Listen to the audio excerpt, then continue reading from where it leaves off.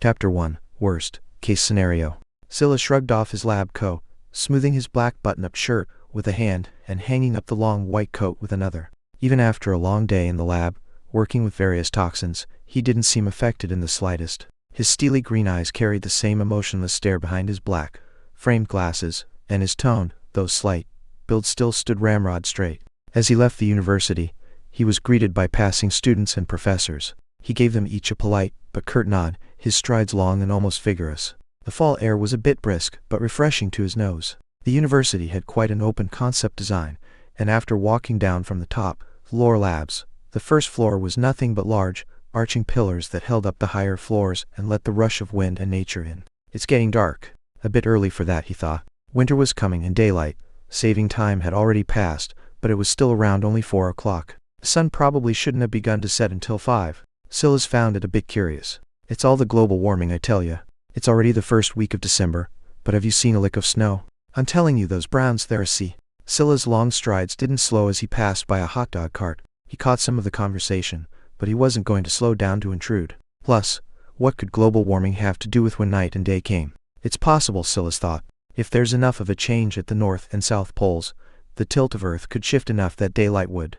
A string of thoughts came to Sylas' mind, followed by an even longer string of equations and calculations. He didn't bother to stop these thoughts. It was a nice way to pass the time as he moved. The world was an interesting place. He doubted the hot dog merchant knew of all of this, and most might scoff at his claims, but there had been the possibility of a kernel of truth to it. Sylas still didn't believe that it would happen. Half the world thought that global warming would be the end of all things. The other half thought it was an overblown mess conjured up by fear-mongers. To Sylas, as were most things, he felt the truth was in the middle somewhere, though potentially leaning more to one side than the other. He ended up spending quite some time on this problem, and before he knew it, his home was before him. To have a house so close to the university, Sylas, or rather his family, was quite well off. The suburban home came with a 3-car garage, a well-trimmed lawn, and the ample spacing between homes one would expect from a gated community full of those of upper-class society. Sylas opened the unlocked door and bent down to pull his dress shoes off. However, he was unexpectedly barraged with noise much more substantial than he would expect from his home. The commotion was muffled, so he couldn't quite make out the exact words being said, but there was definitely an argument going on. His indifference gave way to a frown. He lived with his mother, father, grandfather, and little sister. It could be considered to be a harmonious household, and he had been quite lucky all his life. The most his parents would argue about is what to have for dinner. The sound of footsteps caught Sylas' attention, and an elegant, middle-aged woman came into view from the living room. A little girl of about 13 years old clung to her, tears brimming in her large green eyes. The middle-aged woman wore quite a helpless expression. "Sylas, you're home, that's good. You know I've told you to just take one of the cars. Why do you insist on walking every day?"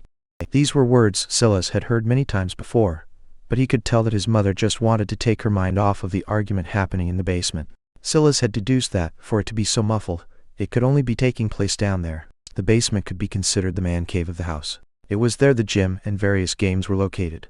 This wasn't to say that these things were important now, but rather that it was a place Sylas' father and grandfather tended to go to relax. It was odd that an argument would break out between them down there. Unless someone else was involved? Sylas doubted it. His parents were business professionals, but they had a strict no-work-from-home policy. So it couldn't be a colleague, but he couldn't think of any friends his parents would have that could trigger such a big argument either. "It's not far, Mother." He walked forward, rubbing his sister's little head in an attempt to comfort her. "It's at least 5 kilometers. Just look, the skies are already dark, but your last lessons ended at 4. You know it's not safe out these days." Sylas listened to his mother's nagging without complaint. If he cared so much about escaping his family, as a 26-year-old who had already secured tenure at his university, he could have moved out long ago. Life on the outside didn't have much attraction to him. He had quite a few friends, though no best friends. He had had girlfriends in the past, but most were infatuated by an ideal of who he was, instead of the person he actually was. He wasn't a fan of drinking, partying, or smoking. All the reasons he might be eager to escape his mother's hawk-like eyes simply didn't exist. "I'll go see what's going on," Sylas finally managed to fit in a word. His mother hesitated, but ultimately nodded. She didn't want to get in between her husband and her father-in-law. It really was best if Sylas went. Sylas nodded and headed down the hall, opening the door to the basement, and making his way down. The fury he was expecting didn't hit him. Instead, there were waves of exasperation. The less you heard of it, the worse it sounded. But it seemed that his father and grandfather didn't really need any mediation. "Cedric, I'm your father. When have I ever led you astray? Returning is the best option we have right now." Dad, none of this makes any sense. You want us to pack up and suddenly go across the world? Too ridiculous. Sylas just started his tenure, and Alara is just finishing up her last year of middle school. How can we do that to them? The matters of the secular world aren't going to matter anymore in just a few months, Cedric. Don't you get it? No, I don't get it. You've been telling me this nonsense ever since I was a kid and I never believed it. Sylas walked in to find the two facing off against one another, each one standing on either side of the pool table. His father's face was practically red, and his grandfather was pinching his brows. You've never wanted to listen to me. If your mother, the two noticed Sylas at that point.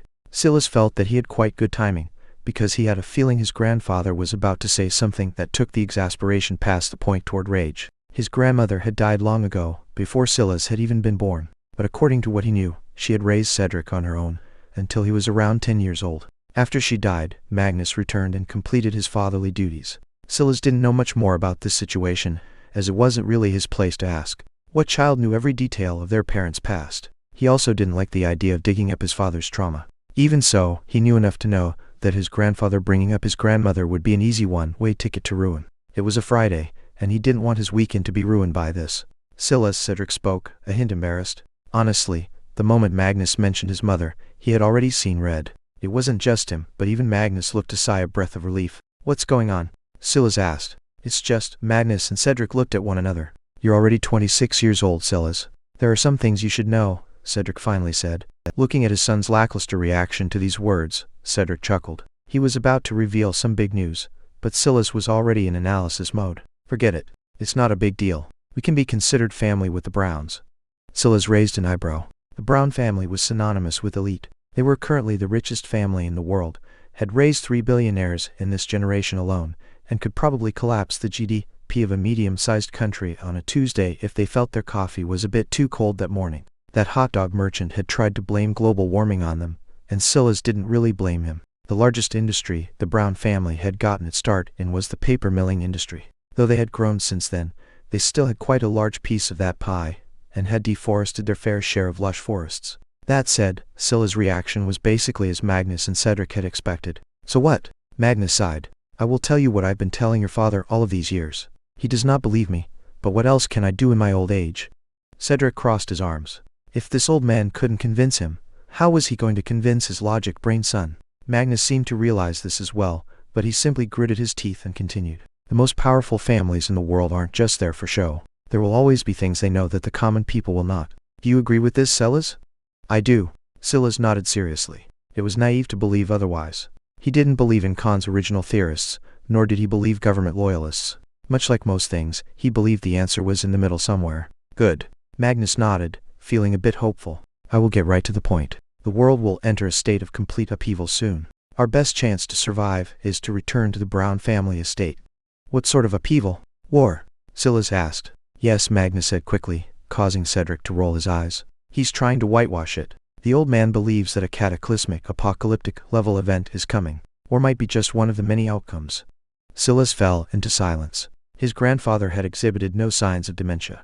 In fact, even now, he looked quite healthy. Magnus had ruddy bronze skin, a bright head and beard of white, and he carried the same ramrod posture all men of their family had. Despite being in his early 70s, he had run a half-marathon just 2 months ago. Dementia obviously didn't have outward signs, but Sylas hadn't noticed anything out of the ordinary, and he interacted with his grandfather every day. That aside, his grandfather had never spoken of such ridiculous things before. It made him more inclined to believe him. Isn't there a simple way to check? Sylas said after a moment. Cedric's triumphant smile became bitter, and Magnus' eyes lit up. Sylas walked to the side and unplugged a laptop that was streaming a movie to the flat screen. It was stuck on a cartoon princess, so Sylas assumed that his sister had been down here before the argument broke out. He walked back and placed the laptop down on the pool table in view of his father and grandfather. The most elite families in the world, I can think of quite a few, but just to check, we only really need to focus on 3. Let's go with the Browns, the Abadi family, and the Rouse family. All 3 of these families have high-profile members that had their flight histories tracked, and all 3 have publicly known estate addresses. Sylas looked up at his grandfather. Is the address of the Browns the same as the publicly available one? He spun the laptop screen toward his grandfather. It displayed a location deep in the Appalachians. Yes, this is the location, Magnus nodded. Good. That means we can reasonably conclude that if there's an upswell of returnees, then many of these high-profile people will be returning home as well. Lucius Brown, Malachi Brown, Astrid Brown. These three were just the 3 billionaires that the Brown family had created in this generation. All of them were in their 40s and had forged a path in their own unique industries. Sylas frowned. Cedric frowned. Magnus laughed. Sylas opened up a new tab. Hailabadi Ashurabadi. Sylas' frown deepened. Ragnar Rouse, Thorn Rouse, Draven Rouse, each one, again and again, without fail, all had flight histories tracking them right to their estates and none afterward. All within the last week. Sylas' fingers sprang across the keyboard, as though he were playing the keys of a piano. They seemed to blur as he moved faster. He forgot his grandfather and father were even present as he opened up tab after tab. He said that he would stop at 3 families, but he didn't. He pored over every powerful family he could think of, an entire dozen of them before he was satisfied. He even checked some of the more minor ones he didn't think were that special compared to the rest, and it hadn't changed a thing. Sylas almost slammed the laptop shut. I do not know how true grandfather's words are, but we need to go. Worst case scenario, we return on Monday. Cedric's expression was solemn. He looked toward his father, but Magnus had stopped gloating, almost as though Sylas had just convinced him as well. That night, Sylas lay in silence, looking up at the bland ceiling of his room. Is this excitement? Couldn't remember the last time he had felt that. Even all the rare snakes he worked with, snakes that could kill an elephant with a bite, didn't get his heart rate racing like this. The world just felt boring to him. Sometimes, he wished he was a religious person, just so that he could feel assured that something bigger was waiting out there. This just might be that. Sylas looked over as his room door creaked open. A little munchkin dressed in a pink nightgown that almost dragged across the floor peeked her head in. Sylas smiled lightly. It seemed that the crying fit Illyra had gotten into earlier today made her not want to sleep alone. Fine, but you're getting too big for this, you know.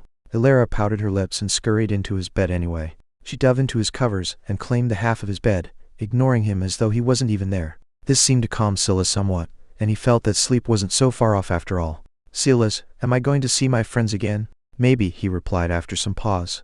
Humph, Mom and Dad said definitely. I knew they were lying. Sylas smiled bitterly. It seemed he might get scolded again for that one. I'm sure they'll be fine, Sylas finally said. After all, it wasn't like these families were escaping into outer space, right? Ultimately, they were all on the same planet.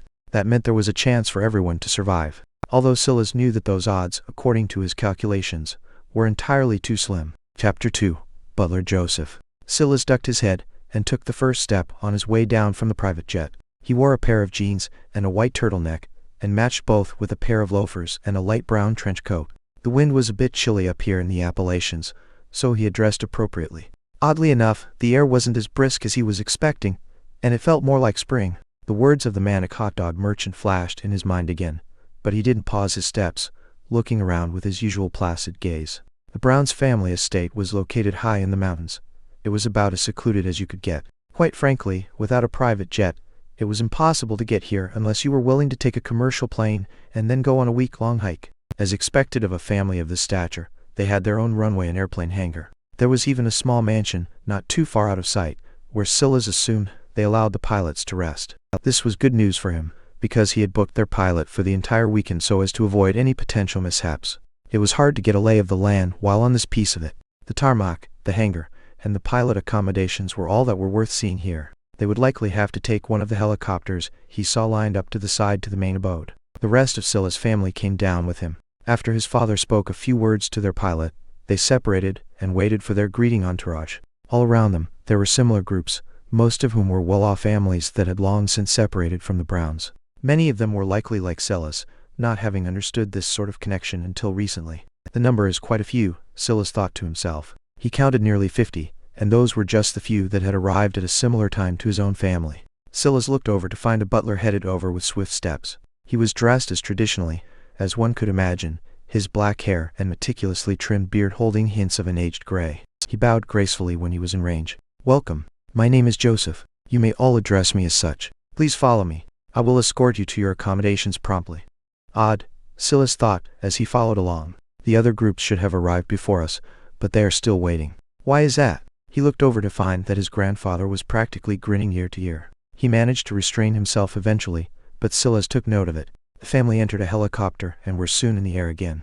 Not even a dozen minutes later, they landed on the roof of just one of the many properties Sylas could see from below. His sister couldn't see on her own, so she had insisted on sitting on his lap. If not for the decorum everyone else was showing, she would have pressed her chubby little cheeks against the windows, just to get a clearer look. This home beneath us now will be your living quarters. There are 5 bedrooms and bathrooms, an outdoor bathhouse with sauna and pool included, along with an ample living area in the backyard. Should you have any specifications on what you would like the backyard to include, please inform me, and I will have the construction workers and architects get started on a plan right away. Butler Joseph continued to lead them through the house, explaining a great many things, but Sylas was still stuck on his first few sentences. Get an architect to start up a plan immediately? Their intention is truly to accommodate us all for an extended period. Indefinitely, potentially. But we've missed brunch, and I have yet to understand the particularities of your family. But I have taken it upon myself to schedule lunch at 1,300 hours. As a last point of emphasis, there are many questions that I am not qualified to answer, so please understand my position. I have been told that come tomorrow evening, everything will be properly addressed. With that, Butler Joseph bowed once more and swiftly headed to the servants' quarters, likely to continue preparing lunch. The tour was so comprehensive that there truly weren't any questions to ask other than the ones that burned at their souls. However, after Joseph's final words, they could only look at one another with somewhat blank expressions. It seemed that everything would have to wait for tomorrow evening. The day passed by swiftly. Normally, Sylas would be a bit agitated. He had a meticulousness about him that many couldn't understand. He liked to dress well, he liked to keep his things tidy, and he was always punctual and direct. The fact that this meeting would take place Sunday evening, when he had lectures scheduled on Monday, didn't leave him much room to maneuver unless he had the pilot take off in the middle of the night. However, he had surprisingly had very few thoughts of anxiety related to this matter. His mind was entirely focused on the coming meeting, and then the hour finally came. Holding onto his little sister's hand, Sylas followed along the outdoor trail Joseph led them all down. Though he described it in this way, the dirt road was so well maintained that it might as well have been pavement instead. It seemed the only reason it wasn't was in order to keep the ambience of nature intact. There were many other groups of families walking down these paths and coming out from their own homes, similar to them. The atmosphere was both polite and slightly rigid. Everyone knew that they were all related distantly by blood, but it was difficult to feel that sort of closeness. With the meeting so close, there were also other things on their minds as well. Chapter 3. Turncoats. Sylas had been thinking about a great many things in the last day, and he felt that he had cobbled together some puzzle pieces. For one, just to make it here, one had to have a certain status, or at the very least be willing to take such a risk. A single flight hour for a pilot costed thousands. Even if you were near the estate, relatively speaking, you'd easily be 5 figures down the drain for this single trip at best. No normal family could charter a plane on a whim like this. That was just the first filter though. The second filter, and arguably the more important one, was daring to come in the first place. Objectively speaking, his grandfather's words were ridiculous. An apocalyptic event, only known by the truest elites of the world? Next thing the old man would be saying was that the Illuminati was real too. However, even though it sounded ridiculous, there were countless methods of checking the veracity of the claim. Sylas' method was just one. If you knew what you were looking for, Sylas could think of at least half a dozen other viable methods. There might be some among the families that came today who were just looking to come up in the world. Maybe they thought the Browns would provide them an opportunity to soar beyond their current station. In Sylas' opinion, these people should be the minority. The rest were similar to himself, sharp-eyed and looking to satiate their curiosity. The families were led into a large dining hall, each assigned to their own tables. Separated again, Sylas noted. It was subtle, but there seemed to be a conscious effort to make it difficult for these various small families to interact with one another and start asking questions. Sylas didn't believe there was anything sinister about it, at least not yet. It was more likely to be a form of crowd control. A full 3-course meal was served, and the dining hall was filled with sounds of quiet chatter. Sylas' eyes landed on a few figures at the head tables, 3 in particular that he recognized instantly. Lucius Brown, Malachi Brown, and Astrid Brown, 2 men and a woman, each unique in their own way. They all shared one long table, facing the dining room as though this was the Renaissance era and they were kings and queens. Oddly enough, they seemed to have no intention of addressing everyone. In a situation where everyone was meticulously following etiquette, this action, or inaction rather, stuck out like a sore thumb. Dessert was served, a nice light and airy cheese cake drizzled with strawberry jam. It looked delicious, though Sylas didn't eat it. He tended to stay away from sugar. He found that his body was a bit too sensitive to it. His little sister though happily stole away his piece. He really didn't know where this little munchkin found the room in that bite-sized body of hers. Someone stood from their seat. Sylas didn't need to look to know who it was. He had been focused on these people for the entire night.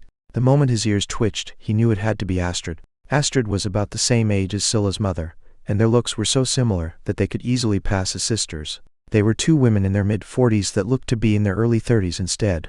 Their style of dress was simple and elegant, and their choice in jewelry was muted and not very bombastic. Astrid wore a black gown that managed to not carry the gloominess one might expect. A pearl necklace graced her slender neck, and her hair carried quite a bit of volume, almost as though she had hosed it down with hairspray, and yet it didn't carry the expected stiffness as it loosely flowed to her shoulders. She was beautiful, but her brows carried an undisguised authority. There was a saying that most of the richest women in the world were widows or divorcees, but Astrid was neither, never having been married. She had every right to stand shoulder to shoulder with Lucius and Malachi. The two even seemed to defer to her somewhat. Not defer, Sylas thought to himself. More like they are content to let her take the lead. They see one another as equals. What an interesting dynamic. What are they competing for that such a hierarchy is necessary? I know you all have many questions, so I will speak once for all of you. Though these words sound arrogant, the family needs you all to understand that the current ways of the world cannot continue as presently constructed.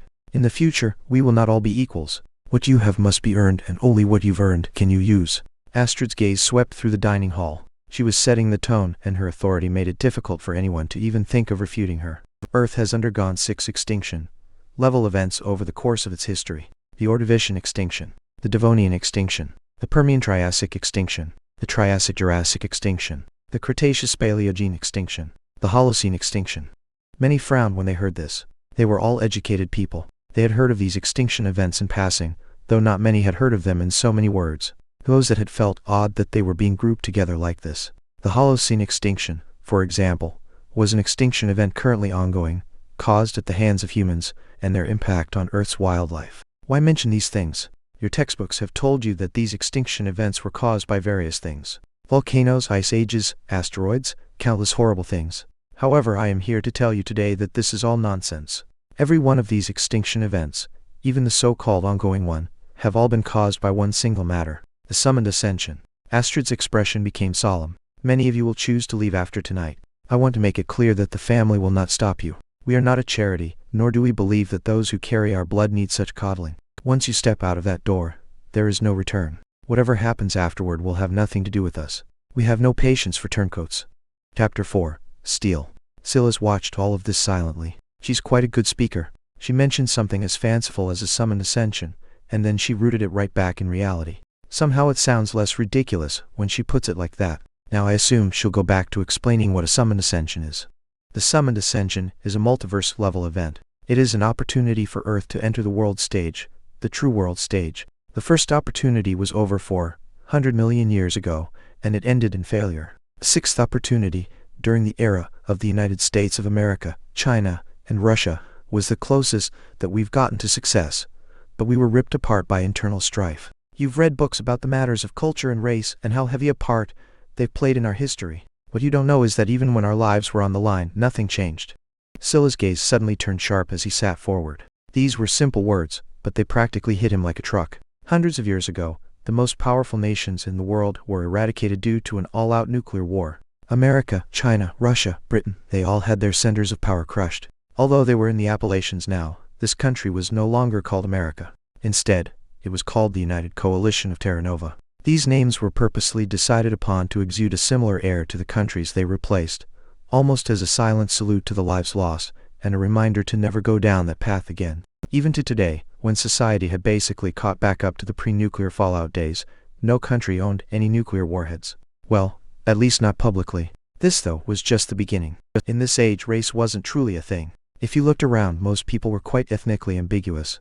If Sylas was picked up and dropped into the era before the sixth extinction event, looking at him, it would be difficult to tell if he was Eastern European, Middle Eastern, Hispanic, or maybe even a mixed-race descendant of some sort. This was the same for everyone. His parents, his little sister, his grandfather, Astrid, or even the other invitees.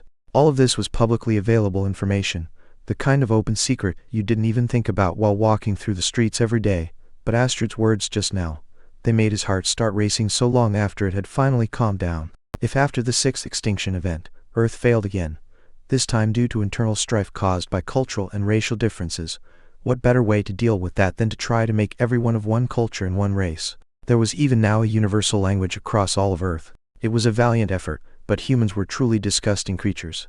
Without race, it became a matter of class. Wasn't the perfect example right here? The powerful families were gathering up now, and Astrid had mentioned bloodline once already. What about the poor? What about the people who didn't have a trillionaire-class family to suddenly call them back home?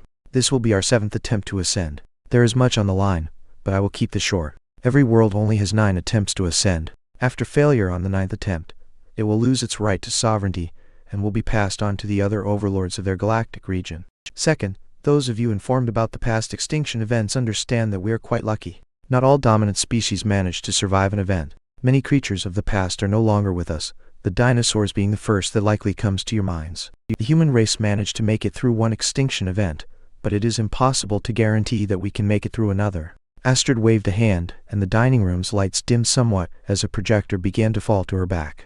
Right now, all of you only have my words, and as I've said, I'm not here to coddle you all, but I do believe that it is only fair that you all get to witness exactly what me and my cousins have before you make your decision. The projector clicked into place and an image fired onto it. No, it wasn't an image, but it was a box, a bronze box that appeared, hovered and rotated in space. Sylas frowned. He looked up at the ceiling and checked for wires. Then he went through all the magic tricks in the book to try to find the catch, but nothing came to him. This box is known as a city stele. Most accurately, a bronze city stele. It can be said that it's because our ancestor managed to survive the 6th extinction that we have this in our possession. In fact, this bronze city stele is without a doubt the most valuable possession of the Brown family. All of you touch it. The lights returned to normal, and the projector slid back up. Astrid pressed a hand against the bronze city stele, and it shot across the dining room to the first table. The weight was agonizing. Sylas had to sit there patiently, watching as one gaze after another lit up like a raging inferno. His leg began to move up and down, moving so fast that by the time the bronze city stele got to their table, his breathing was a bit rushed. Even so, he controlled himself, watching as his little sister eagerly leapt at it first, then his mother, then his father. Sylas, Alara pulled at his sleeve. It's so cool. It went like boom, then flash, and then all these words and letters appeared in my head like I was dreaming. But I wasn't dreaming. For the first time, Sylas completely ignored his little sister. His grandfather smiled, pushing the floating cube toward him without even taking a glance at it himself, his gaze carrying a hint of pleasure and a knowing look. Sylas reached forward and touched the cube, his mind going blank. No, it was like his mind and his body had been split in two, his mind seeing things that his body wasn't. Somehow, he was certain that whatever this was couldn't be seen by his eyes, but was rather his mind's eye instead. Like Alara said, it felt like he was dreaming. And then the words came. Bronze City Stele status, dormant village name, unnamed territory level, rudimentary village territory diameter, 100 meters, residents, 0 to 100 soldiers, 0 to 10 popularity, 0 subsidiary village limit, 2 territory stats, basic amenities plus 5%, basic limits plus 100%. Sylas was in complete awe. There was simply no technology on this level anywhere. Even VR gaming was still stuck in a projected image era. It was nowhere close to being able to send something right into your brain. There was some improvement on the front of being able to use computer chips to replace eyesight, but there was simply nothing like this. Basic amenities? Basic limits? What is that?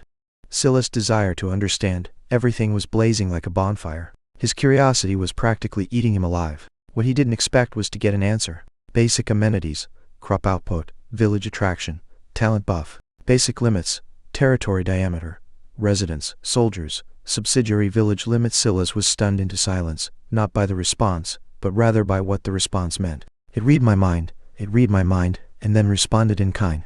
How is that possible? He already knew from that moment that he wouldn't be returning home. Chapter 5. Token, Gestures. The moon was full that night, tinged with a slight hint of blue that gave it an ethereal beauty. Sylas marveled at it, feeling that it held a different sort of significance today. It was no longer just a rock in the skies, a piece of earth stripped away and tied by gravity. Instead, it felt more like a stepping stone, or maybe even a distraction, obscuring what was beyond with its gorgeous light. Sylas felt someone sit by him. The stone bench had more than enough room, though it was odd that someone would be up so late at night.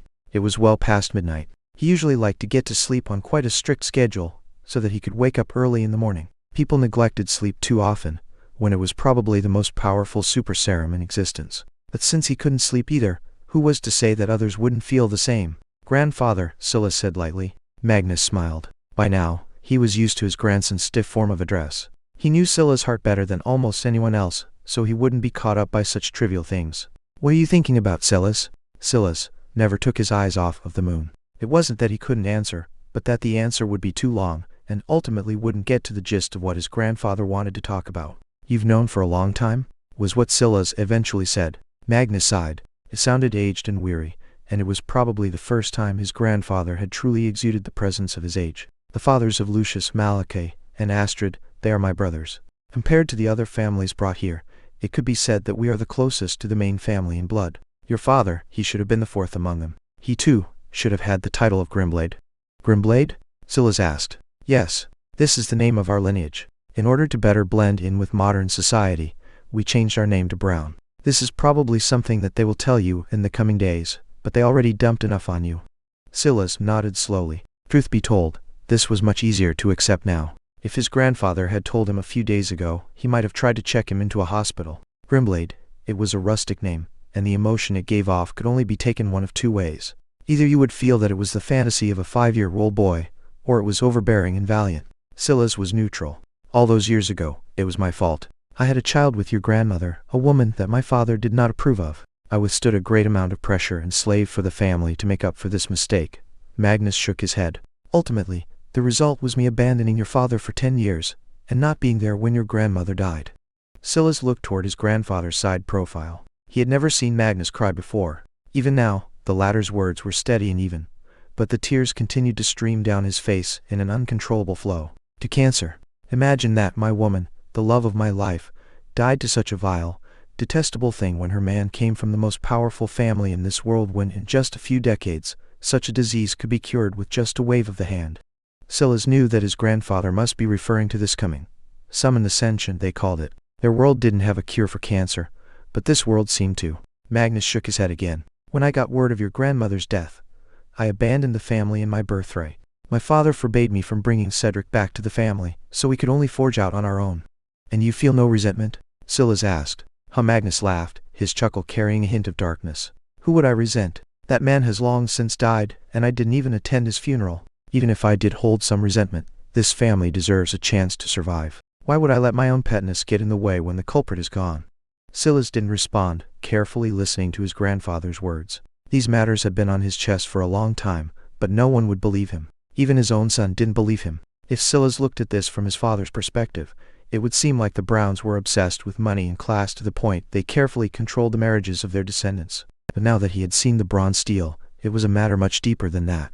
This was truly a matter of life and death, with the fate of the entire human race on the line. Considering the name Grimblade, and the fact his grandfather called it a lineage, it might also mean that bloodline was incredibly important as well, and his grandfather's actions may have compromised that. With that perspective, everything was much more reasonable. Sylas spent a lot of time with snakes. Carefully breeding them to select for beautiful patterns or more powerful venoms wasn't something only he dabbled in, but one that many other reptile enthusiasts and scientists alike took part in.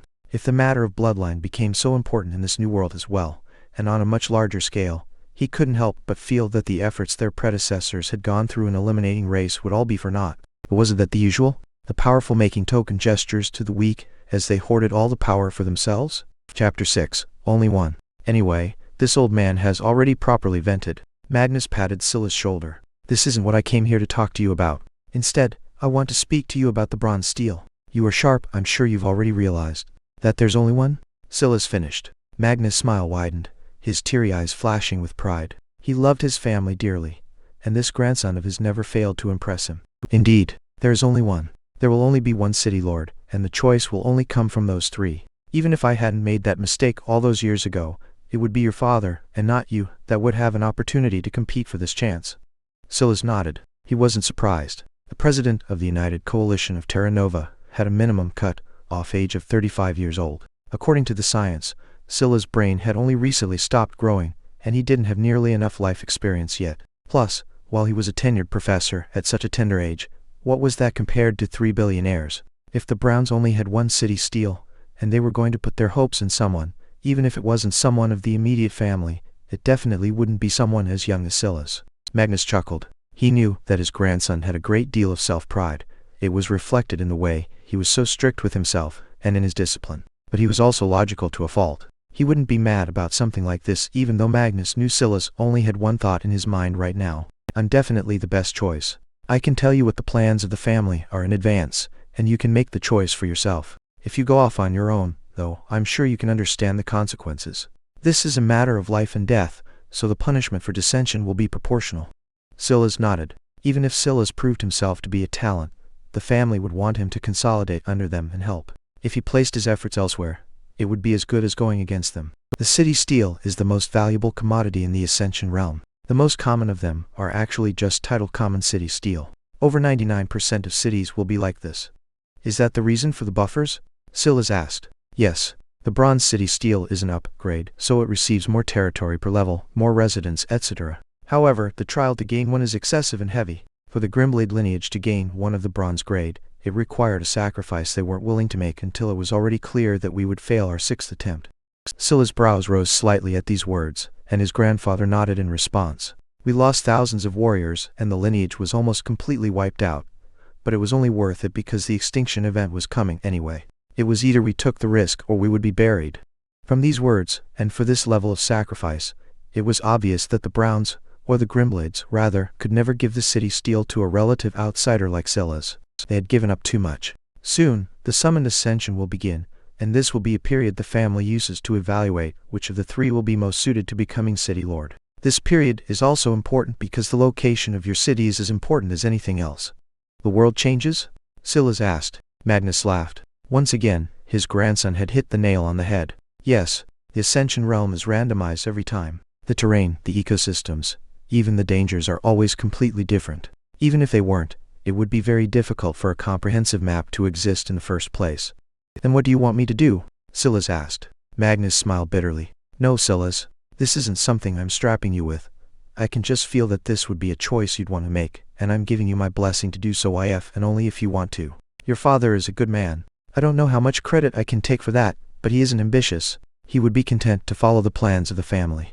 Your mother is a good woman, and she will always support him well. The little munchkin is too young and won't even be among the summoned unless Cedric and Isol consent, and you know they won't. It's not that father isn't ambitious, Sylas said lightly.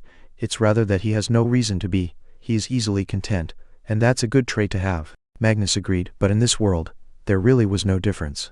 If Cedric needed a trigger to become ambitious, by that point, it would already be too late. Either way, what I'm trying to say, Sylas, is that I am too old and your parents don't have the necessary character. Although age will become far less of a factor very soon, by that point, much of the outcome will be decided, and it will no longer be my turn to decide things. You need to take this upcoming buffer period to figure out what you want to do. Sylas listened intently, and he and his grandfather spoke deep into the night. Chapter 7. Even if I die. The days passed swiftly. Every day, a new meeting would take place, and the members of the family were briefed and prepared. However, it wasn't until the very last day that everyone learned of the weight of what they were about to do. This matter wasn't a joke, nor was it a game. It was one of the final opportunities they had to save planet Earth, and the risk was proportional. In these days, the family didn't train them. It was useless. What progress could someone with no fighting experience make in a mere week or so? Even Sylas knew that this was a great weakness of his. He was at best an amateur boxer, and that was if he was generous with himself. All he had in his favor was his athletic build and decent stamina. Sylas wondered why they wouldn't have just called them over sooner, but then he realized that they already had. They had spared as much resources as they were willing to on the matter. They, the members of the Grimblades branch families, were mostly ill-prepared. But was the same true of Lucius, Malachi, and Astrid? What of their direct subordinates?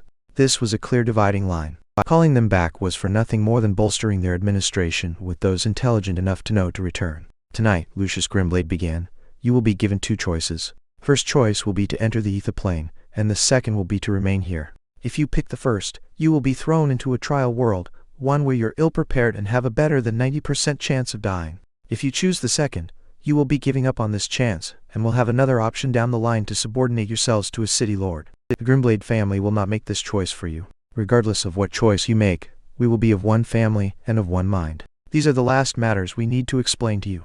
As for the rest, once the ascension begins, everything else will fall into place. You are dismissed. Lucius' words were much more forceful than Astrid's, and he often spoke like a strict sergeant. His words were already laced enough with his intentions that he didn't need to make anything else clear. It was obvious the Grimblade family wanted them to choose the second option. Sylas lay in bed, staring up at the ceiling. He subconsciously looked at his phone, checking the string of missed calls and unopened emails that would have usually filled him to the brim with anxiety. But right now he was calm. Even though he had lied to his parents, to his little sister, even if he knew that death likely waited for him on the other side, he was calm. For the first time in his life, he was going to make the stupid, illogical decision. He had no combat experience, no hidden ace, nothing but the fragile brain squishing about in his skull. For some reason, his grandfather had known that he would make this choice, and he was probably the only one. His father and mother were so confident he would choose logic over the brashness of youth that they hadn't even bothered to have more than a casual conversation with him about it.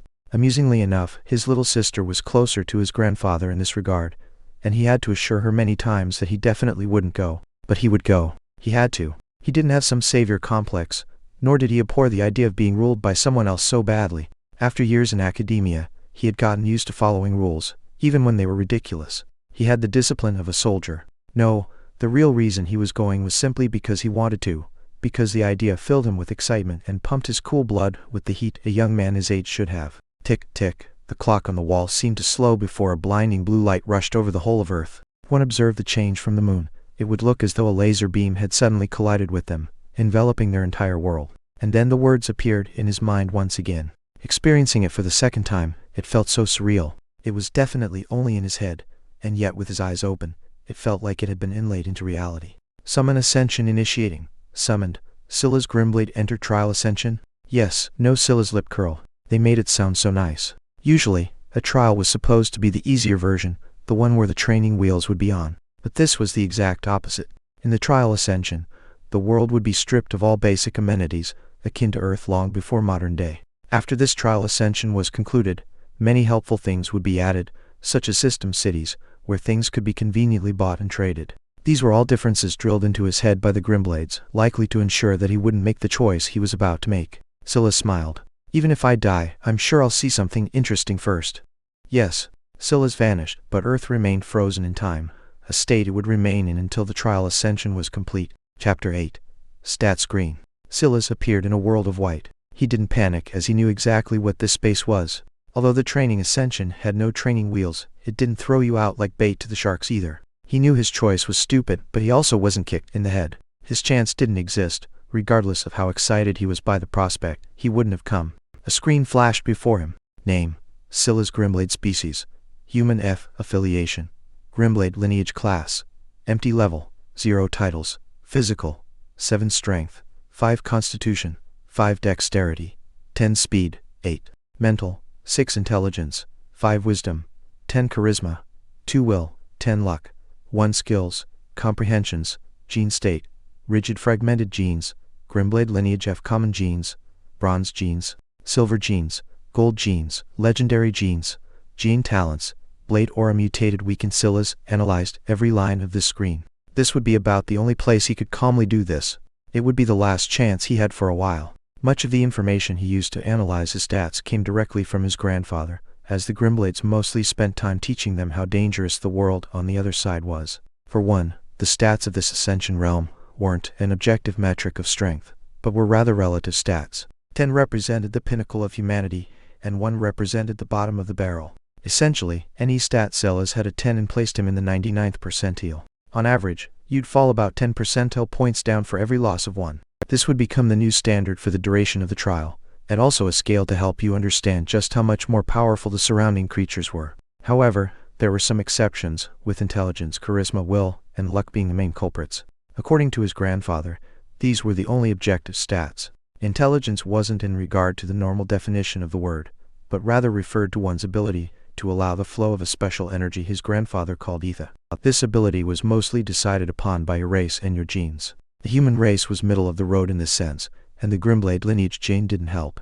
Well, technically, the Grimblade lineage did help. The trouble was that it wasn't strong enough to add to the stat, especially not Sylas' weakened version. After all, he was 2 generations removed from the purest Grimblade bloodline. Charisma was similar and relied on race and genes. It wasn't a matter of looks or sweet talking, but rather how well one could impose their will onto another party. Sylas apparently had high will, but he could not exert it onto others, at least not with any great effectiveness. He didn't have the methods to do so. Will was the first one of these stats that Sylas had thought about that actually meant what it stated. It referred to a person's tenacity and mental toughness. For the moment, Sylas wasn't sure why the stat needed to be listed. It didn't seem as pertinent as the other stats, but he was sure that he would eventually find out. Finally, there was luck. It was the only stat that started off at 1 no matter who you were, what race you came from, or what genes you had. However, it was also the stat both most difficult and most important to improve. Sylas continued to scan the list. The physical stats were straightforward, with strength meaning strength, constitution referring to one's durability, dexterity one's flexibility, and speed one's, well, speed. The final of the mental stats, wisdom, was the one that focused on his IQ, his flexibility of mind, his ability to learn new things and adapt, as well as his EQ. There were only really two other things of interest on the screen, the first being his affiliation, and the second being his gene talent. Fact, his affiliation, already said Grimblade lineage, was something his grandfather had warned him about. Normally, by default, he should be unaffiliated. Because he had an affiliation, meant the head of an affiliation could check in on him and his status. The good news was that this couldn't be done before the establishment of a city, and he would have time to shed this affiliation, though not without price.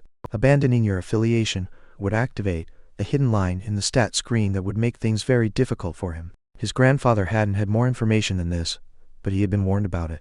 Next, there was his gene talent. As expected, it was both mutated and weakened. The dashed line was there because it wasn't even good enough to be F grade. As for what was beyond F grade, Sylas had no information about this. That aside, his grandfather had warned him about this as well. Magnus had a child with someone his father didn't approve of. And then, Sylas' father had a child with his mother, who was presumably also someone the Grimblades wouldn't approve of. It would be considered a small miracle that Sylas even had some portion of this gene talent.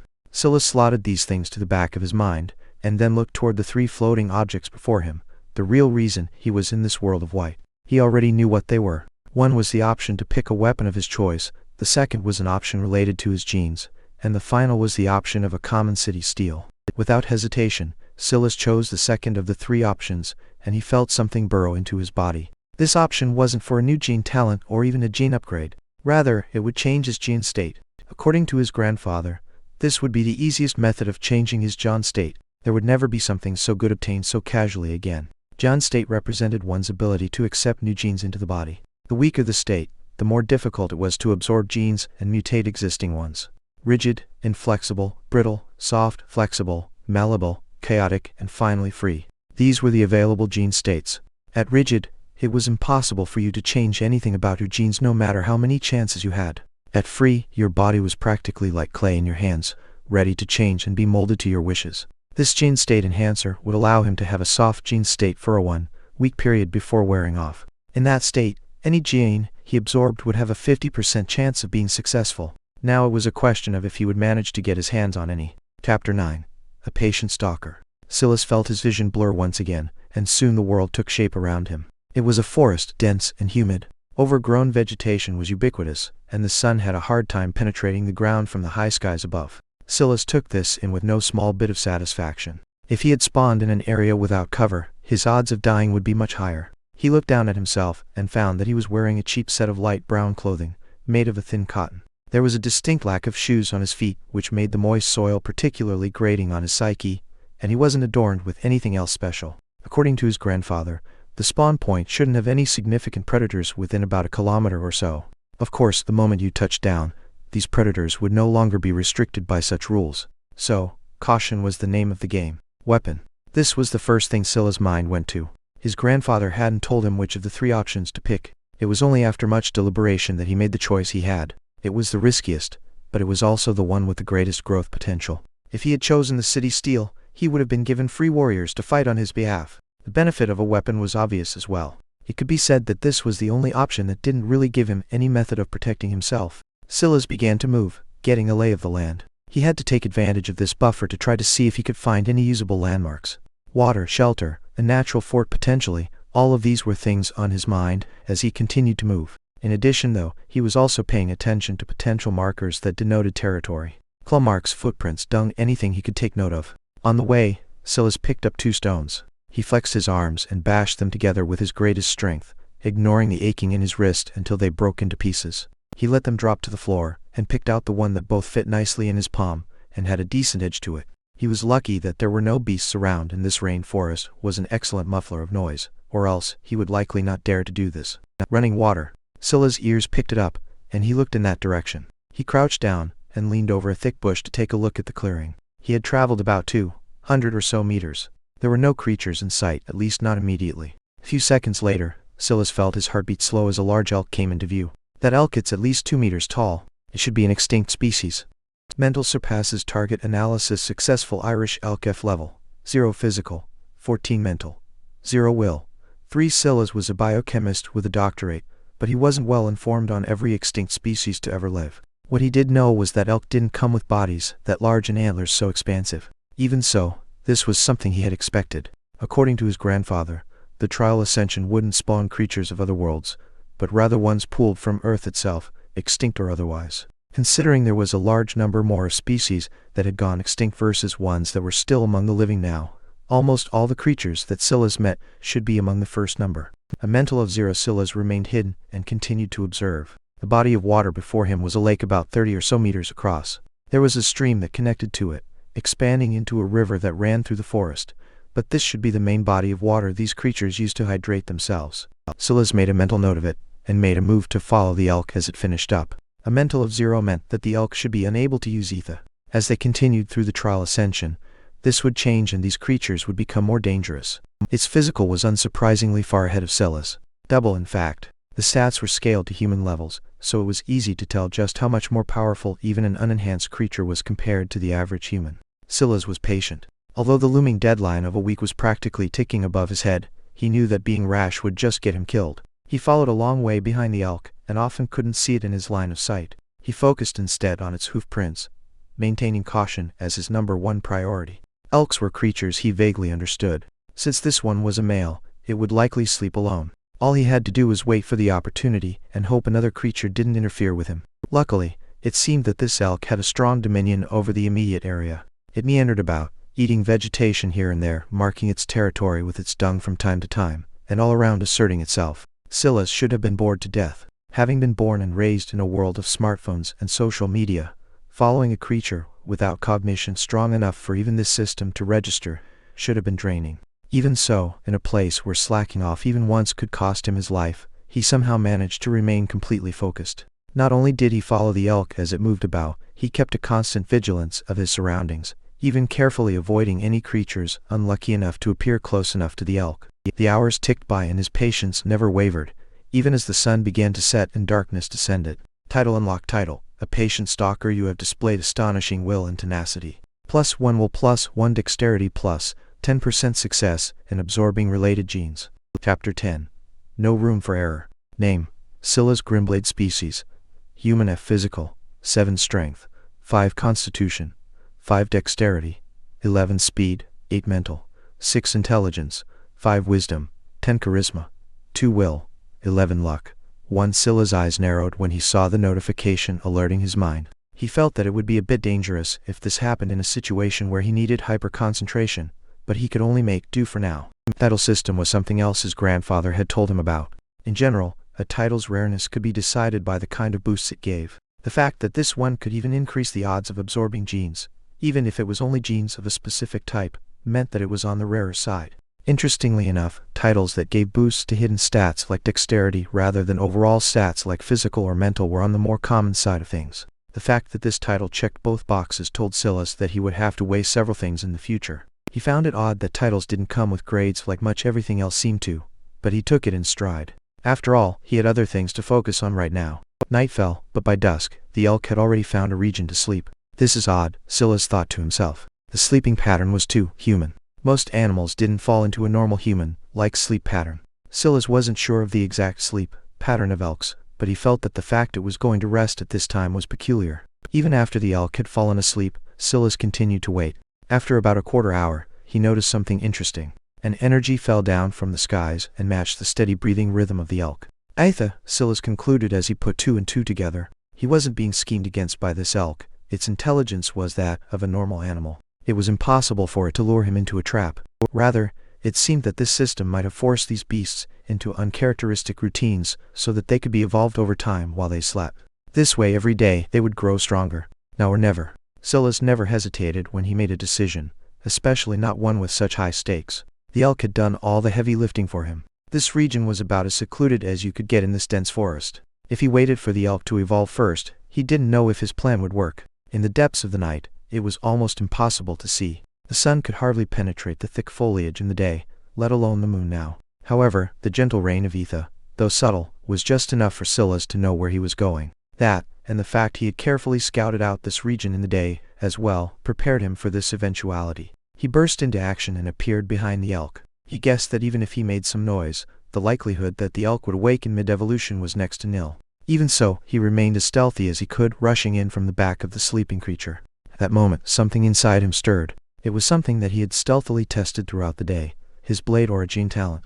The stone he held in his hand gained a subtle twinge of something special as he leapt onto the back of the elk and swung for its skull at the same time. The sound of bones splintering echoed. Dexterity was a stat that decided not just one's flexibility, but also how effectively one could use their strength and speed. The antlers of the elk were large, and they provided great cover. However, even while swinging with all his might, Sylas' stone managed to find a way through just the slightest gap, driving down with a strong force. A pulse of pain woke the elk. A cry that sounded like a mix between a cow's moo and a whale's roar echoed out. Sylas frowned. His plan was to end it in a single strike. His blade aura might be weaker than a true-blooded grimblade should be, and his weapon might be hardly considered a weapon at all, but it should have been enough. This was the only conclusion that made sense. Even though the evolution was incomplete, it had already had such an exaggerated effect. Sylas tightly bound his thighs to the back of the elk, and held onto one of its branching antlers with his free hand. Using the latter as leverage, he raised his hand, dax, into the skies and drove it down again. At that moment, he felt an unprecedented calm. Even when he thought about having to kill a living, breathing animal with a weapon as crude as a hand dax, he didn't flinch away from it. He simply felt that it was a necessity. There was no need to question it. The elk rushed up, its will for survival burning bright, and yet it was too disoriented and foolish to understand where the danger was. Its body flared with an unknown energy, and all it knew was that there was pain coming from its head. It lowered its antlers, nearly throwing Sylas off its back completely as it rushed head first toward a tree. It missed. Sylas' first 2 blows were enough that it couldn't control its body properly anymore, and it ran by the tree instead, its right set of antlers getting clipped on the bark and causing its neck to be ripped to the side. In this moment, Sylas noted several things. For one, the body of the elk was already much stronger than it should be. Its speed and acceleration were greater than what he had observed before, but its durability hadn't caught up. The violent force of its antlers being caught in the tree broke off a large segment of it and worsened its injuries. However, it also put Sylas in danger. His legs were currently clamped around the neck of the elk. If it had a close shave with another tree, there was no doubt that he'd lose one of his legs or maybe them both at this kind of speed. As fast as his mind was moving, Sylas knew that he couldn't jump off now. The elk was definitely in its death throes, but with Etha as a variable, who knew how far it could run? How many animals would it alert? More importantly than that, wouldn't he lose the right to benefit from its corpse if it disappeared into the distance? He had wasted an entire day waiting for this opportunity. He only had 7 of them before his soft gene state wore off. There was no room for error. He raised his hand again as another tree swiftly approached, but this time he forgot everything. There was just the blade in his hand, and the spot of red on the elk's skull. In the night, his pair of green eyes sparkled like gems. And then his hand axe descended. Chapter 11. The crack was resounding, the stone blade in Sylas' palm, even splitting once more as the elk collapsed, skidding along its front knees before one of its antlers was caught in the ground, sending Sylas flying off. Sylas' shoulder rolled forward, and he popped back up swiftly. The first thing he did was scan the area. It was hard to see anything at all, so he listened carefully. His breathing was even, and his heartbeat was slow despite the situation he had been in. Everything felt slow as the seconds ticked by, but ultimately, there was nothing. It seems that the night might come with some extra safety. It would be best to be nocturnal in this situation, but if I sleep in the day where the animals are most active, won't I put myself in danger? Sylas had already not slept for over a day. He hadn't had anything to drink either, and other than some bugs he had conveniently eaten while stalking the elk, he hadn't had anything to eat either. He wasn't worried about food. This was a matter of survival, so he wasn't grossed out by eating insects if he had to. In addition, he had a good understanding of what was and wasn't poisonous in terms of the plant life after observing the elk for a day. However, fatigue wasn't something he could ignore. Sylas shrugged this off for now and walked to the elk, putting a hand on it. Irish elk, gene detected, fragmented gene, speed F. Attempt assimilation? Yes. No titled genes like the Grimblade family's Grimblade lineage were on the rarer side. Most genes were like this one, bolstering a certain aspect of one's physical stats. Between titled genes and physical genes like this one, there were attribute genes, which were a little rarer, and could give one control over a certain type of etha or other mysterious abilities. The rarest genes of them all, though, were genes that could grant gene talents. His grandfather had been very vague about any more specifics than this, but he had said that the world of genes and how one could learn to use and manipulate them were endless. It was a topic that there was the least amount of information on, and yet one should strive to learn the most about. Regardless, physical genes had their usefulness as well, that being that they were the easiest kind of genes to stack. So long as they shared the same name, they could be fused. In addition, they were repeatable. In this forest, it was doubtful that there'd only be a single elk. In that case, it should be true that so long as he kept killing elks, he would continue to get the speed gene. Yes, Sylas held his breath. For the first time, he actually felt some of his nerves getting to him. He hadn't felt nervous jumping into this death trap. He hadn't felt nervous stalking an animal that could kill him with a few kicks. He hadn't even felt nervous when he moved to strike it dead. But this 50-50 chance he was staring down right now had a lot riding on it. He had wasted an entire day on this elk, just for this chance right here. That was already one of his 7 days. If he let the 7-day timer run out, he would be back to a rigid gen state and have a 0% chance of absorbing any genes. Well, aside from that unexplained 10% boost his title gave him. To make matters worse, after seeing how powerful the elk got after just an incomplete evolution, just how much worse would his situation be tomorrow when he was surrounded by an entire forest worth of animals that had actually completed theirs? Gen assimilation starting. Gene assimilation failed. Sylas stared at the screen for a long time before slowly closing his eyes. He took a deep breath. When he opened them again, his calm was just the same, and he moved on. A 50-50 chance was good odds, but ultimately, by definition, they were good odds of failing as well. His title boost hadn't kicked in something he could subconsciously tell, so the elk wouldn't be the best bang for his buck either. He needed to shift his attention. If he wallowed in his own misery, he would just be waiting for death. The first thing he did was look toward the elk's corpse. It would be good food, but it was impossible for him to make use of it. The greatest benefit of this dead elk right now is that he should be able to make use of its territory to get some sleep of his own in. He looked at the broken antlers before walking forward and picking up some of the pieces. An elk's antlers were incredibly sturdy. They were the naturally forged weapons of the creature. The fact they broke like this was one part coincidence, and another part due to the elk's evolution. Considering the fact it gave me a speed gene, that meant its evolution tended toward that aspect. It should mean that its speed stat overwhelmed its constitution stat, which is why running into the tree like that caused its antlers to break. Another secondary point was the sturdiness of the trees themselves. Their leaves didn't even rustle after the impact. This is good. Sylas found what he was looking for, an antler with a particularly sharp point. Blade aura could only be applied to a weapon. His hand didn't seem capable of withstanding the gene talent without a great amount of pain. It had felt like he stuck his hand in a microwave when he tried. In addition, blade aura seemed to only be as good as the medium through which it was used. The hand axe was too inferior, and it took several solid blows before Sylas could kill the elk. Part of that was due to it being in a half-evolved state, but as Sylas had already concluded, constitution wasn't the elk's strong point. This sharp antler, however, was a far better conduit. Even so, it wasn't Sylas' goal. Bending down, Sylas channeled blade aura again before using the sharp end to begin carefully carving around the elk's leg. His target was the elk equivalent of the human femur. Femur was the strongest bone in the body, and though Sylas wasn't an expert on elks, he assumed that there was some decent crossover here too. If this bone wasn't the strongest one in the elk's body, it wouldn't be far from it. Sylas suddenly felt a wave of fatigue, but he had already expected this. It would be foolish to assume that he could just use blade aura indefinitely without any consequences. Even so, he had already succeeded. Using his high dexterity, he targeted the soft flesh around the hind hip bones of the elk and took one of its legs. Then he hauled it over his shoulder and rushed back to the elk's original territory. As he moved, he thought about another problem he was facing: blood. During the day, he hadn't come across any carnivorous creatures, but that didn't mean there weren't any. The death of the elk could attract them, and the leg he had just taken was not only heavy, it could also bring him burdens in other ways as well. He would have to be fast. Chapter 12. Blade Aura. Sylas returned to the core of the elk's territory. Even in the midst of that adrenaline-filled situation, he hadn't lost his head, and he made careful note of exactly where the elk was running. During the day he spent stalking the elk, he had learned a lot about blade aura. The rundown was simple. He could only use it a minute at a time before needing 10 minutes of rest. He couldn't apply it directly to his flesh without being assaulted by a strong burning sensation. While he didn't push himself to see if this would lead to permanent structural damage, when he did test it on a leaf, it shriveled and basically burnt to a crisp. That led him to conclude that there was a certain level of agitation going on that organic material couldn't handle, and this was especially so for organic material with high water content. Beyond that, blade aura running out felt similar to how he felt at the end of a half marathon. He was out of breath, his body ached, and he felt like taking a long rest. However, unlike the end of a half marathon, he recovered much faster. Sylas' stat screen didn't have a stamina stat, but his assumption was that stamina was baked into constitution. He felt that he was a decent long-distance athlete, but this system didn't seem to approve of that analysis, though it was hard to tell without understanding how well others fared.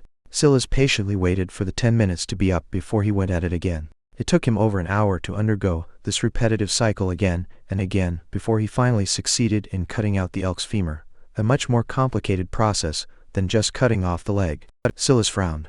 I miscalculated. Judging by the weight of the bone, it exceeded 10 pounds. That was heavier than a longsword, and was precisely the kind of burden that Sylas couldn't afford to lug around. In a dangerous situation, this would be the first thing he abandoned, and that was not the hallmark of a good weapon. It seemed that this situation was getting to him after all. He wouldn't normally overlook something like this. Now, he was filthy, covered in blood that was probably its own ticking time bomb, and didn't have anything decent to show for it.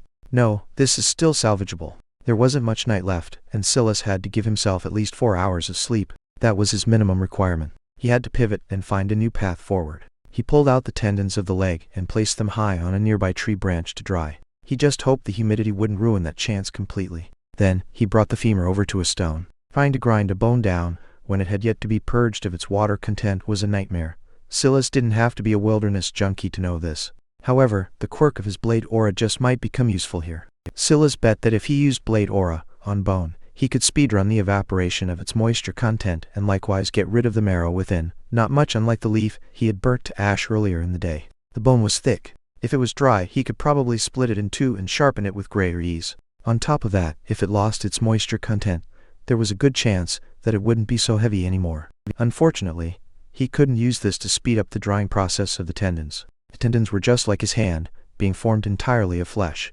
These deductions flowed through Sylas' mind like a river. He felt more at peace and his worries rushed away. Another hour ticked by and Sylas breathed out heavy breaths. He had succeeded. From one 10-pound bone that would have been no more than a burden, he now had two split halves that weighed about 3-ish pounds each. Each half was about 3/4 of a meter long and their width had a curve to them. Since bones were obviously hollow, this was an expected result. Thanks to his blade aura, they were perfectly dry as well, allowing him to use the nearby stone to sharpen them both into a point. Although they couldn't exactly be called spears, the longer length should give him some extra leeway. After some thought, Sylas stored one in a safe place and rushed out into the forest again, his eyes sharp. There was still time. He gave himself an extra hour and his goal was clear: find another sleeping beast to target. Sylas had been thinking about this matter for a long while, and he felt that it was impossible that he could just continue to benefit from this loophole. If he could just hide during the day and target sleeping animals at night, he didn't believe his grandfather would describe this as such a dangerous endeavor. He realized then that this night might be a one-off chance. How many would stalk a single elk for an entire day, and even wait until it fell asleep like he had? In most cases, humans would be taking this opportunity to sleep themselves, having spent much of the first day acclimating themselves and finding shelter. In addition, moving around in the rainforest at night was almost impossible. The moonlight was sparse, and you could hardly see a few meters ahead of you. No one would choose to run around in this environment. But that was exactly why Sylas had to. It was precisely in this darkness that it would be possible to spot the descent of Ether. He remembered it well. It had a slightly bluish tint, different from the moon's silvery light. It was subtle, but it still stood out somewhat in this dark forest. Right now, he was banking on his luck. No, it wasn't luck. In a forest of this size, the concentration of wildlife should be exceptional. As expected, it didn't take even 10 minutes for Sylas to find a cascade of Ether. This one, however, made him freeze. Titanoboa F level, 0 physical, 21 mental, 0 will, 6. Chapter 13. Find out. A python, one extinct for ages, hung high in the trees. Its 12-meter-long body looped again and again, carrying such mass that it looked to be a miracle that the tree could hold it up at all. Sylas had only just thought that he hadn't seen a single carnivore in the region, only to find one mere minutes from his original location. Goosebumps erupted across his skin. Without the slightest hesitation, he decisively left. This was not a creature he wanted to get entangled with. As a researcher, he mostly worked with venomous snakes, and rarely constrictors like this one. However, he had just as much healthy respect for them as the former. This was about the worst kind of extinct creature he could meet, other than maybe dinosaurs themselves. The only good news was that pythons of that size were very slow. But the fact its physical was that high despite what was likely low speed and dexterity meant that its strength and constitution must be off the charts. This was in part due to the Ether, Sylas was sure. But its evolution wasn't even over yet. Sylas made a note to himself that his scouting abilities weren't perfect. He was human, and he could only use his eyes. He wasn't the only creature that could blend into the environment, and he was definitely the worst suited to doing so on top of that. Soon, Sylas found another cascading waterfall of Ether. Red Fox F level, 0 physical, 17 mental, 0 will. 1 red foxes should be mostly nocturnal, but it's asleep. This is a plus for my theory about the ether. The high physical stat threw Sylas off, but at this point he had pretty much confirmed that this was the benefit of ether. As the night went on, these creatures would only get stronger. By tomorrow, he would be surrounded by superhuman level beasts, and his odds of surviving would only plummet. He moved slowly, making sure to carefully check around the region to ensure that there were no other lurking dangers like the Tight and a boa. Then he exploded into action. He raised the femur spear up, activating blade aura, and preparing to stab down. But then his heart skipped a beat. His time seemed to slow. The first thing he noticed were the twitching ears of the red fox. As Sylas' steely green eyes rushed through the night, they picked up on every detail, each one more of a flashbang to his senses than the last. First it was its ears, then its tail swayed, and by the time Sylas loomed over it, it had hopped to its feet, spinning around with a sharp glint in its eyes. Another mistake. Sylas was being hard on himself, but that was how he always was. Even so, he didn't slow down or hesitate as he pierced downward. The fox's body blurred, moving so fast that Sylas' eyes almost couldn't keep up in the darkness. But he still felt something connect. A yelp came from the fox as a deep gash was torn into its front left shoulder. Sylas felt its intention to run away immediately. Remembering its will stat, Sylas put two and two together, realizing that this might be a method of telling the tendencies of these creatures as well. This timidity only benefited Sylas. The red fox turned in an attempt to run, but its injured front leg threw its balance off and it stumbled. Precisely what Sylas was waiting for. He raised up the femur spear again and drove it down, this time right through the spine of the red fox. Another yelp echoed, but it was pinned to the ground, and its strength was quickly leaving its body. Sylas retreated. With its spine damaged, the fox couldn't run away, but that didn't mean it couldn't try to harm him in some way. It was better safe than sorry. He watched as the red fox breathed its last, his green irises floating in the darkness like eerie orbs of death. Walking forward, he placed a hand on the red fox. Red fox gene detected fragmented gene, dexterity F attempt assimilation. Yes, no. Sylas accepted the assimilation. He wondered if, since this was a dexterity gene, it would also mean that his title would activate. Dexterity had been quite useful to him until now, and it appeared in subtle ways.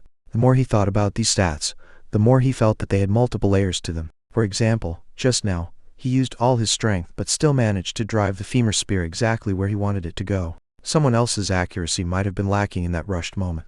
As expected, Sylas did feel his title take effect, and he got a 10% boost to his success. Gene assimilation starting. Gene assimilation triggered. Sylas felt his body seize up for a moment before relaxing. Gene assimilation successful. No wonder there's a choice. If I seize up like that at a bad time, I could die. It's likely that the more intrusive the gene, the worse the experience will be. Sylas exhaled a breath. He might have been successful, but he didn't forget about the fox waking up as soon as he approached. He didn't think that was a coincidence. It shouldn't be that the fox had a special ability, though that was a small possibility. Sylas was more inclined to believe that it had been startled awake, maybe even by the ether itself. Maybe it wouldn't be as easy as he thought to take advantage of this loophole. There's only one way to find out. Sylas went back on the hunt, but this time he was looking for another creature similar to the red fox, preferably small and weak, with abilities that skewed more towards speed or dexterity. Red fox F level, 0 physical, 18 mental, 0 will. 2 Sylas hid behind a tree, and the first thing he did was throw a rock. It soared just over the ears of the red fox. Chapter 14, Gamble. It didn't react. Sylas prepared another rock. This time, he threw it similarly, allowing it to soar just over the head of the red fox. However, he took a lot of power off of it. The rock fell just a meter or two away from the red fox, landing in the soft grass. It still didn't react, as though it was too lost in its dreams. Is it really because of me? The noise of that rock wasn't significantly softer than his footsteps had been. After some more thought, Sylas picked up a larger rock about 2 inches in width. He threw it again, but this time at a tree on the opposite side of the clearing the red fox was sleeping in. Once again, it didn't react. I say, there was no way to tell for certain unless he moved forward himself, but it was as he feared. The animal was shaken awake by his appearance specifically. It must be the case that the Irish elk didn't react to me because it had only just started its evolution. He wasn't sure. He had managed to land a hit on the elk before it woke up. But these foxes. A gamble. Once again, the moment he made the choice, he acted. He burst through the clearing.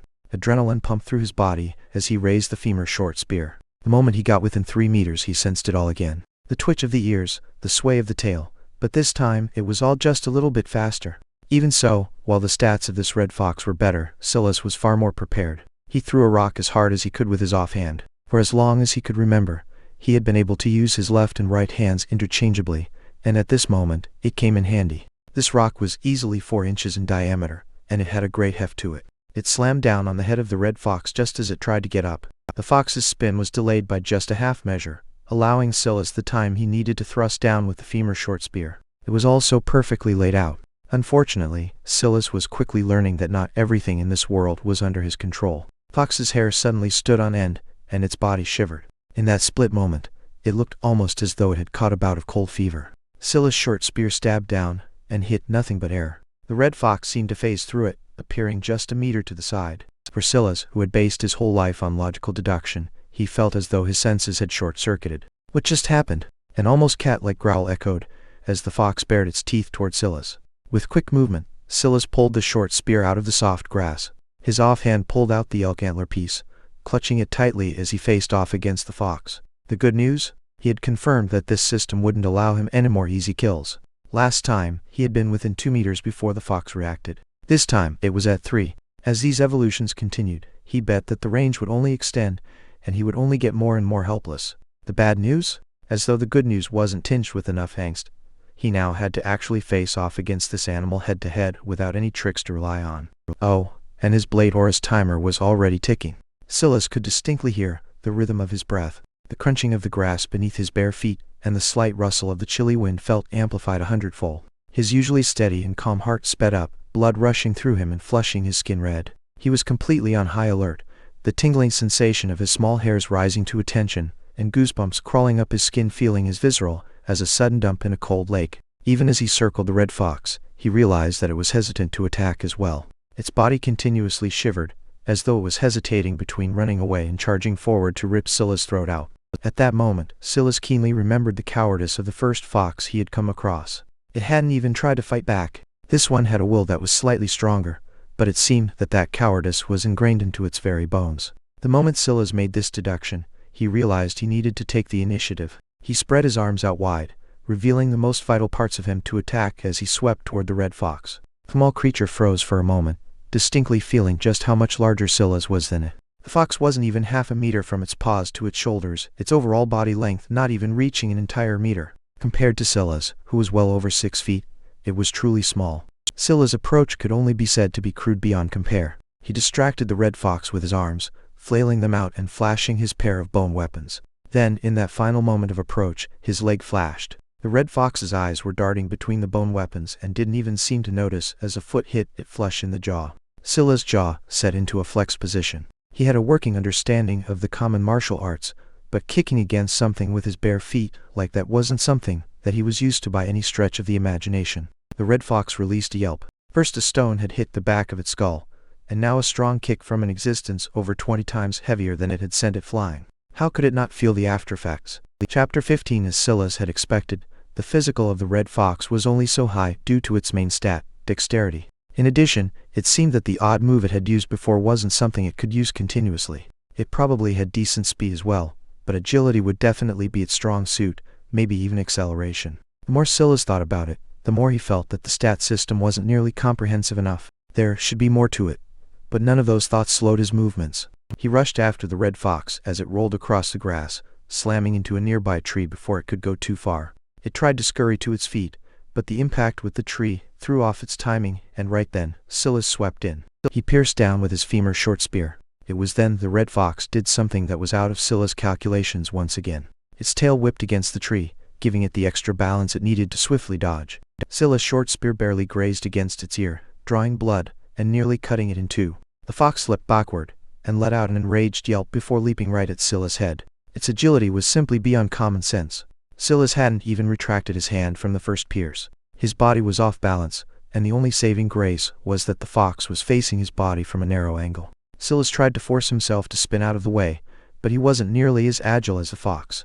At the very least, his own dexterity stats seemed far more focused on accuracy and control. The fox bit into his shoulder, angrily tearing into it with its teeth. The jolt of pain shot through Sylas' body and his mind went blank. In his life, he had never broken a bone, he never suffered any severe wounds, he had never even had any close run-ins with death, even given all the rare snakes he worked with. This could be said to be the worst sort of pain he had experienced in his life, and it came from a small creature with a maw so small it couldn't even properly get a hold of even his relatively lean shoulder. Even the bite marks were hardly a couple of centimeters deep. An odd feeling welled up in his heart as time seemed to slow around him. It was one part humiliation, another part a reality check, and a final part excitement. His opposite hand suddenly flashed over with the antler blade. His blade aura was just about to tick down to 0, but there was still just enough left to drive it right through the eye socket of the fox. The red fox released in panic, but it couldn't dodge as it fell to the ground. Sylas raised his injured arm and drove the short spear right through the throat of the red fox. His blade aura blinked out, and a wave of fatigue hit him. He took deep breaths, standing there with his shoulder pooling with blood. His heartbeat was no longer calm, beating like a drum in his chest. Every pump seemed to force more blood out of his shoulder and reverberate through his very bones. It took a long while before he calmed down. Just what was that rush? Red fox gene detected fragmented gene. Dexterity of attempt assimilation? Yes, no, Sylas didn't forget himself entirely. He couldn't stay here for long. He had some worries about whether that fox had rabies. If it did, he would be in trouble. But he felt that he should be safe unless this system spawned viruses as well. For all of these extinct creatures to suddenly return, they had to have been recreated by some unknown method, maybe a far more advanced kind of cloning than the people of Earth had access to. In that case, unless they were also being needlessly cruel, there shouldn't be a reason to release viruses along with that. That wouldn't preclude new viruses from manifesting on their own, but he could at least hope that he wouldn't be that unlucky. John assimilation starting. Jane assimilation triggered. Sylas felt his title activate once again. John assimilation successful. John talent detected. Trade 10 fragmented dexterity F to unlock. Sudden burst? Yes, no. Sylas brows raised. He hadn't expected to run into such a thing so quickly. But he could only choose no. He didn't have 10 John fragments in total, let alone 10 of this particular kind. It would also be a hard pill to swallow, even if he had the opportunity. After all, losing 10 gene fragments would also mean losing all the stat boosts that came with it. Name: Sylas. Grimblade. Species: Human. F. Affiliation: Grimblade. Lineage: Level: 0. Titles: A Patient Stalker. Physical: 8 Strength, 5 Constitution, 5 Dexterity, 13 Speed, 8 Mental, 6 Intelligence, 5 Wisdom, 10 Charisma, 2 Will, 11 Luck, 1 Gene State: Soft fragmented genes. Grimblade. Lineage: F. 2 Dexterity. F. Gene talents: Blade aura mutated weakened. Sudden burst dormant. F. Each fragmented dexterity gene had given him a +1 to his dexterity stat. If he wanted to awaken sudden burst, he would need to give all of that up. He had been lucky, getting 2 successes in a row, but the failure of the elk was still looming over his head. There probably wouldn't be such a good chance to kill an elk that easily again either. Unlike the red foxes, the elks outmassed him. If he got caught by an elk like he had the red fox just now, instead of a few shallow wounds, it would have been broken bones at best. In this environment, he couldn't afford such devastating injuries. The good news was that, according to his grandfather, just the existence of ether within him allowed wounds to heal much more quickly. An injury that would usually take weeks to heal might only take a few days now. Even so, those few days were too valuable to him right now. His soft gene state would end soon. Chapter 16. Choice. I need to target small animals, ones that are at best 10% of my body weight, at worst 50%. Until I have the strength to go up against much more dangerous creatures, I will have to stick with what I can comfortably deal with even if I have no ether or extra genes. Sylas laid down his pride and realized he couldn't be some big game hunter if he wanted to survive. If he could just eat bugs on his way to gaining genes, he would do so. But he had killed a few while stalking the elk just for a meal, and there was never anything to gain. He assumed that the system had some sort of minimum size requirement, or he was targeting the wrong kind of bugs. There was some good news aside from the blow to his ego. For one, the corpses of the 2 red foxes he had killed were much more manageable than the elk. If he used his blade aura to target a small part of it, he could even cook them without starting a fire. Grandfather said I should look for a dungeon soon as well. Reach 20 physical as quickly as possible and enter a dungeon. There were only 2 ways to gain items and treasures aside from genes in this gamified world. The first was to steal from spawn cities, and the second was dungeons. These spawn cities were different from the system cities that would appear after the trial period was over. They were challenges created for those that chose the common city steal. Though there was no rule that said that Sylas couldn't attack one even without a city steal, it's just that he would have a death wish if he tried to do so. The second and more manageable challenge were the dungeons. That wasn't to say that they were easy, but rather that the variables were tightly controlled. Unfortunately, entering a dungeon was easier said than done. According to his grandfather, dungeons gave off a dense concentration of ether. Due to that, more powerful creatures tended to flock around it even though they could not enter. 20 physical was more of a requirement, just to lay eyes on it, than it was a minimum to enter. Sylas took a breath. Sleep. He broke out into a light jog, taking a more roundabout route back to the elk's territory. He found a natural gourd hanging from a tree and ripped it off. Then he entered the region of a familiar lake. Gourds needed to be carefully dried and prepped for a long while before they could be used like containers, but Sylas had a convenient shortcut for that.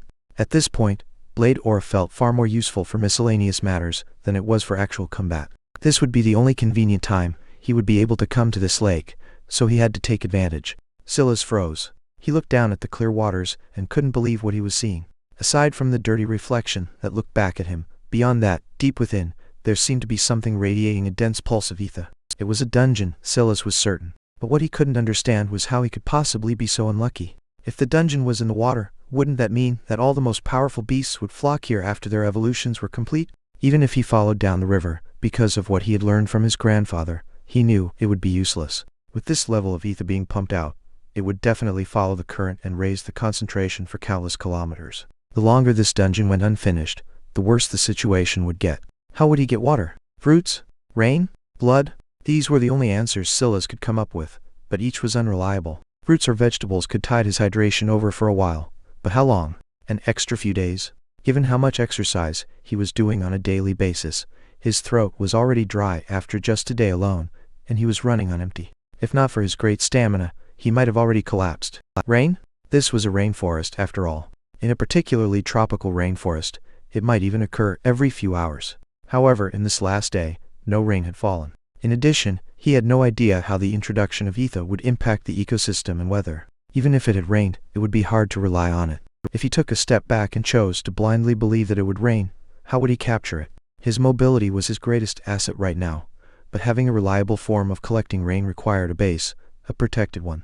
And what if one day, his base was compromised, and all his accumulated rain was ruined? Relying on blood was the worst of the options. He still hadn't dismissed the possibility that the red fox gave him rabies. How could he in good conscience drink blood? Even if he was willing to take that chance, blood had a sodium content about as high as salt water. He would just be killing himself slowly. Sylas dunked his head into the water. Having already been chilled by the night, it was a nice shock to his system. He greedily took large gulps, and for the first time, he wasn't hyperfixated on the surrounding environment, always looking around another corner for the next creature that wanted to eat his flesh. It was easily a minute before he pulled himself out. This was what he had wanted. No. Excitement? Was this exciting? No. It was terrifying. There was a slight tremor in his body that hadn't been there before. The idea of slowly dying of dehydration played in his mind so vividly that he might as well have already experienced it once before. That was the ultimate outcome. No matter how many ideas he thought of, that was the end of it. He couldn't escape it.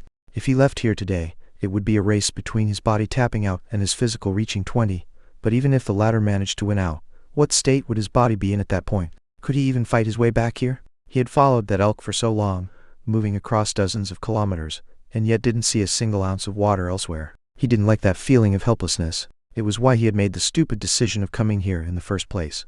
Sylas stood at his feet. He pulled his blood-matted shirt and pants off before he began to clean his body. All the dirt, mud, and grime from the day were peeled off layer by layer under the harsh rubbing of his fingers. His green eyes didn't contain any fear, nor helplessness. It was hard to read his emotions at all as he finally stepped out, feeling the cool wind slowly dry him. He stood there in silence, ironically as one with nature as he had ever been. Somewhere deep inside, he seemed to understand that this might truly be his last day. His gaze landed on a tree with particularly large leaves, and he pulled down a few vines from the surroundings. Carefully, he bundled his clothing into these leaves, and tied them up tight using the vines. Then, he dove into the waters, holding his short spear and antler blade in one hand, while dragging his bundle of clothes in the other. He would rather die in that dungeon than slowly cannibalize his own body out here. That was the choice of Sylas Brown. Chapter 17. Slithering Madness. Sylas' feet kicked at the water. In the depths of the darkness, the only thing that provided a light was the dungeon pumping with ether in the distance. It must have been at least 20 meters beneath the surface, but had it been the light of day, Sylas wouldn't have noticed it at all. Though Sylas thought about the possibility that this dungeon would take place entirely in the water, according to his grandfather, there would be a small introduction to the dungeon before you entered. It could only be said that if the dungeon was truly underwater, he would be doubly screwed. At that point, he could only try to store as much water as he could in the gourds and hope it rained more often. It didn't take him more than a few seconds to reach the cave opening. Dexterity seems to be more important in the water than speed. Sylas gave some breath to a fleeting thought before a flash appeared in his mind. Slithering Madness F level maximum. 0 recommended. 50 physical description. Lurking in the depths, high in the trees and on the forest floors, they are natural predators, unfettered and unbothered. So scorned by the skies, They've been restricted to a life of crawling on their bellies, but their day to rise again is not far off. Sylas would have sucked in a cold breath if he wasn't submerged in water right now. According to his grandfather, 20 physical was recommended, but Sylas knew his grandfather well. Ever since Sylas was young, his grandfather had been trying to manipulate him using information, not out of maliciousness, but rather kind intentions. Sylas seemed to very easily see both sides of a situation, and could rationally pick a middle ground that fit well with what was in line with reality. This was a trait not taught to him by his parents, but rather his grandfather. Ever since he was about 16, he could see through his grandfather's intentions, and somewhat knew that Magnus was trying to pull him toward a certain direction. But despite his demeanor, Sylas loved his family and felt no need to expose his grandfather for something so trivial. Magnus had learned very early on that Sylas couldn't be pushed and pulled with appeals to emotion and fallacies. The facts were what one had to manipulate or obstruct to get at him. This was all to say that when his grandfather said he would need 20 physical, it was almost certainly less than that. Sylas had guessed that most dungeons probably had a recommended entry of around 15 physical, maybe even less. But 50? Why would this dungeon's recommended stats be so high? That was more than double that of the most dangerous creature he had seen until now, the Titan Aboa. That aside, what about the explanation? How could it be considered a description at all? It only barely confirmed to him by the comments about trees and the ground that it at least wouldn't be underwater. And yet, there was no other choice. Will you enter? Yes, no, the words practically taunted him, but he never hesitated when he made decisions. The world blurred around him. Sylas' eyes focused, and what appeared before him was an odd world. The first thing he felt was the cobbled stone beneath his feet. As he continued to look around, he pulled out his bundle of clothing and slipped on the mud and blood, caked cheap pair of pants and shirt the system had given him. The world was dark in an odd sense, because the skies were pitch black, without stars or a moon in sight, and yet he could see just fine, almost as though the ground and the objects on it gave off their own weird light. It was hard to see anything that deviated away from the cobbled stone path though, so his eyes could only focus on the forked road ahead. Down one path, the cobbled road curved and seemed to lead toward more stone. Down the other, foliage began to appear, grass grew from the cracks of the stone, and the faint outline of trees could be seen in the distance. A choice? Sylas didn't rush. He had expected to be thrown into danger immediately, or even die a sudden death before he could get a lay of the land.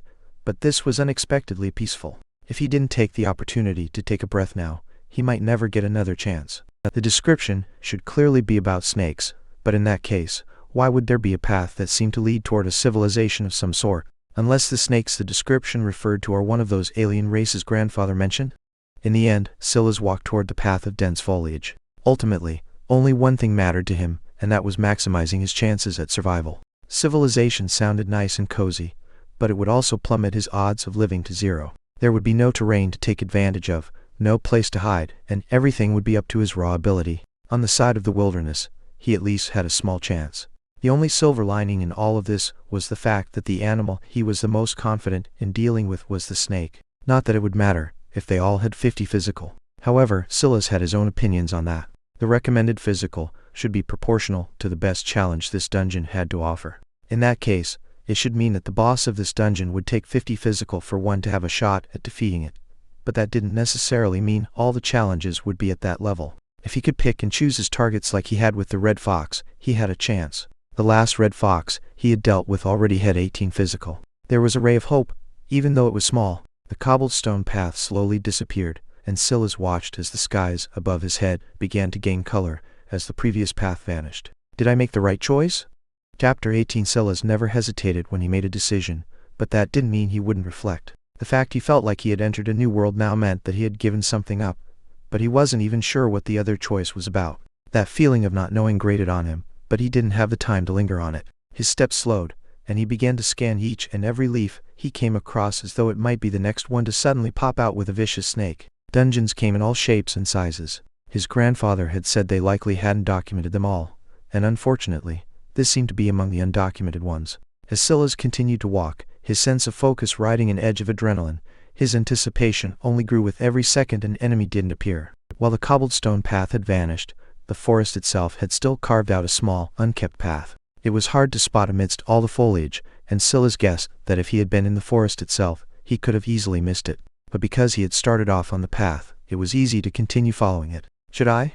After moving about 50 meters or so, Sylas made the decision to deviate from the path. Not far, but rather 3 to 5 meters offset to the right. He wanted to see where the path was leading to, but he didn't want to dive headfirst into what was coming either. Every decision he made felt like he had done so blindly. There just didn't seem to be anything better to do. He might very well be trading in one danger for another. The path might be leading him to danger, but who knew if there were venomous snakes ready to bite at his ankles and all this high grass?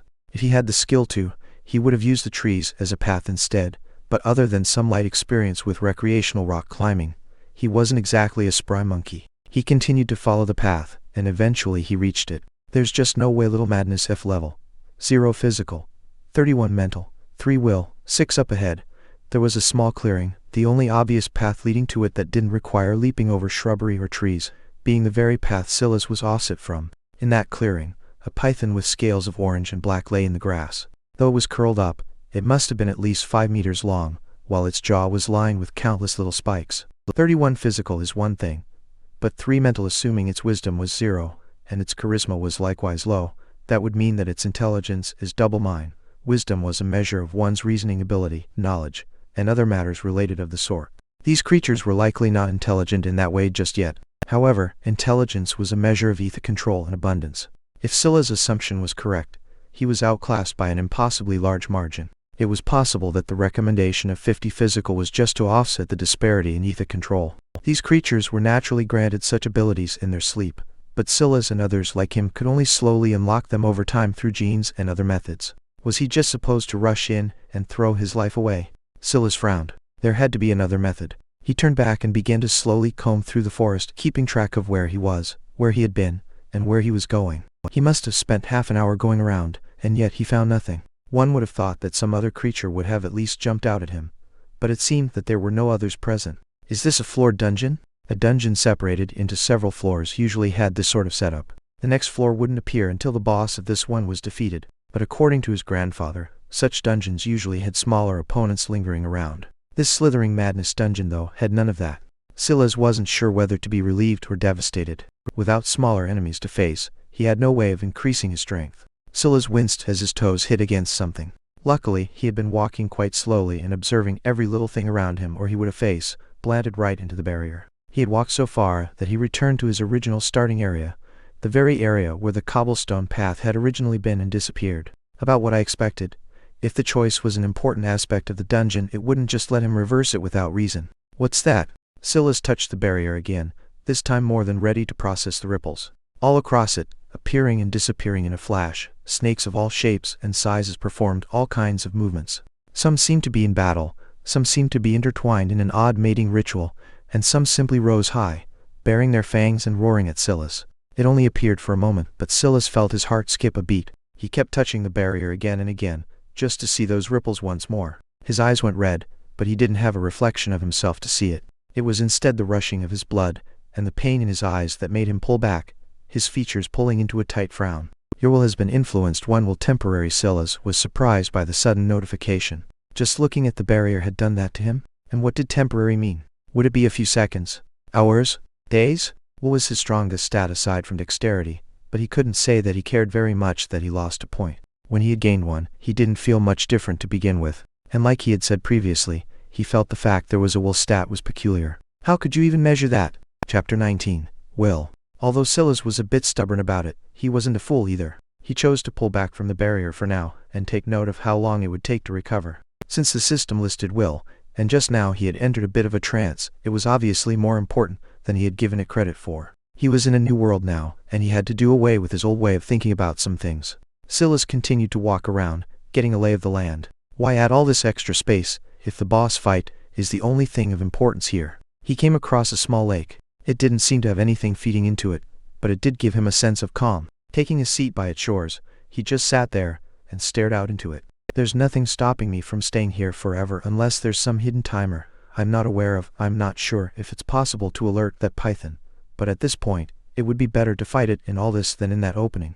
At least, I'd have a chance to run out here. Thinking to this point, Sylas began to build a fire. Once it was complete, he took out one of the 2 red fox carcasses, using the antler blade and the small lake to clean it up. He didn't have any seasonings to pair it with, but it was still the best meal he had ever had. He ate the entire fox, leaving nothing wasted but its inner organs and bones. It's gone now. Will. 11. His will had gone back to 11, but it didn't take the entirety of the hour or so he had just wasted. It took just under 20 minutes or so. It was just a rough guess he had. It wasn't as though he had a clock, he just felt he was quite good at roughly estimating that sort of thing. Though who knew, his sense of time might have already been distorted.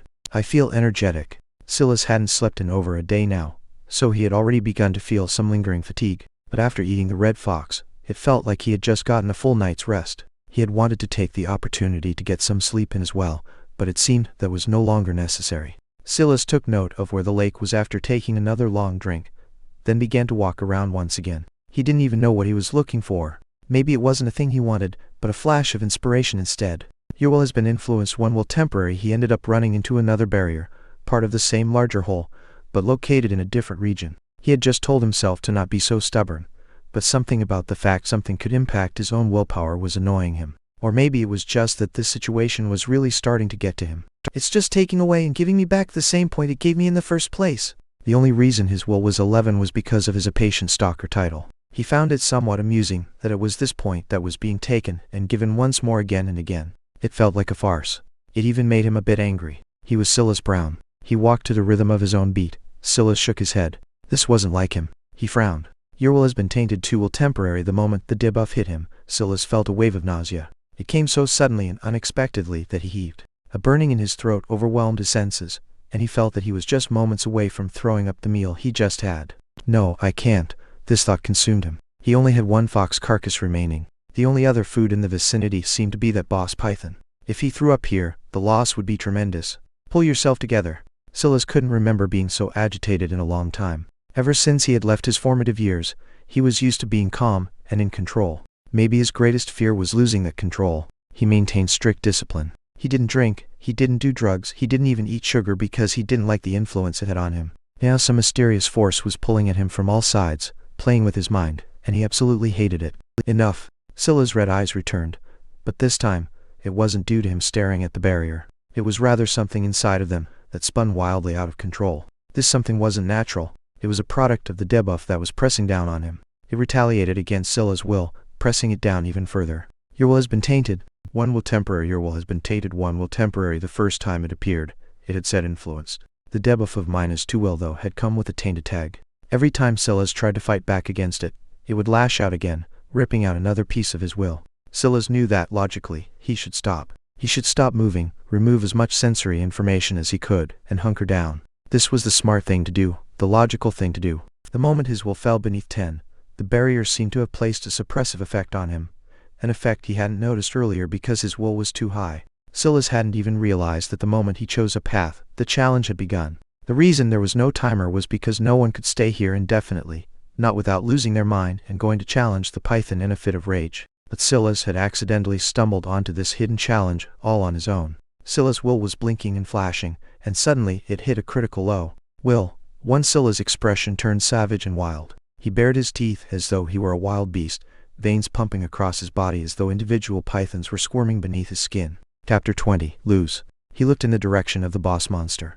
It was as though he could sense it all so clearly, but when he exploded forward, his body was jerked backward. A light of madness glowed in his eyes as he looked at his arm. His fingers dug into the bark of a tree just adjacent to him. He held onto it with everything he had, blood pooling from his nails, and particularly nasty streaks of veins pumping along his forearm. His body wanted to go in one direction, but this arm alone seemed to have a mind of its own. He pulled hard, and a few of his nails chipped as he ripped himself free. He rushed forward with his greatest speed, only for his arm to latch onto another tree. This time, he fell back hard, a stinging pain coming from his shoulder. From an outside observer, it looked as though he had just tried to tackle a tree. The fact he got away with only a stinging pain was a miracle to begin with. I said enough. The roar came out of just one side of Sylas' mouth, one half of his lips quirking in an attempt to speak, and the other wanting to continue growling and baring his fangs. He felt as though he was trapped inside of his own mind, just the smallest hint of sanity keeping him together. If he allowed himself to run to that python, the only path for him remaining would be death. This wasn't the ending he wanted. He was in control of nothing if not his own mind, his own thoughts. There was true fury stirring within him, but it was only making the situation worse. The debuff, the curse, or whatever this influence was, latched onto it and stirred it up, pulling out parts hidden so deep that even Sylas didn't know they existed. And yet, he was forced to face them. Why had he come here? Why did he put his life at risk? Why did he look his loving mother and father in the eye, his adorable little sister, and lie to them? It wasn't just for some excitement, that was too small a part of it. It wasn't because he was dissatisfied with his life. That was too small a part of it. It wasn't even because he cherished his own last name so much and refused to be a Grimblade, and that was despite the fact he still called himself Sylas Brown to this day, regardless of what this damn system said. It was because he couldn't stand the idea of being under someone else's heel. It was because he didn't want to be just a cog in the wheel. He wanted to be the wheel itself, the carriage that rolled on it, the treasure that was being escorted from place to place in luxury. He had childishly come to throw his life away in a world he knew next to nothing about, all because he couldn't keep his ego in check. That was the part he had been ignoring. That was the part of him that he had buried deep, the part he had ignored because he considered himself a logical man above such boorish and man-child-like ideals. But he wasn't. He was still a hot-blooded young man in his 20s. He wasn't free of those dreams all young men had. To be a hero, a knight in shining armor, Rambo in a forest with a machine gun tucked under one arm and a machete in the other. Title unlocked a flexible will. Your will is truly one of a kind, but it is immature and still changing. Continue to forge it, young man. Plus 10 will plus 10% will. Sylas hardly registered the notification. The red slowly receded from his eyes, and he coughed heavily, waves of pain hitting his body, especially from his right hand. Looking at it shakily, he had completely lost one nail, and two others were split right in the middle. It might have been even better if he lost them completely.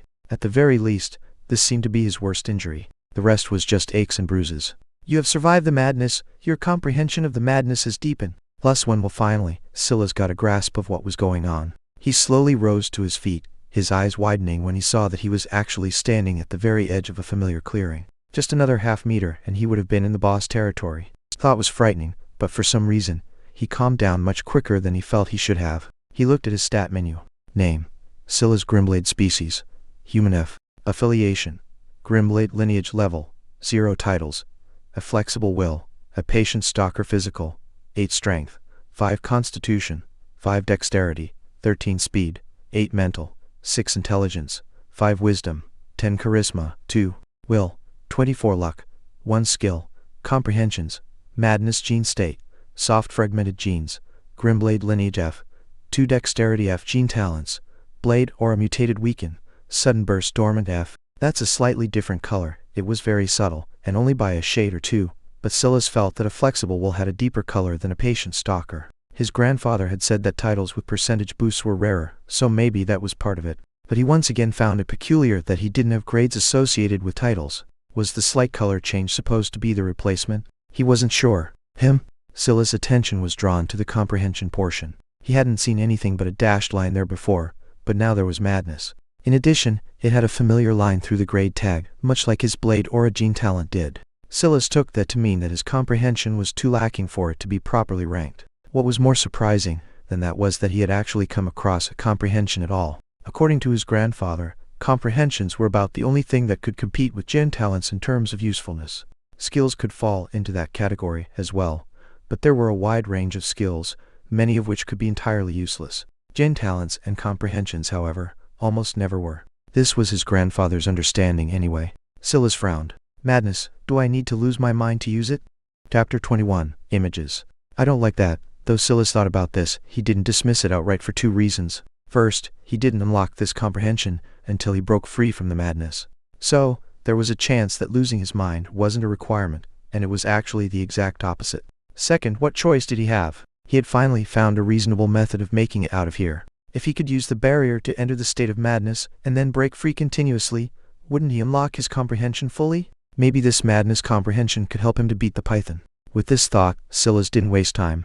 The situation was a bit helpless. He had only gotten 2 genes out of his soft gen state, and time was ticking away. Now that he had some hope again, he couldn't waste any more time than he needed to. You have survived the madness. Your comprehension of the madness has deepened. +1 will you have survived the madness. Your comprehension of the madness has deepened. +1 will you have survived the madness.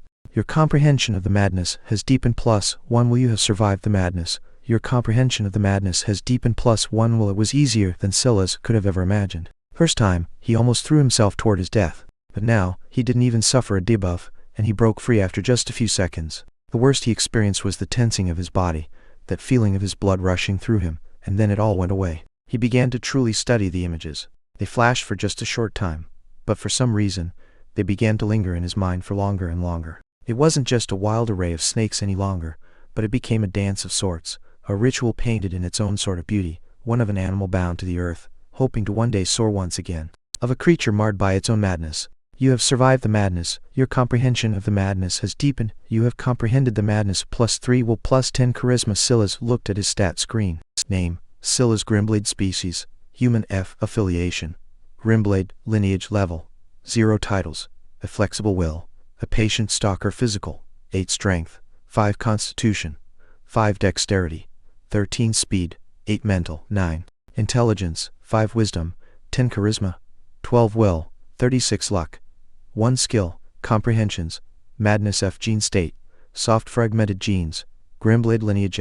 2 dexterity. F gene talents, blade aura mutated weakened, sudden burst dormant. With his intention, Sylas focused deeper on madness. Madness. The madness consumes you, but does not control you. Instead, it becomes your tool to both control yourself and others. You, while steeped in madness, maintain your wits about you. Your enemies, though, are not so lucky. +1, 100% charisma. +1, 100% will charisma. It seems that this isn't just a boost to myself, but it forms an intention that attacks my enemies. Charisma was a stat that decided how much of your own will you could impose on an opponent. Sylas still wasn't sure exactly what this meant, but in this context, it should mean that he could force his enemies to face the same madness as himself. But is this helpful? When Sylas was steeped in the madness, he just wanted to fight for longer and harder. Sure, he almost threw himself to his death, but if his enemies were much stronger than him, it would just make him die faster. Sylas didn't let the angst get to him so quickly this time, and he chose to test it out first. With some intention of his will, he activated madness by stirring his comprehension. He felt an odd force field take shape around him, one that he had already begun to vaguely feel after his charisma reached 12. Now, however, it was more obvious, and the world even turned a slight shade of red. Veins bulged across Sylas' body, but as expected, he was able to remain calm. It doesn't really feel different. It's a lot like my dexterity. It feels like I can pull out the peak of my strength, but it doesn't necessarily add to my strength. It only increases my control of it. Sylas put this feeling to the test by running around a bit. My pain feels duller. It's easier to ignore. My body control is a lot greater. Though my dexterity stat hasn't changed at all, it feels like it's at least doubled. The same can be said for my stamina, even though it's not a shown stat. My body control is on a level where I'm at peak efficiency all the time. I wonder if Sylas activated Blade Aura. He just wanted to see if the added stamina might impact it too. His brows shot up. Formerly silvery light had a tinge of red to it now. It was steadier, and definitely far stronger. The time ticked by, and as expected, even after a minute, it didn't show signs of fading. Even after 2, it was still fine. It was only after 3 that Sylas began to feel some fatigue, but it wasn't coming from his blade aura at all, but rather the usage of madness. He exhaled a breath and let the feeling dissipate. The same wave of fatigue he usually got after using up blade aura didn't come. This feeling was much more stable and relaxing, as though he had just spent a little bit too long reading. He knew he could have pushed himself much further, but likewise, he would have risked falling into the madness well and truly. Sylas went back to the barrier to see if he could use it to continue increasing his will. He had a feeling that the higher his will stat, the longer he'd be able to use madness for. Unfortunately, the barrier couldn't even affect him anymore. He had already expected this, but he had to cover all his bases. The only thing left to do is to hope that this is enough then. He was about to turn his attention to the python again. According to his plan, he would test the ends of the madness, and when there was nothing else to learn, he would go and fight. But then something about these images caught his attention again. Chapter 22, Lost. They were even clearer now than they were before. There were 3 distinct sections: the battle section, the mating section, and the bearing fangs section. Each one exuded its own peculiarity. In the past, they had blurred into a single bundle of madness, but now that Sylas had actually comprehended madness, he could feel the subtleties. Sylas became a bit lost. It was odd. He could innately tell what the snakes were doing, but he didn't have an easy method of translating it to his own body. There was a barrier that lay between him and them. It was one part frustrating, but another part curious. He was ultimately a scholar. He had spent more time than he knew with his head buried deep in his research or a paper of some sort. His discipline was often what carried him through those moments, but often it was fascination as well. His doctoral thesis had been about moving the world of antivenom toward the world of vaccines, namely mRNA vaccines. It was quite useless, honestly. A large part of why venom used antivenom as a counter, a more short-term solution, was because venomous creatures were rare and only a small segment of the population met them. No one would feel the need to immunize a large population of people against a snake they only had a 1 in a billion chance of coming across. Even so, he had been fascinated by the topic because of the mongoose. It was a small, almost adorable creature, and yet, it was well known as the bane of venomous snakes due to its natural defenses against venom. He had found it funny that a cute little creature could do what humans couldn't, so he had chosen this route for his doctorate. It was just pure curiosity. Something about this felt so similar.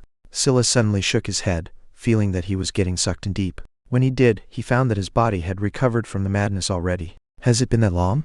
Or was it something else?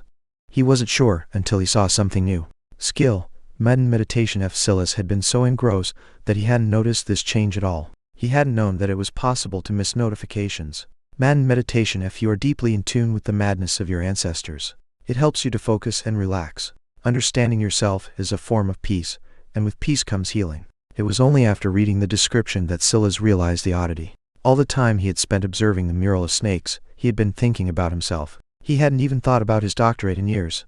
Why had it even come to mind? It wasn't like Sylas was passionate about snakes, he just found them somewhat interesting. And he was feeling that now, he might be a little bit of an adrenaline junkie on one hand, and a control freak on another. What was a better rush of adrenaline than handling creatures that could kill you with a single nick? And what was a better form of control than facing them without a hint of fear? I'm insane. Sylas was speechless toward his own thoughts. He felt that he had great self-discipline, and he even had daily meditation rituals. Simply put, he spent a lot of time in his own mind, but he had never assessed himself in this way. Was it because of the madness? Was it influencing him more than he thought? Or was this truly him? Sylas pulled away from the barrier, and looked at his notification. The moment he wondered if there was a way to check what he had missed, a new menu appeared. This menu seemed to list all of his previous notifications in chronological order, starting with the most recent. Everything looked normal, and the only thing he had missed was the new skill. He wasn't sure how powerful or weak the skill was though. He found himself once again feeling that there was too great a lack of information coming from the system. The system is already enough of a help. I'm not sure what I'd do if it didn't exist. Sylas concluded his thoughts with that and turned his focus toward understanding everything about madness now. With meditation as a support skill, it went along much faster. Upon activation, the most obvious change was his stat boost to charisma and will. However, Sylas felt that this was only a surface-level change. The elevation of charisma and will likewise seemed to bolster his other stats. Although it wasn't reflective in the numbers, it just felt like his body was running like a well-oiled machine, almost like his stats just meant more per point. This was most obviously reflected in Blade Aura, which could now be used for just over 3 minutes. What was more interesting than that was that Blade Aura also seemed to be applicable to his body now. Well, it was before as well, but this time, it didn't make him feel like he was boiling from the inside. When it was applied solely to his body, it could last for about 5 minutes, which was the whole length he could have madness activated for as well. However, while Blade Aura could last longer applied directly to his fists, it was also weaker. The quality-based amplification was still there and obvious. Clearly, Blade Aura believed his femur short spear was the better weapon. Meditation made the various experiments far easier on Sylas. It only took about 5 minutes to recover completely from 5 minutes of usage, so it was a nice trade-off. Without meditation, it took upwards of half an hour. It was just unfortunate that he couldn't use meditation on the move. He had to be completely still, and except in this environment where the only threat was locked away in a far-off region, he would be hard-pressed to find a place where it would be easy to use it. Sylas took a breath. It seemed that really was all there was this time. It was time to see what this little madness creature was all about. Chapter 23. Little Madness. Little Madness F level. 0 physical, 31 mental, 3 will, 6. Sylas looked at the creature again. Seeing that its will was so low, he had some questions himself about how this would go. Madness was obviously part of what this dungeon wanted him to comprehend, but he had also done it in a very unconventional way, or so he assumed. But if this python could use madness as well, wouldn't it lose its mind almost instantly? Even with 36 will, Sylas could only use madness for 5 minutes. How would this creature fare? Sylas picked up a rock and tried to throw it right at the python's head, but before it made it far, it bounced off a barrier. Seems it won't let me play any tricks. This probably means if I take a step in there, I won't be able to exit. The python didn't even react to the change, but Sylas took note that the barrier here was identical to the large one that surrounded the entire forest. He rushed in. Much like always when he made a decision, he never hesitated. The python stirred awake, its scales rippling as its orange, black slit eyes landed right on Sylas. It opened its jaw, and a scream came from it. It was a cross between a steam engine's whistle and a hacking cough. It was the kind of thing one would never expect to come from a snake at all. And then it pounced. Sylas activated madness. The one thing he hadn't been able to test was how his comprehension could influence other creatures, because there weren't any creatures around to influence. However, there was one thing he had noticed previously. When he pushed his will outward, using his charisma as a conduit to impose his thoughts onto the world, it went beyond just an ethereal result. Back then, he had been able to push the shoreline of the lake away from him. It was just a few centimeters, and hardly noticeable. But when his intention was poured onto the snake, its acceleration plummeted, and its eyes turned red. It seemed to lose focus on Sylas, and its body thrashed about wildly. As expected, the strength and constitution of the snake were off the charts, but its speed and dexterity were lacking. Sylas ducked beneath the swing of its tail, and his blade Orin, fused antler blade at its scales. Femur short spear was his best weapon, but he didn't want to use it just yet, not until he understood just how hard the defenses of this python were. Soon, he realized he was right to be cautious. His attack did nothing but slightly push the head of the python toward the ground. His blade rebounded off of its scales, as though he was a toddler trying to wrestle with his parent.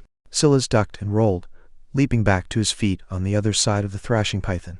It was beginning to move more and more wildly, attacking every and anything indiscriminately. The reaction was fiercer than what Sylas had expected, but it also didn't put the python out of commission. Considering the disparity in will, and likely charisma, Sylas would have hoped to do more than just make this powerful creature rampage about like this, but he considered himself lucky to even be in this position to begin with. Maybe I can tire it out, Sylas thought. He didn't want to gamble on it. He could only last for 5 minutes, and the constitution of this snake was so high. Who was to say that it would run out of energy to give before him? Attacking its eyes is the best chance.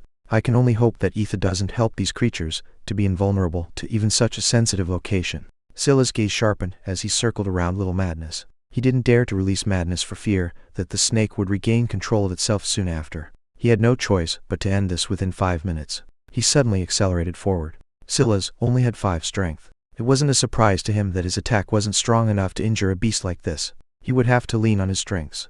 With the python thrashing about so wildly, most wouldn't be able to do anything about it. How could you target such a small target when the rest of it was moving so erratically? In a moment, Little Madness entered a relatively central part of the clearing. Sylas burst into action again. He raised his bone short spear up in an overhand grip. Veins pulsed across his body, his green eyes gaining just the slightest sheen of red to them. There! He struck down, piercing right into the python's eye. However, he miscalculated. It wasn't his strike itself. What he didn't realize in this state of absolute madness was that Little Madness couldn't even feel pain. It didn't change its actions in the slightest, still madly lashing out at everything there was. It was a common misconception that animals didn't feel pain the way humans did. It was evolutionarily beneficial to them to hide their pain so that they could survive in the wild, but they felt pain much the same way humans did, if not more so. In fact, many of the most predatory beasts in existence were maybe even more cowardly than humans as well. Unfortunately, in a state of madness, the python didn't care for any of that. Sylas dodged backward, forced to let go of his bone spear. The python continued to madly thrash about, so much so that it headbutted the barrier, shattering Sylas' femur short spear and driving it further into its skull. Finally, Little Madness shuddered. Even in its last moment, it probably didn't notice that it had done this to itself. But Sylas couldn't even feel happy. His jaw clenched. He had lost his best weapon, just like that. Chapter 24. Assimilation. He truly regretted not going back to get the second short spear he had created, but he didn't think he had the time to do so. With the night already waning, if he tried to do a round trip, he might get caught up in battles as the creatures began to wake up. What he had feared the most weren't the land animals though, but rather the creatures he had spotted sleeping in the lake. He was already hardly a match on land. If he had to fight in the water, he would be finished. Sylas took a breath and exhaled. Nothing had gone right this whole time, but hadn't he made it here? You have slain Little Madness floor. One of slithering madness cleared. Rewards Little Madness skill inflexible gin elixir consumable Little Madness Slayer title. Sylas frowned. Pushing forward with his intention, he clicked each one for more information. Little Madness skill a little bit of madness never hurt anyone. Exchange your sanity for a power boost. Wasn't this just a far weaker version of his madness comprehension? Plus, this seemed to come with side effects his madness comprehension didn't have at all. Inflexible gin stat elixir consumable. A medicine for the soul and not for the taste. Drink this and maintain an inflexible gen state for 3 days. This wasn't entirely useless. Although he had a soft gene state right now, which was 2 levels above this, it wouldn't last forever. Still, it was a bit shabby. His soft gen state gave him a 50% success rate of claiming new genes, but this would only give him a 10% chance of success. It was unfortunate. Little Madness Slayer title. You have taken down an apprentice of the madness. Keep going and one day, you just might step onto the path of true madness. +1 will +1 charisma. Sylas shook his head, especially when he saw what happened to his stat menu afterward. Name, Sylas Grimblade Species. Human F affiliation. Grimblade lineage level. 0 titles. A flexible will. A patient stalker. Little Madness Slayer dormant physical. 8 strength, 5 constitution, 5 dexterity, 13 speed, 8 mental, 9 intelligence, 5 wisdom, 10 charisma, 12 will, 36 luck, 1 skill, Madden meditation F, little madness F comprehensions, madness F gene state, soft fragmented genes, grimblid lineage F, 2 dexterity F, gen talents, blade or mutated weakened, sudden burst dormant F. For some reason, the little madness slayer title was dormant, and he didn't even get the stat boosts from them. He didn't really need more will or charisma, but it wouldn't exactly hurt either. In summary though, he had gotten very little out of this victory aside from the right to go and risk his life again on the second floor. He had a skill that was useless, a title that was dormant, and an elixir he would probably only drink if he really had no other options. Even then he had to figure out a convenient way to carry this elixir around with him because he didn't have a bag. I could try to make one out of the fox skins. Sylas decided he would do this before looking toward his final hope, Little Madness corpse. He walked over and put a hand on its head. Little Madness genes detected fragmented gene. 7 Constitution F attempt assimilation? Yes, no. Sylas' brows raised. His grandfather hadn't told him this was possible, but this made sense. Maybe it was a case of if a creature assimilated enough fragmented genes, they would form a common gene, so on and so forth. This would make his 50% chance worth far more, assuming that it did so one by one and wasn't an all or nothing sort of situation. Gene assimilation starting, gene assimilation triggered. Gene assimilation successful, gene assimilation successful, gene assimilation failed, gene assimilation successful, gene assimilation failed, gene assimilation failed, gene assimilation successful. Constitution 9. Sylas exhaled a breath when he saw this. 4 of 7 was a good outcome. He was happy that it wasn't an all or nothing situation, although it would have been amazing to get all 7. Just in a risk assessment sort of situation like this one, this was for the best. Floor 2, he quietly thought to himself. He put a hand on Little Madness, hoping it would allow him to take it. He had no method of cutting apart those hard scales, but maybe he would find one on the next floor. Sylas' vision blurred, and when he appeared again, he was standing on a familiar cobblestone road. In the distance, it split in 2 directions, just like last time. After a moment, Sylas lugged the heavy 5-meter-long python over his shoulder and began to walk toward the forest again. As much as he was curious about what was down the other path, he wasn't in a position to take risks for the hell of it. He would stick with what he knew for now and hope the situation would be the same. Chapter 25, Fangs.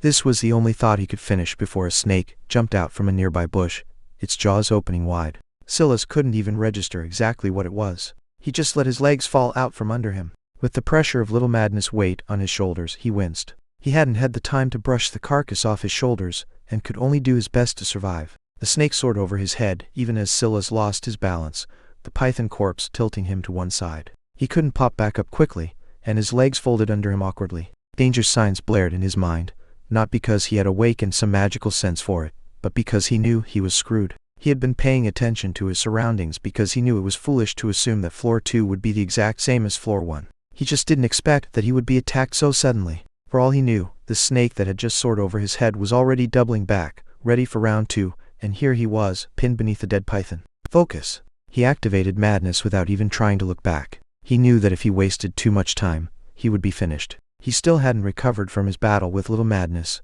so he only had a minute or so left. The regret of not finding a place to use Madden meditation first hit him. This was a new world. He always had to be near 100% so long as he could spare the time. What was he rushing to enter a new floor for? With a grunt, he pushed the corpse off of him. Ignoring the dull pain in his right leg, he popped back up to his feet, whipping around toward where the snake-attacking snake had gone. But he saw nothing but a line of trees. He didn't see anything, but that didn't mean he didn't hear anything. There was a wild thrashing in the grass, and when Sylas approached it, he found a snake of a little under 3 feet long. Its tail suddenly moved wildly and slapped against a tree trunk, blowing a chunk of the bark off of it.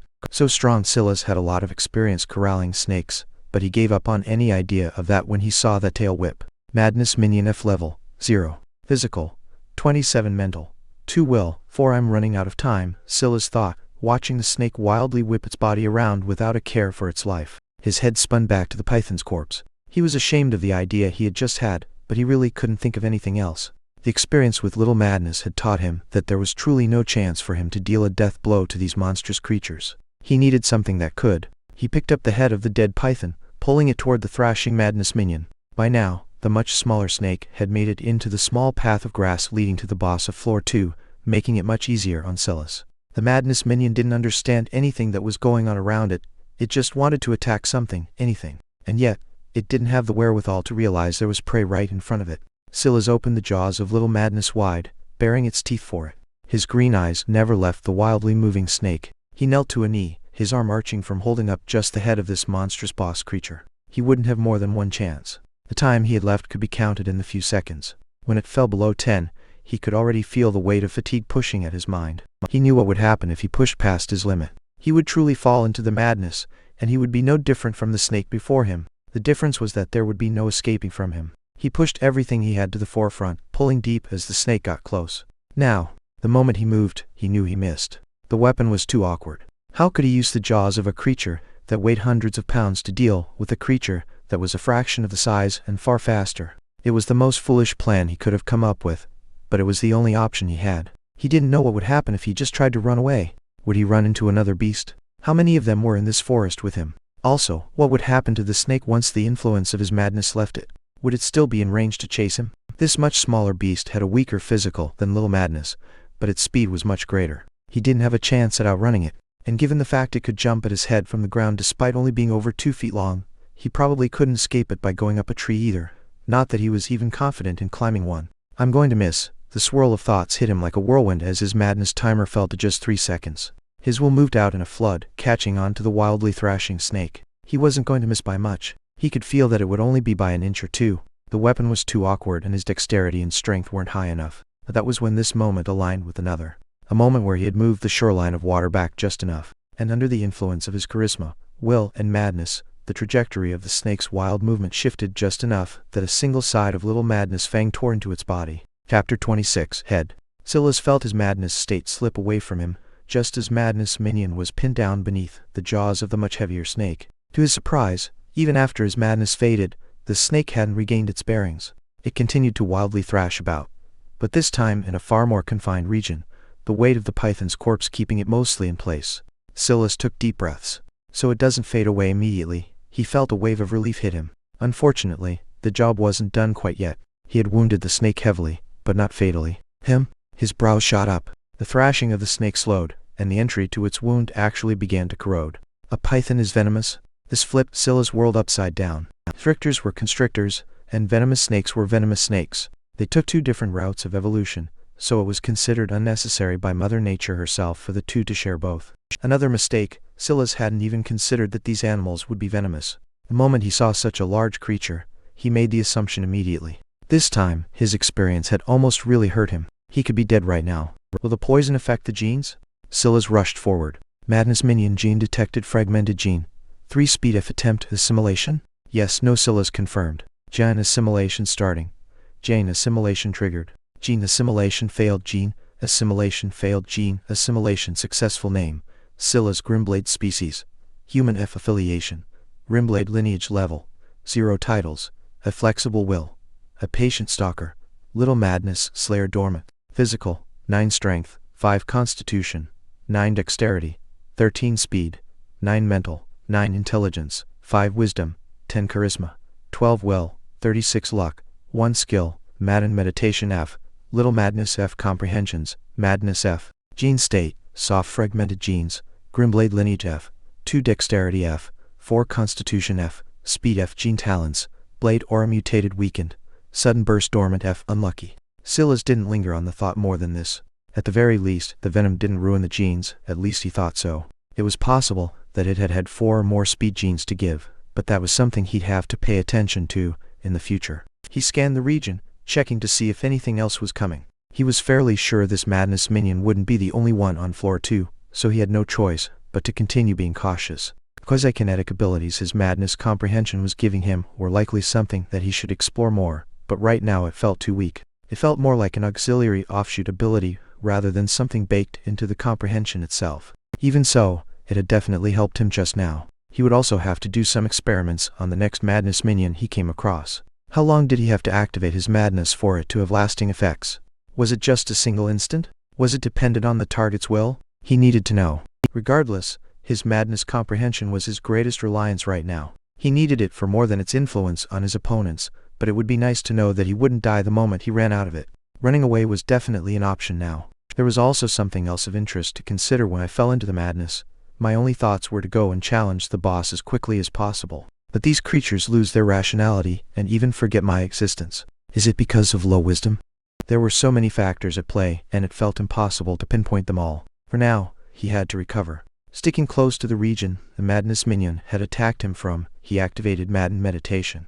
His grandfather had said that dungeons were easier to clear than spawn cities because there were tighter controls on the variables, so his assumption was that there was a low likelihood another snake would attack him from here anytime soon.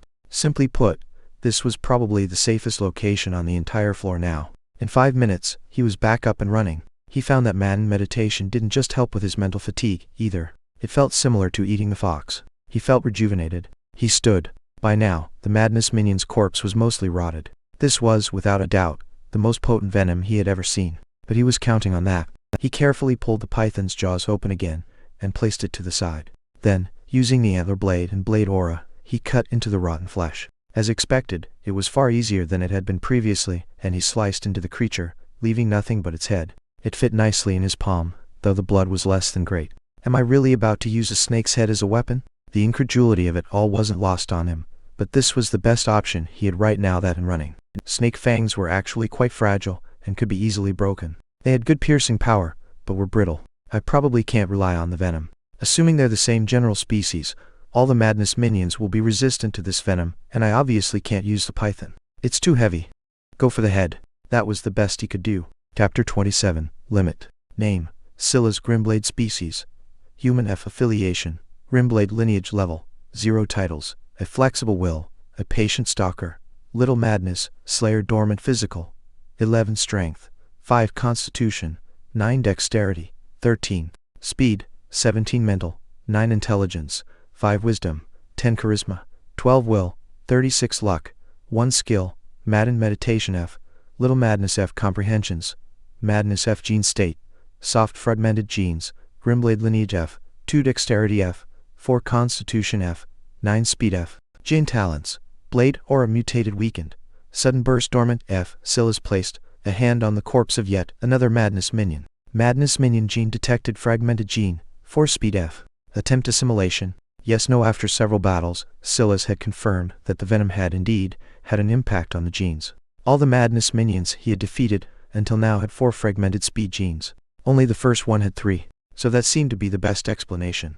What happened next, though, caught him off guard. Yes, genetic limit reached. Please increase level, change class, or evolve race to proceed. Fragmented John Grimblade lineage has taken effect. Soft John state weakened by 10% for related genes. Genetic limit increased. Genetic assimilation starting. Genetic assimilation triggered. Gene assimilation failed. Gene assimilation failed. Gene assimilation failed. Gene assimilation successful. Genetic limit increase level, change class, evolve race. This will be a problem. Sylas hadn't thought about there being a genetic limit to consider, and even if there was one, he didn't expect that his own would be as low as 9. Didn't that mean that if he didn't have the Grimblade lineage, he wouldn't even be able to unlock Sudden Burst in the future? Is 9 the limit for all genes? Or is it just speed? If it's different based on gene type, other than dexterity, speed was my highest starting physical stat. Doesn't that mean I'm already close to my limit on constitution, which started at almost half that of speed? Maybe I can get other genes that do similar things? Like the Grimblade lineage is named differently, so maybe there's another lineage that adds to speed. Would it clash with the original speed stats or no? There were too many questions and not enough information, just like his grandfather had said it would be. You have collected 10 fragmented speed genes. Would you like to fuse them? Yes/no. Sylas took a breath and moved his intention toward yes. Fusion commencing. Sylas' body froze. The feeling was much stronger than it had been in the past. It was like countless ice cubes touching each one of his pores with pinpoint accuracy. And yet, somehow, it felt scorchingly hot everywhere else. Fusion complete. Name: Sylas Grimblade Species. Human F Affiliation. Grimblade Lineage Level. 0 Titles. A Flexible Will. A Patient Stalker. Little Madness. Slayer Dormant Physical. 14 Strength. 5 Constitution. 9 Dexterity. 13 Speed.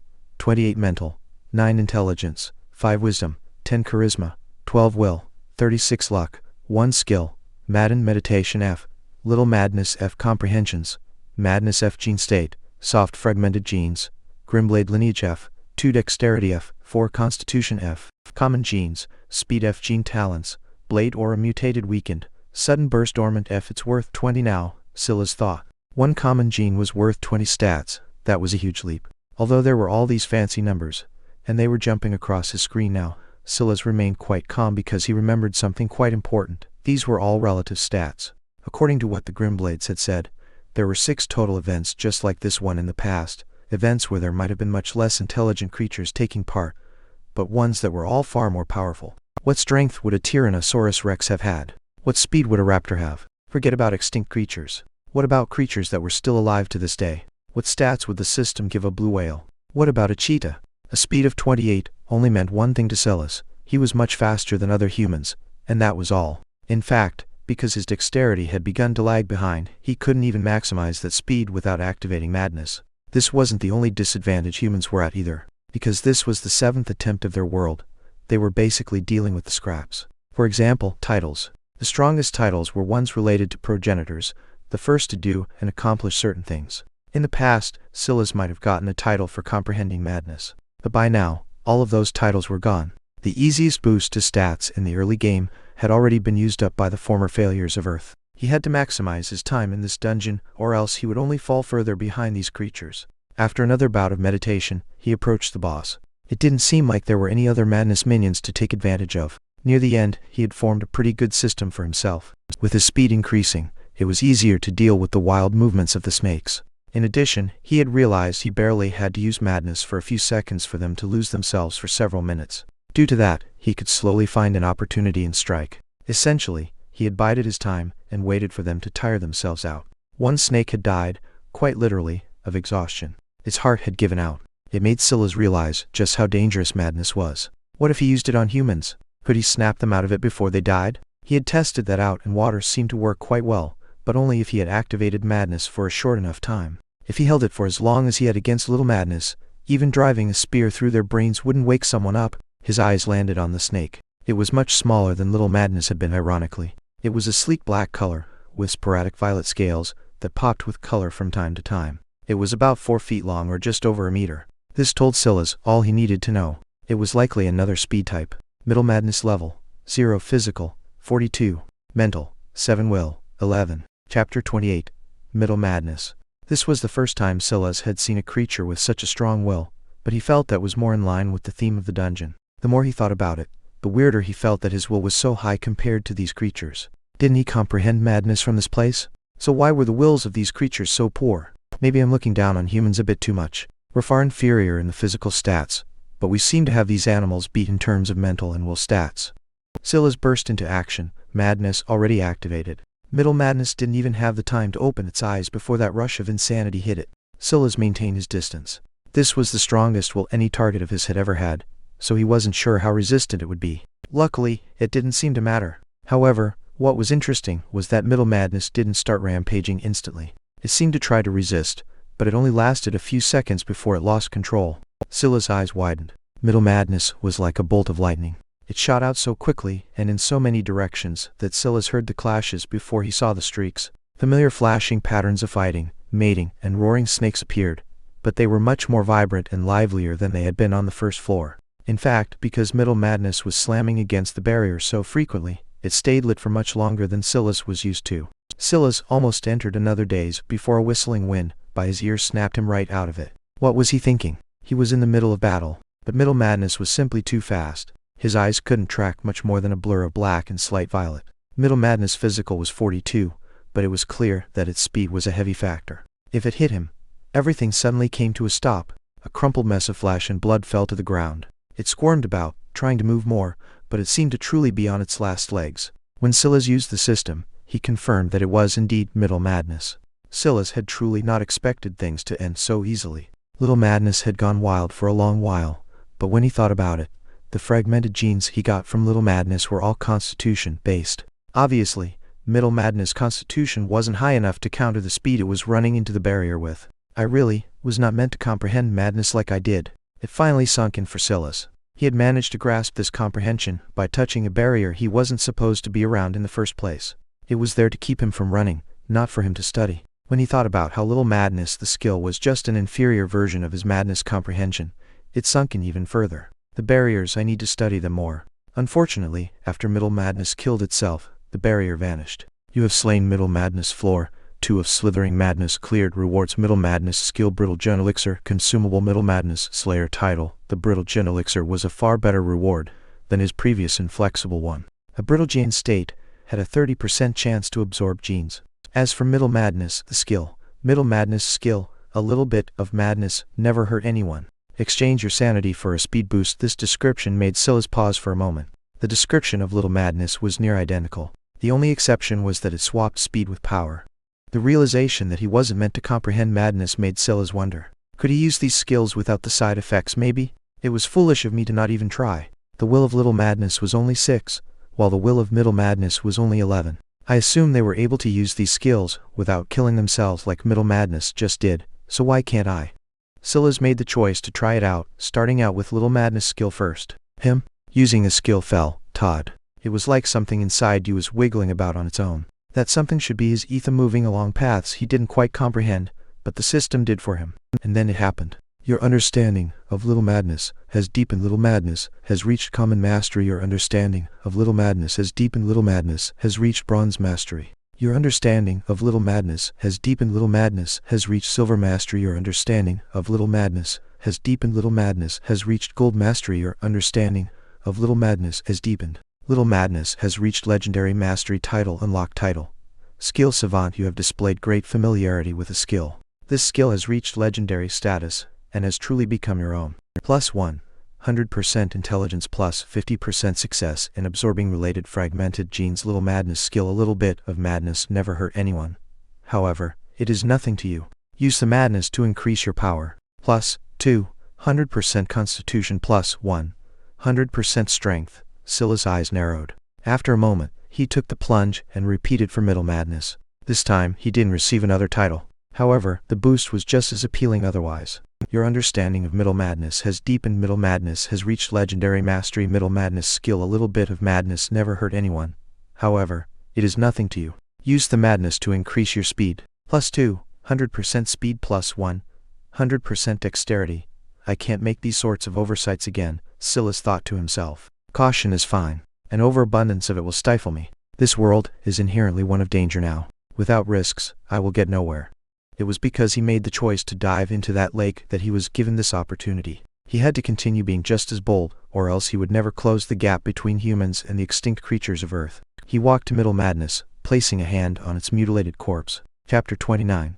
Theoretical Potential. Middle Madness, gene detected. Fragmented gene. 9 dexterity F common gene.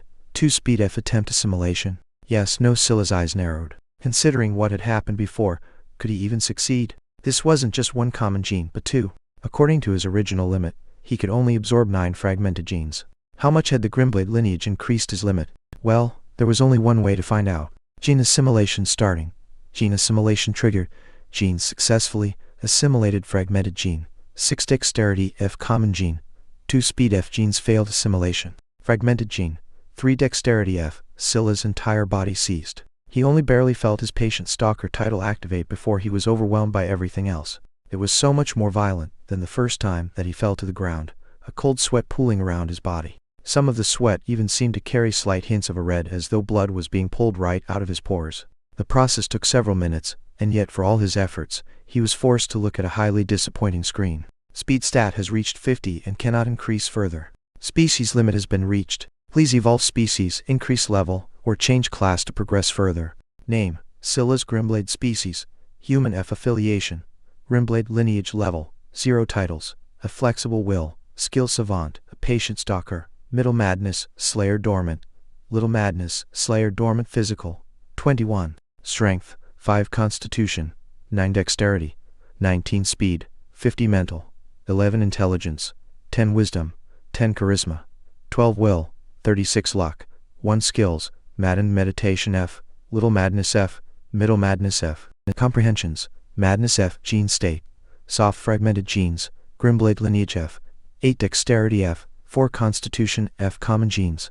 3 speed F. Gene talents: blade aura mutated weakened, sudden burst dormant F. This is a huge problem. If there was one thing Sylas was good at, it was analyzing the situation and making the best possible decision in the shortest amount of time.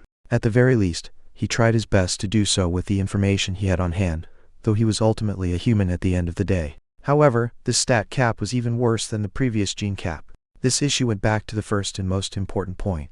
His stats were adjusted based on the dominant species of Earth. Because humans were the rulers of Earth, all stats in the 7th attempt would be adjusted to them. This essentially meant that, just because 50 was a high number, didn't mean that it was worth anything. It didn't even represent that he was 5 times faster than the fastest human either. The stats are based on a distribution curve where 10 stat points represented the 99th percentile of current humans. But even then, a single % of the population is still hundreds of millions of people. The weight of that stat isn't as heavy as it seems.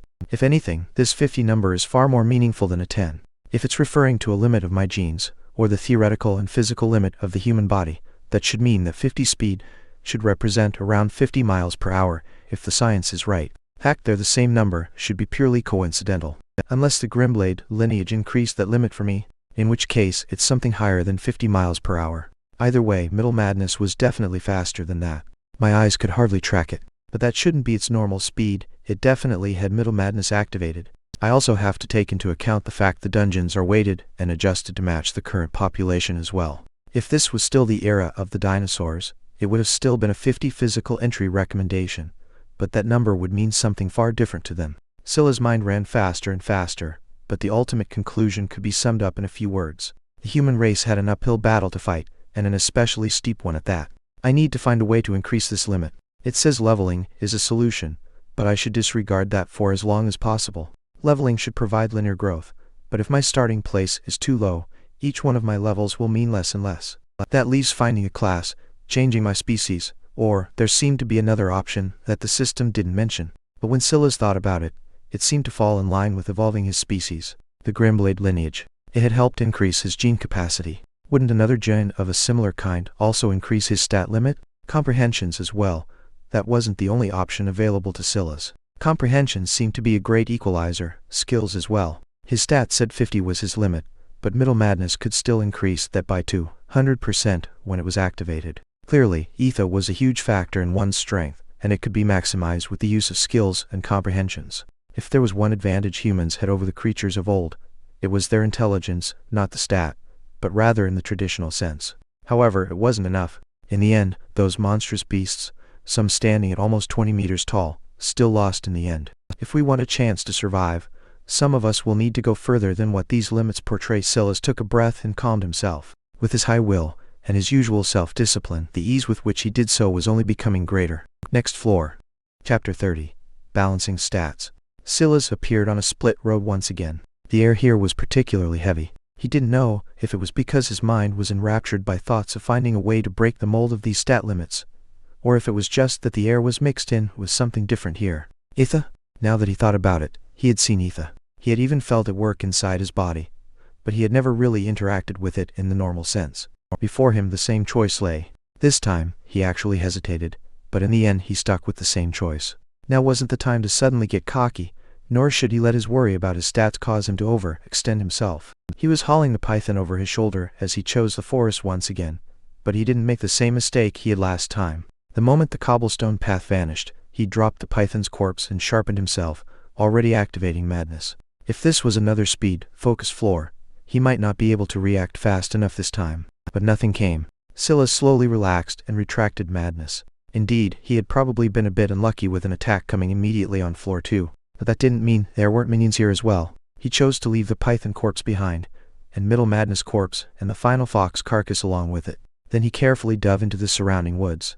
It wasn't long before he found what he was looking for. Big Madness minion F level, 0 physical, 34 mental, 4 will, 7 hanging from a tree, a bright yellow python, about 3 meters long hung. Sylas spotted it before it saw him, but it didn't lag too far behind, baring its teeth the moment it spotted him.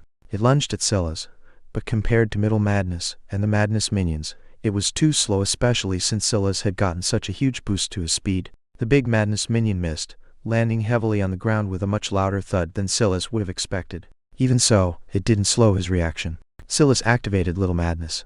Since he felt relatively safe with the difference in speed, he thought that he should try to test the limits of his body. His plan was to use his fists and the antler blade he had and see if he could do some real damage with the help of the boost in his strength and constitution. The moment he activated Little Madness, it felt like his mind was being corrupted. It was instantaneous.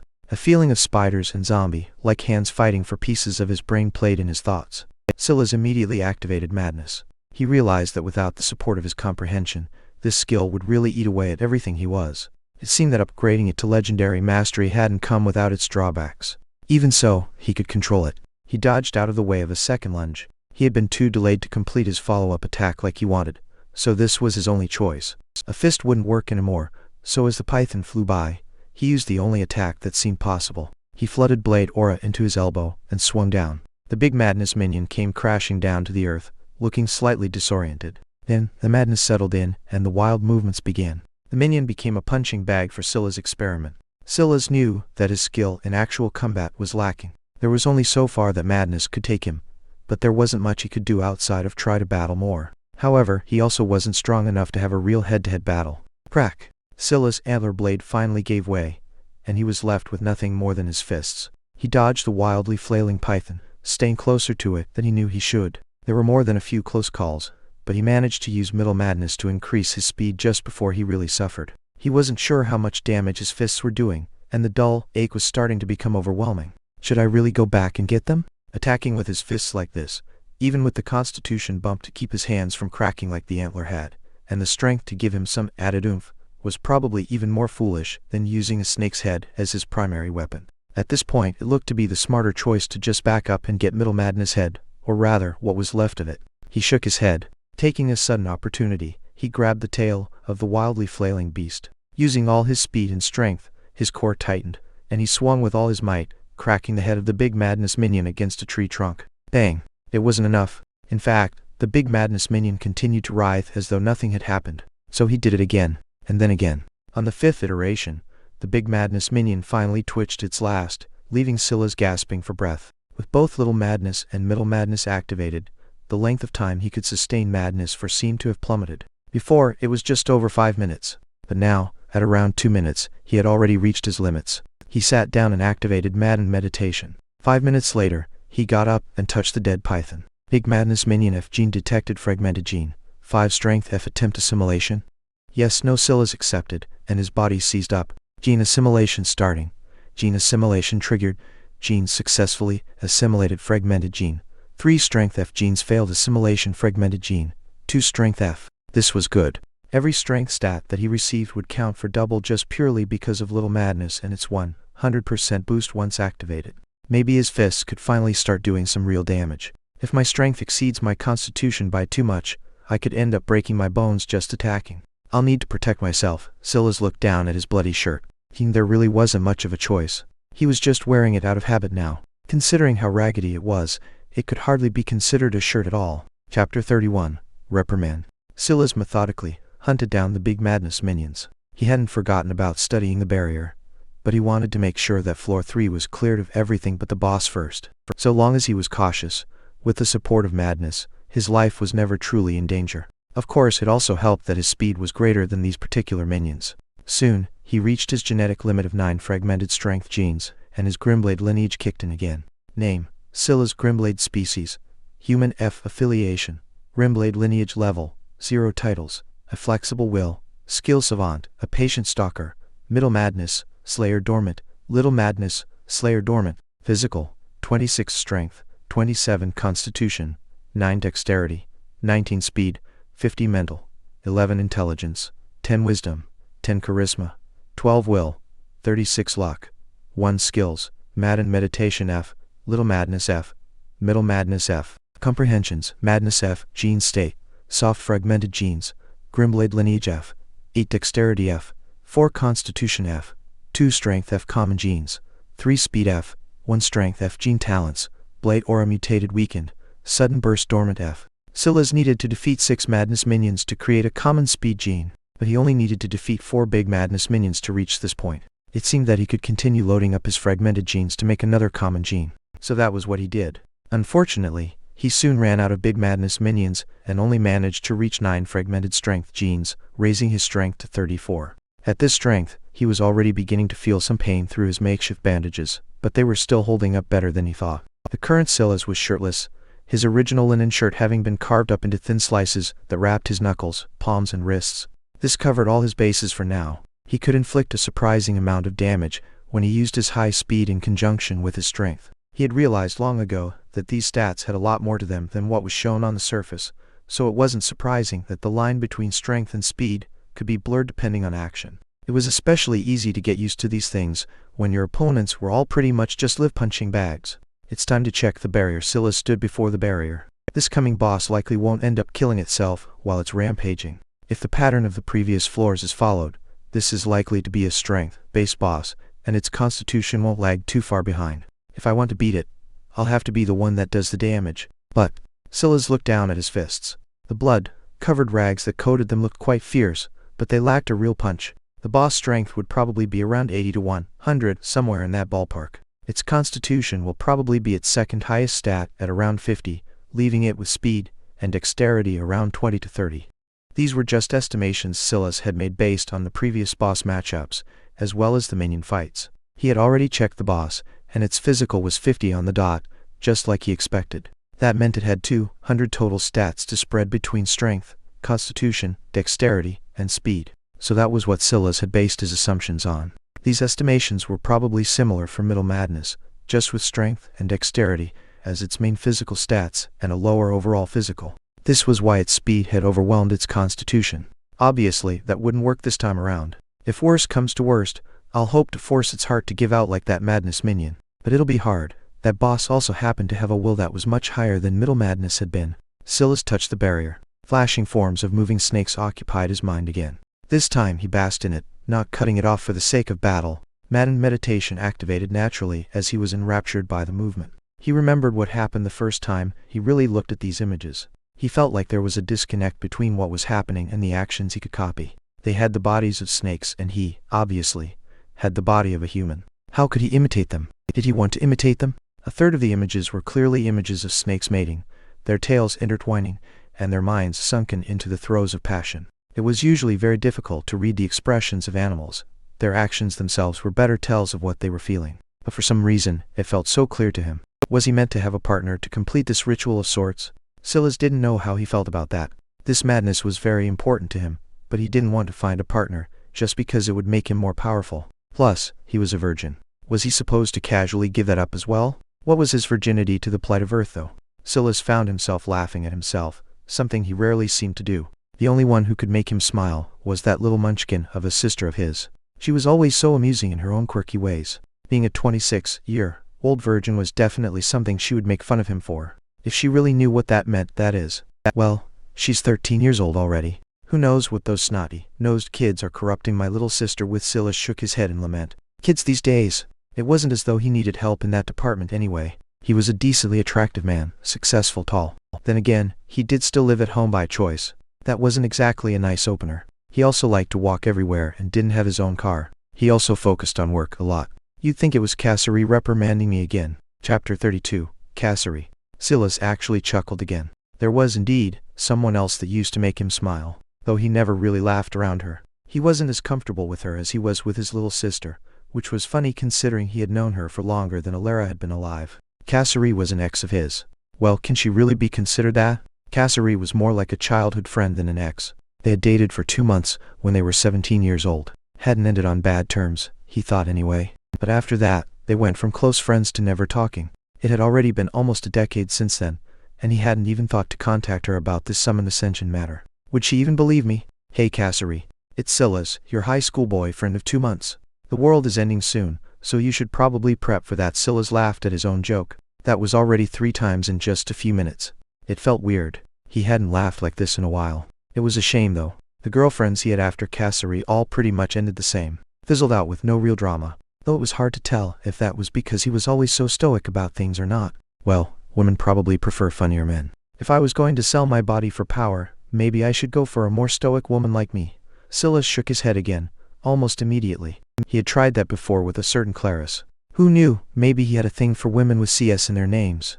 That breakup could be considered to be his most dramatic, meaning not really at all. She was the kind of woman to make lists about everything, but he could respect that. Which was funny again, because he had critiqued her list of reasons to break up with him. It wasn't as a ploy to keep her by his side or anything. He was a prideful man, and if a woman didn't want him, he wouldn't chase after her needlessly. You couldn't make a person change their mind if they didn't want to. Instead, it was because he had found the list truly ridiculous. His reply was that she could have summarized it in one sentence. "You're not ambitious enough for me." That was pretty much the gist of it. A 26-year-old tenured professor at the most prestigious college in the country wasn't good enough for her. In her defense, he wasn't tenured just yet back then. And she's probably not wrong though, Sylas agreed. Like he had said before, he had only casually chosen his doctorate, and it was taken in a field that was very unnecessary. No one needed venom vaccines. He only really worked on things that interested him, and much like his parents, when it was time for him to check out of work, he never brought it home. It would be said that he was curious about a lot of things, but not really passionate about anything. Clarice had picked up on that and felt like he was wasting his potential. He didn't really have a goal for after securing tenure. Truthfully, he would have probably floated about until he found something else that interested him. She's still not tenured yet though. A rare snide comment flew by his thoughts. It surprised him because he felt that he was pretty much over that breakup. Actually, he thought he got over it the day of. Sylas sighed. The world had just felt boring. How could he be ambitious about anything when there didn't seem to be a point? Was it for money? His parents were already successful, and he could live off their wealth for the rest of his days without a care. Why should he strive for more money when he had more than enough? He found comfort in the little things. He loved his family. He liked running, walking, hiking, and keeping himself in shape. He liked giving his life discipline and structure. He would probably like to find a wife to share his life with, but he didn't want to settle for any random woman either. He wanted a relationship like his parents had. One that was built on mutual respect, mutual competence, mutual love. In this day and age, that chance. Sylas suddenly chuckled again before his mind suddenly snapped back into focus. He blinked in a bit of a daze. Had he fallen into a trance again? He had ended up thinking about himself more than the barrier. What about of déjà vu? Subconsciously, he checked his notifications. There were only 2 lines. Your understanding of maddened meditation has deepened. Maddened meditation has reached common mastery. Your comprehension of madness has deepened. Madness has reached common mastery. You have comprehended the madness. Plus 10 will plus 20 charisma. Madness F. The madness consumes you, but does not control you. Instead, it becomes your tool to both control yourself and others. You, while steeped in madness, maintain your wits about you. Your enemies, though, are not so lucky. Plus 200% charisma. Plus 150% will name. Sylas Grimblade species. Human F. Affiliation. Grimblade lineage level. 0 titles. A flexible will. Skill savant. A patient stalker. Middle madness, Slayer dormant. Little madness, Slayer dormant. Physical. 28 strength. 34 constitution. 9 dexterity. 19 speed. 50 mental. 14 intelligence. 10 wisdom. 10 charisma. 22 will. 44 luck. 1 skills. Maddened meditation F. Little madness F. Middle madness F. Comprehensions. Madness F. Gene state. Soft fragmented genes. Grimblade lineage F. 8 dexterity F. 4 constitution F. 9 strength F. Common genes. 3 speed F. 1 strength F. Gene talents. Blade aura mutated weakened. Sudden burst dormant F. Chapter 33 Fangs.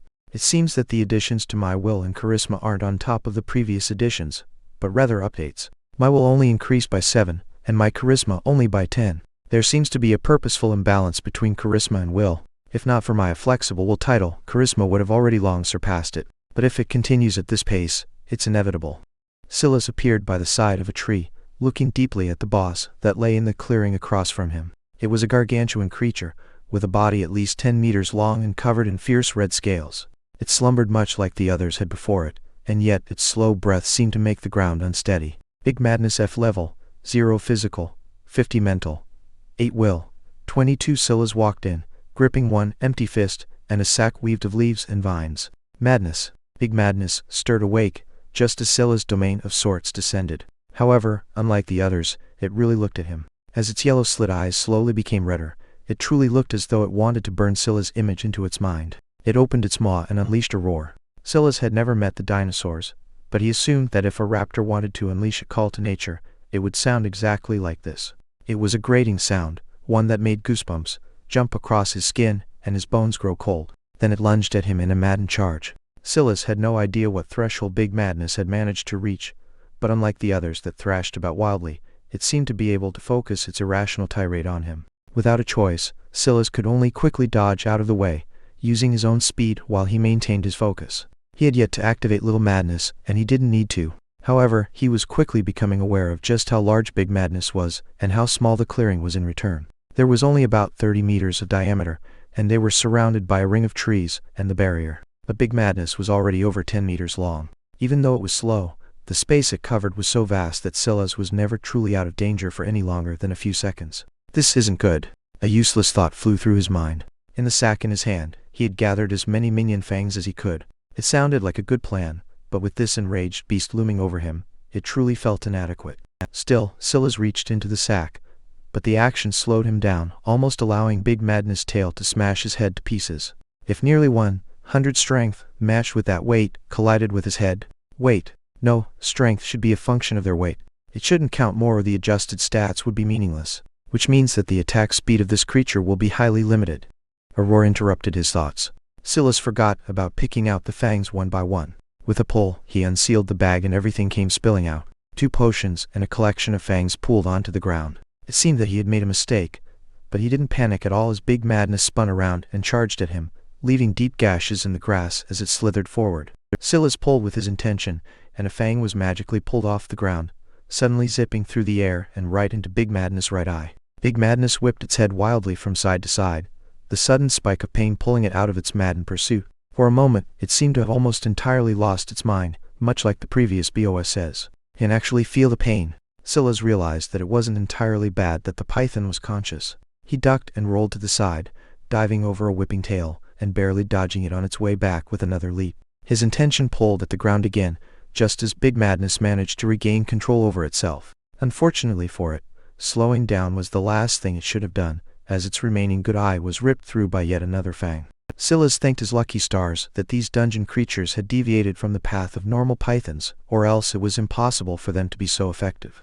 Well, that and his charisma increasing to the point he could impose so much more of his will on the world. Unable to see, the agitation of Big Madness grew to the point it couldn't control itself anymore. It slowly sunk into the madness as Sylas quickly dodged out of its way. I can't just use this opportunity to attack it. I'll break my hand. What do I do? There was a good chance that Big Madness might tire itself out, but the fact it had been able to maintain control of itself, and even regain control at one point, put Sylas on edge. Snakes were known for their poor vision to begin with. Sylas knew this. If it managed to calm down, it could use its sense of smell to track him down. I'll have to cut off its tongue just to be sure. Sylas pulled at another fang from the ground. Timing it right, he sent it flying into the mouth of the python just as it roared. This time, he moved 3 at one time, lodging them in one after another. Fangs have good piercing power, but cutting. Sylas burst into action, Middle Madness activating. His speed tripled and his dexterity doubled. In his own act of madness, he suddenly gripped the flickering tongue of Big Madness, just as it whipped its head to the side. Chapter 34 Madness Key. He held on strong, activating Little Madness, and pulling with his doubled strength. At that moment, his raw power was truly great. A howl of pain was preceded by a spurt of blood. Sylas already had his escape plan prepared, ducking and rolling again, to get out of the way. He tossed the bloodied tongue to the side, his green irises exuding a chilly light. It wasn't killing intent, but rather sheer focus. He slowly dismantled the boss creature, cutting at its weaknesses one by one until it was just a shell of itself. It was completely disoriented, unable to make its way in the world any longer. Sylas controlled 2 more fangs, driving them right up Big Madness' flaring nostrils. Like this, the python not only lost the ability to see or smell, but had also lost the ability to breathe with any sort of ease. That was when Sylas sent in a second pair of fangs into its nostrils, and then a third pair. He would have sent another, but he ran out. Even so, it didn't seem to matter. Lacking sensory perception, and now having lost the ability to breathe normally, Big Madness began to keep its mouth open. Mouth breathing was the only option it had left to it, but the pooling blood that came from its torn mouth tongue was making it a nightmare. It was too busy rampaging to slow down, and the accumulation of lost breath from its nose, and the fact blood was pooling into its lungs now with every haggard breath, was slowing it down further and further. Sylas whittled the creature down step by step. It was an almost methodical slaughter. Compared to how he had been when he first entered the dungeon, this was on another level. This was the Sylas Brown he preferred to be. In the madness, he felt he understood himself better. You have slayed Big Madness floor, 3 of Slithering Madness cleared. You have cleared Slithering Madness dungeon F. Rewards Big Madness Skill Soft Gene Elixir Consumable Big Madness Slayer Title Madness Key 1 2 Treasure Madness Key. Sylas had basically expected the other things, but this caught him off guard, especially the fact that it only seemed to be one of a set of 2. An elixir bottle and a key fell into his hands. The latter was shaped like a very ancient key, one forged of heavy metal, and had quite some thickness to it. However, it was flat on one side, while its head was formed of a maze of peaks and valleys that likewise only looked half complete. If there was another half, it would slide into the maze quite perfectly, Sylas could imagine. Was the other key in the other pass? But it said the dungeon was complete. Do I have to find the other key elsewhere? Or can the dungeon be completed more than once maybe? Sylas looked toward the other rewards. Big madness skill, a little bit of madness, never hurt anyone. Exchange your sanity for a strength boost. Sylas nodded to himself. That seemed to be why little madness used the word power. It focused more on constitution, though there was a great strength boost as well. He activated big madness, and a familiar pattern repeated itself. Your understanding of big madness has deepened. Big madness has reached legendary mastery. Big madness skill, a little bit of madness, never hurt anyone. However, it is nothing to you. Use the madness to increase your strength. Plus 300% strength. That much strength? That's a 4 times multiplier. But what if little madness and big madness were activated at the same time? Would the plus 300% be added to the base number, or the already plus 100% of little madness? Sylas soon got his answer, and it was quite disappointing.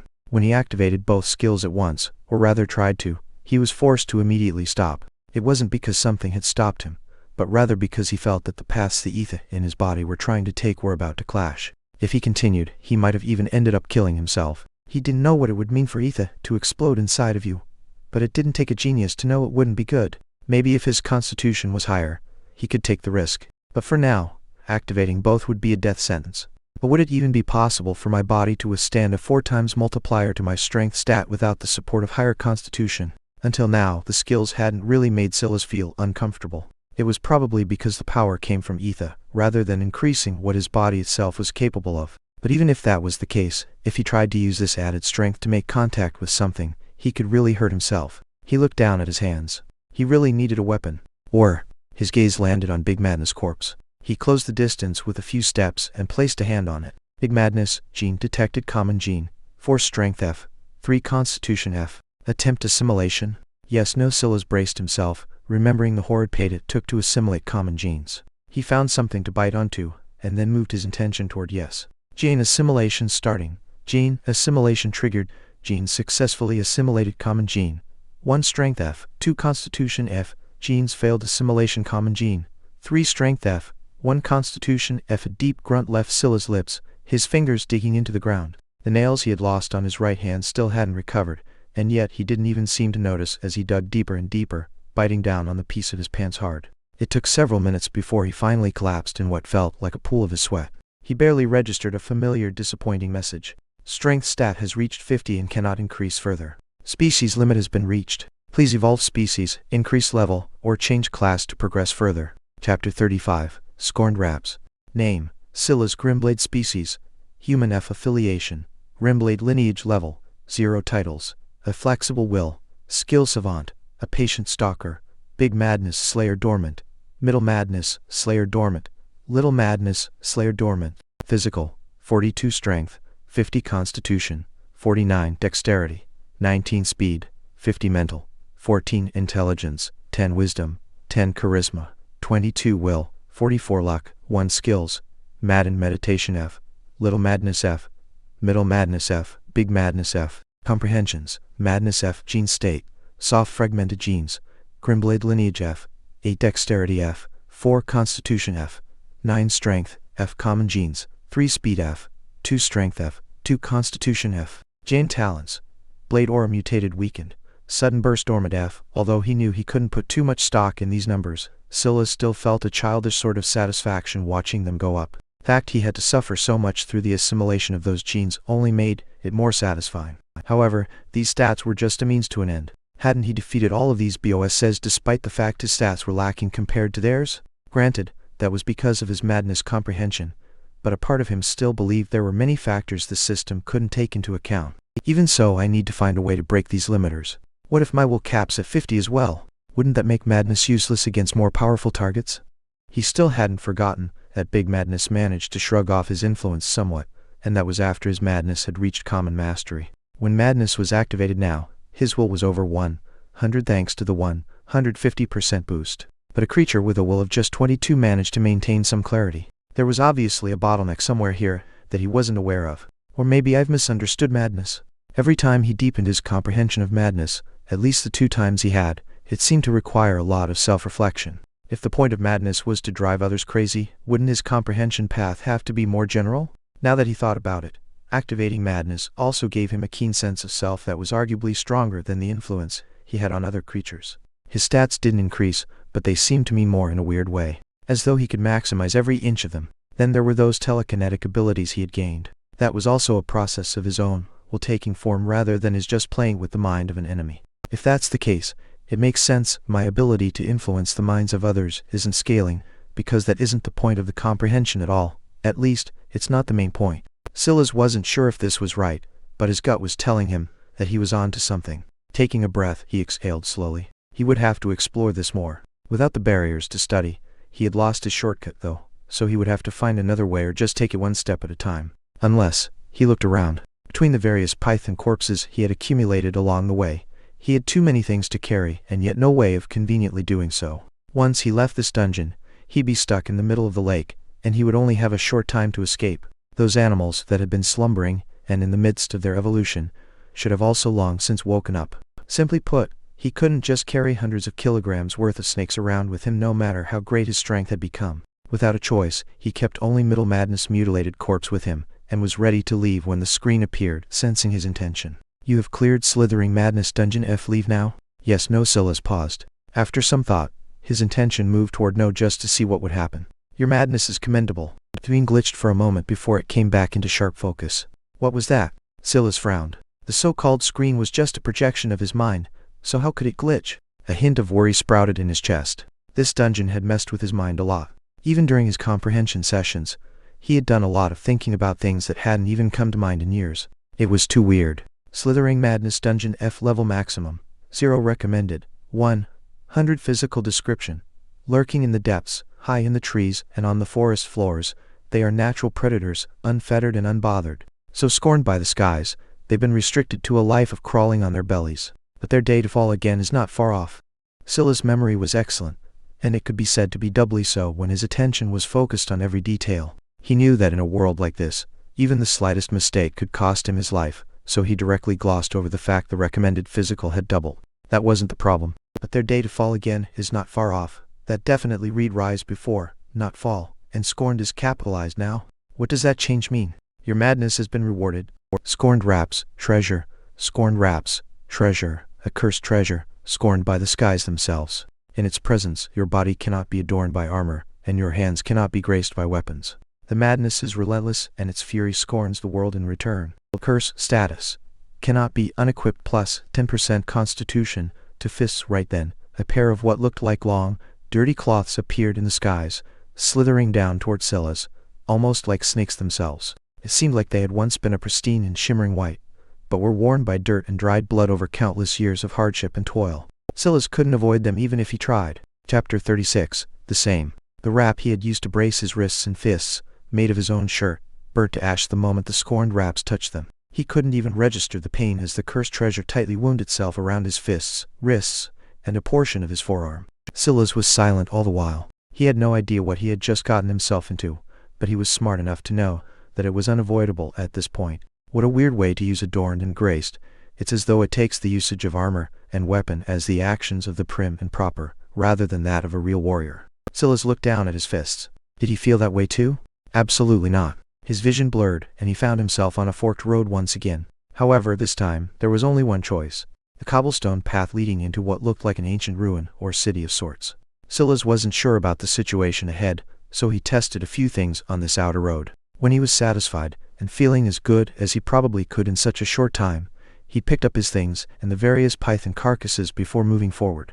Luckily, with his current strength, although there was a clear burden, it wasn't as exceptional as it had been in the past. As he moved, his thoughts spun, these changes feeling quite heavy. These stats are all relative, so does that mean that 50 would always be the limit regardless of race?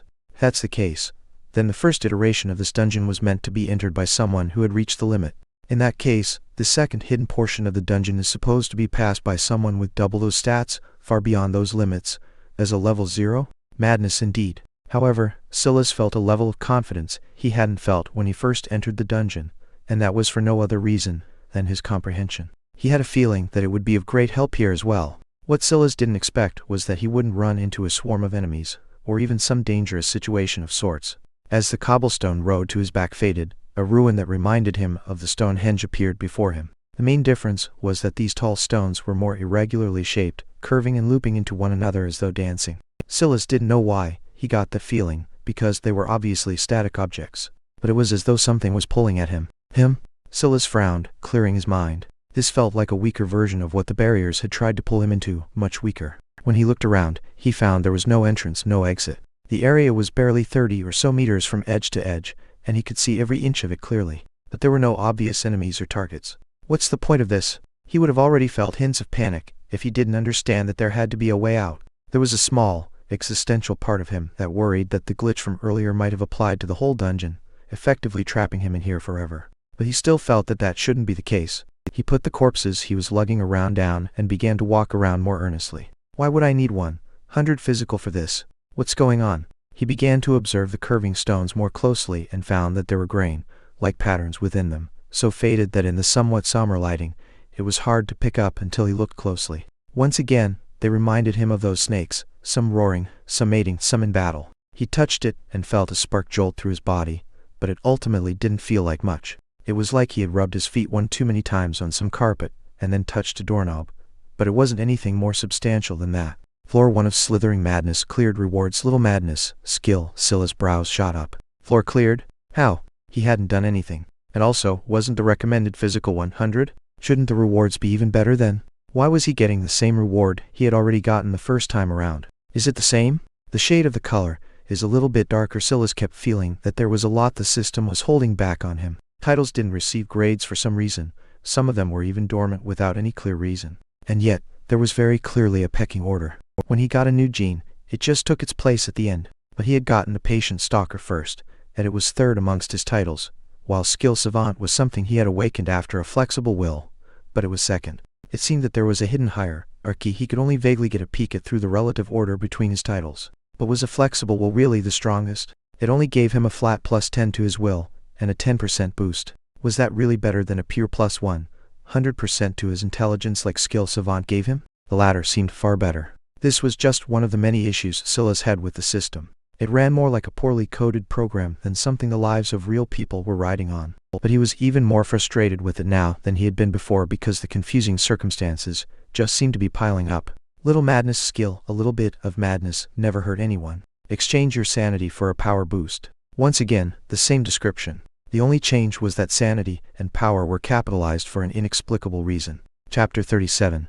It didn't. Sylas shook his head. It was good that he had passed the first floor so easily. What wasn't so good was that he didn't like not understanding why. It was possible that whatever he used to easily pass this round could come back to bite him heavily in the next rounds. But it didn't. Floor 2 of Slithering Madness cleared rewards middle madness. Skill. Sylas stood in the middle of floor 2, stumped once again. The tingling sensation on this floor was a little stronger, but he shrugged it off just as easily. The floor itself was practically identical. The only difference was that the faded images on the stones were far clearer, and he could see them even from a distance now. Comprehension. That's the only explanation. Maybe there was a path to comprehending madness in this dungeon, but because he had done so unconventionally, he took something that should have been a challenge and shrugged it off. Thinking about it now, what if he had chosen this path first? Maybe he would have still comprehended madness, but then, when he got to the end, wouldn't that mean he would have to face a 100 physical big madness when he went through the dungeon a second time? Sylas didn't know if he was lucky or unlucky. On the one hand, he didn't have to face off against truly monstrous creatures.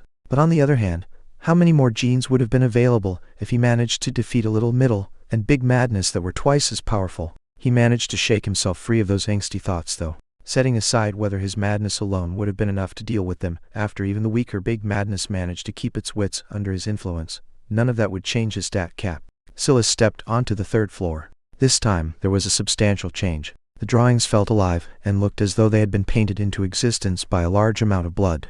The more Sylas stared at them, the more real they felt until they suddenly began to move. It was so much clearer than the barriers. They didn't fade in and out depending on his touch, but were really there, living and breathing. He no longer saw it as a series of separate actions, but rather a cohesive whole, and it seemed to embody passion in 3 different forms. Passion you were willing to put your life on the line for. Passion of love and affection. Passion of raw emotion, not necessarily love, but happiness, anger, even arrogance. Floor 3 of Slithering Madness cleared rewards big madness.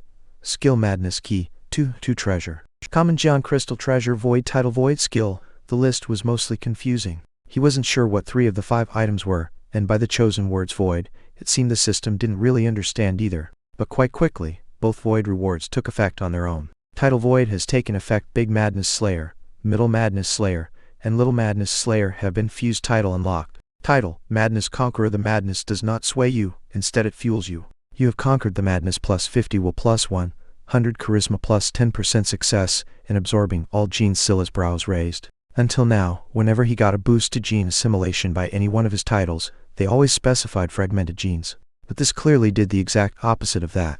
He braced himself to hear the familiar chime of his stats having reached their cap, but instead, his world actually went white. When Sylas' vision cleared, he found himself gasping for breath on the ground. Something wet was on the side of his face, and when he reached for it, he was shocked to find that it was a striking shade of red. I'm bleeding from my ears. It couldn't be a coincidence. Will and charisma seemed to have both to do with his mind, and now he was bleeding from his ears. Had he ruptured something? Were his eyes bleeding too? How was his brain actually doing? It wasn't until several seconds later that Sylas realized he was thinking just fine and there wasn't the expected fogginess in his mind. Instead, he felt unprecedented clarity. Skill void has taken effect. Big Madness, Middle Madness, and Little Madness have been fused. Madness control skill. Your body is your temple, and it listens to no commands other than your own plus dexterity. That was it. There was no number, no percentage. It just said plus dexterity as though that was supposed to mean something to Sylas. Subconsciously, Sylas tried activating the skill, half expecting it to rocket up to legendary mastery, just like the others had. But instead, everything seemed to slow down around him. When he looked down at his hands, he could seem to see afterimages being left in the air as though he was watching still frames of himself rather than true fluid movement. And then, it stopped. He felt an emptiness in the pit of his stomach, and at some unknown point in time, he had already gotten up from the ground and walked around the entire region before returning to his original spot. I ran out of ether. The weird part was that Sylas could usually guesstimate how much time had passed while he was out of it, but this time there was nothing. His sense of time had been too distorted just now, and it felt like hours had passed at least, but he knew that was impossible. He wasn't foolish enough to think that this skill gave him control over time. Rather, it gave him such a high level of control over his body that it made whatever his dexterity stat was meaningless. Maybe that was why there was no number attached to it. This skill could raise his dexterity to whatever it needed to be for him to unearth his full potential, and then some. Chapter 38. Gene Crystal. Bonus chapter, for 50 golden tickets equals. This must be what his grandfather meant by not all skills were created equal. He had just lost 3 legendary mastery skills, and he didn't even know if he should miss them at all. That didn't even mention the fact madness control wasn't even a common mastery yet. Sylas turned his attention to the final 2 rewards. Common Gene Crystal. F. Treasure 1's genetic code is a universe within the universe. Endless and vast, the number of meandering paths it can take are uncountable. Use this common Gene Crystal and begin to forge your own path. Capacity, 50. Capacity of 50. Forge your own path. Suddenly, the answer hit Sylas like a bolt of lightning, and he understood. Until now, no matter what kind of beast he killed, he always received genes of the same kind. One of the 4 basic physical stats. Could it be that this Gene Crystal allowed him to take those genes and combine them into something like the Grimblade lineage? And since it had the prefix of common, the capacity should refer to 50 common genes then? Sylas' eyes narrowed. He felt that his guesses were pretty close to the mark, but what of it? What could he do with this information? Did he just have to randomly pour genes in and hope it popped out something good? And could he use it more than once? The description didn't seem to say anything about a limit to how many times he could use it. So did that mean he could experiment? He needed more information, but there was just far too little. He could only turn toward the final item, hoping that it would give him something to bet on. With slow movements, he brought the 2 halves of the madness key together, but he couldn't even take action before they snapped forward, forming a loop of twine around their handles and wrapping around his neck. Madness Key Treasure, a key leading to a fortune of madness. Detects other madness disciples and enlightens your path. Contains small spatial world within. Can answer 1 question in exchange for 1 fragmented gene. Curse status, glutton. 1 common gene a day to maintain happiness. Requirements grow by the day. 7 days remaining until hunger increases. Curse status. Cannot be unequipped. Sylas' mind was entirely occupied by a single line. Can answer 1 question in exchange for 1 fragmented gene. He didn't care about the cost. He didn't care about the glutton curse. He didn't even care about the so-called madness disciples or how this item somehow had a hidden space within it. When he saw this 1 line, he actually gripped his fists in excitement, showing more emotion than he was used to. It seemed that the madness had its positive effects as well. But the moment the excitement faded, the flood of questions came. How much did it know? How broad could he make the question? How specific were the answers? What was the best way to test this without wasting a flood of genes? The more he thought, the more niche the questions became. Did the genes have to come from him directly? Or could he use the key to absorb genes instead? And if he used the madness key to absorb genes directly from a corpse, what gene state would it have? Could it absorb all the genes? Or would it be weaker than his soft gen state in this regard? Should he test it with questions he knew the answer to first? And if all questions were worth the same regardless of what they were, should he try to front-load as many of them as he could now, even if it was at a short-term detriment to his overall stats? If in 7 days' time the cost of a question rose to 2 fragmented genes, wouldn't he regret not doing so? Or worse yet, what if it immediately jumped to a common gene? There was no telling how badly the hunger would kick it up. He had so many burning questions and ideas on how to best optimize this madness key that he felt his mind might explode. Eventually, he calmed himself down. Without a calm mind, he would only end up harming himself. This matter also helped to put a great deal into perspective. He was nearing his 3rd day in this world, and yet it was already messing with his mind so much. He should have been able to take this in stride, but he felt real excitement at seeing this treasure. It wasn't just that either. The feeling of satisfaction he had watching his stats grow was somewhat addicting as well. It was like this world wanted you to get addicted to improvement, to evolving. Sylas picked up the key that hung around his neck. As expected, some mysterious and invisible force stopped him from taking it off. He looked around, probing for the so-called space within.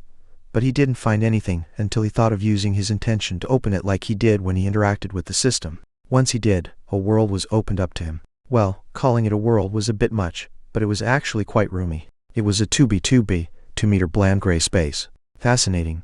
This was the only word Sylas could use to describe it. He tried putting the common gene crystal in, and it vanished. He pulled it out, then put it back in again, getting used to the sensation.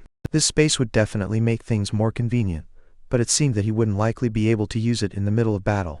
Doing so required focusing his will on it, and then using his charisma to force the change he wanted, and much like the system notifications, it would envelop his line of sight. The difference was that the notifications didn't obstruct a lot of the rest of the world, while focusing on this inner space replaced everything in his eyesight. Chapter 39. Become Strong.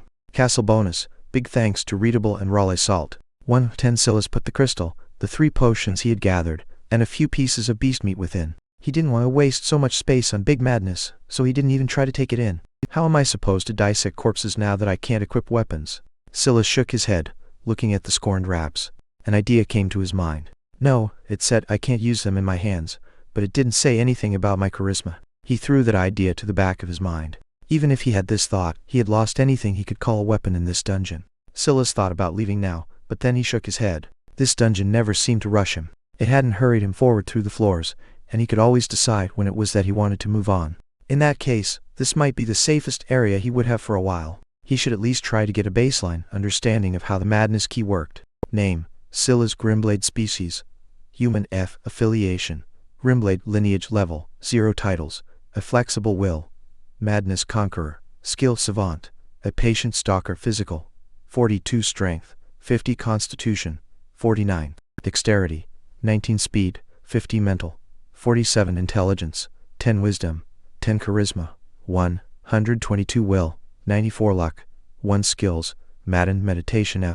Madness Control. Comprehensions: Madness. Gene State: Soft. Fragmented Genes: Grimblade. Lineage. 8 Dexterity. 4 Constitution. 9 Strength. Common Genes: 3 Speed. 2 Strength. 2 Constitution. Gene Talents: Blade Aura. Mutated. Weakened. Sudden Burst. Dormant. Looking at his stat screen, Sylas decided that the best gene to use would probably be Strength. He had a buffer of 4 fragmented strength genes that were lying dormant right now due to having reached his genetic limit. He wanted to test the waters, but he also didn't want to waste his genes either. A dungeon was ultimately a controlled environment. There was no telling how much harder it would be to gather these genes on the outside, so he had to be frugal. To take a question that's been bugging me. It should be difficult enough, not too broad, but not too narrow either. Let's see, how does this work? Sylas touched the key, and once again used his intention. He focused on his fragmented strength gene before he asked his question. As for the common gene that he needed to give up every day to keep it happy, the treasure hadn't said anything about it, so he assumed he had a buffer period. Why does the system feel incomplete? Sylas was quite used to using search engines, as he had spent most of his life in academia. This question was, objectively, a horrible one to type in. His word choice wasn't too specific, and it was mostly driven by his intention. In addition, the word feel was too broad as well. However, when given the context of this world, It should be something that an intelligent listener should be able to grasp. He felt a pulse from the madness key, and a flickering image appeared before his eyes. Why does the system feel incomplete? The system is an intelligence forged by the universe, an evolutionary convergence to aid ascending worlds. However, the information the universe can decipher, versus what lesser creatures can decipher, is separated by a vast chasm. Most summoned worlds receive a rudimentary version of the system, stripped down of its complexities, simplified in its numbers, and made easily digestible for the masses. Sylas finally felt a hint of relief. He wasn't crazy after all. When he thought about it, what kind of system would the dinosaurs have been given? Would they even be able to understand one as complicated as what Sylas was using? Maybe theirs was dumbed down even further into a series of images or emotions or instinctual understandings. The answer of the madness key also seemed to imply that there was a better version of the system, or maybe even several forms of upgrades, but he restrained himself from asking about it. This satisfied one need, but he had other, more pressing needs. It was unlikely that he would be able to upgrade the system anytime soon anyway. Turning his attention toward the common gem crystal, he asked a question that was far more important to his immediate success.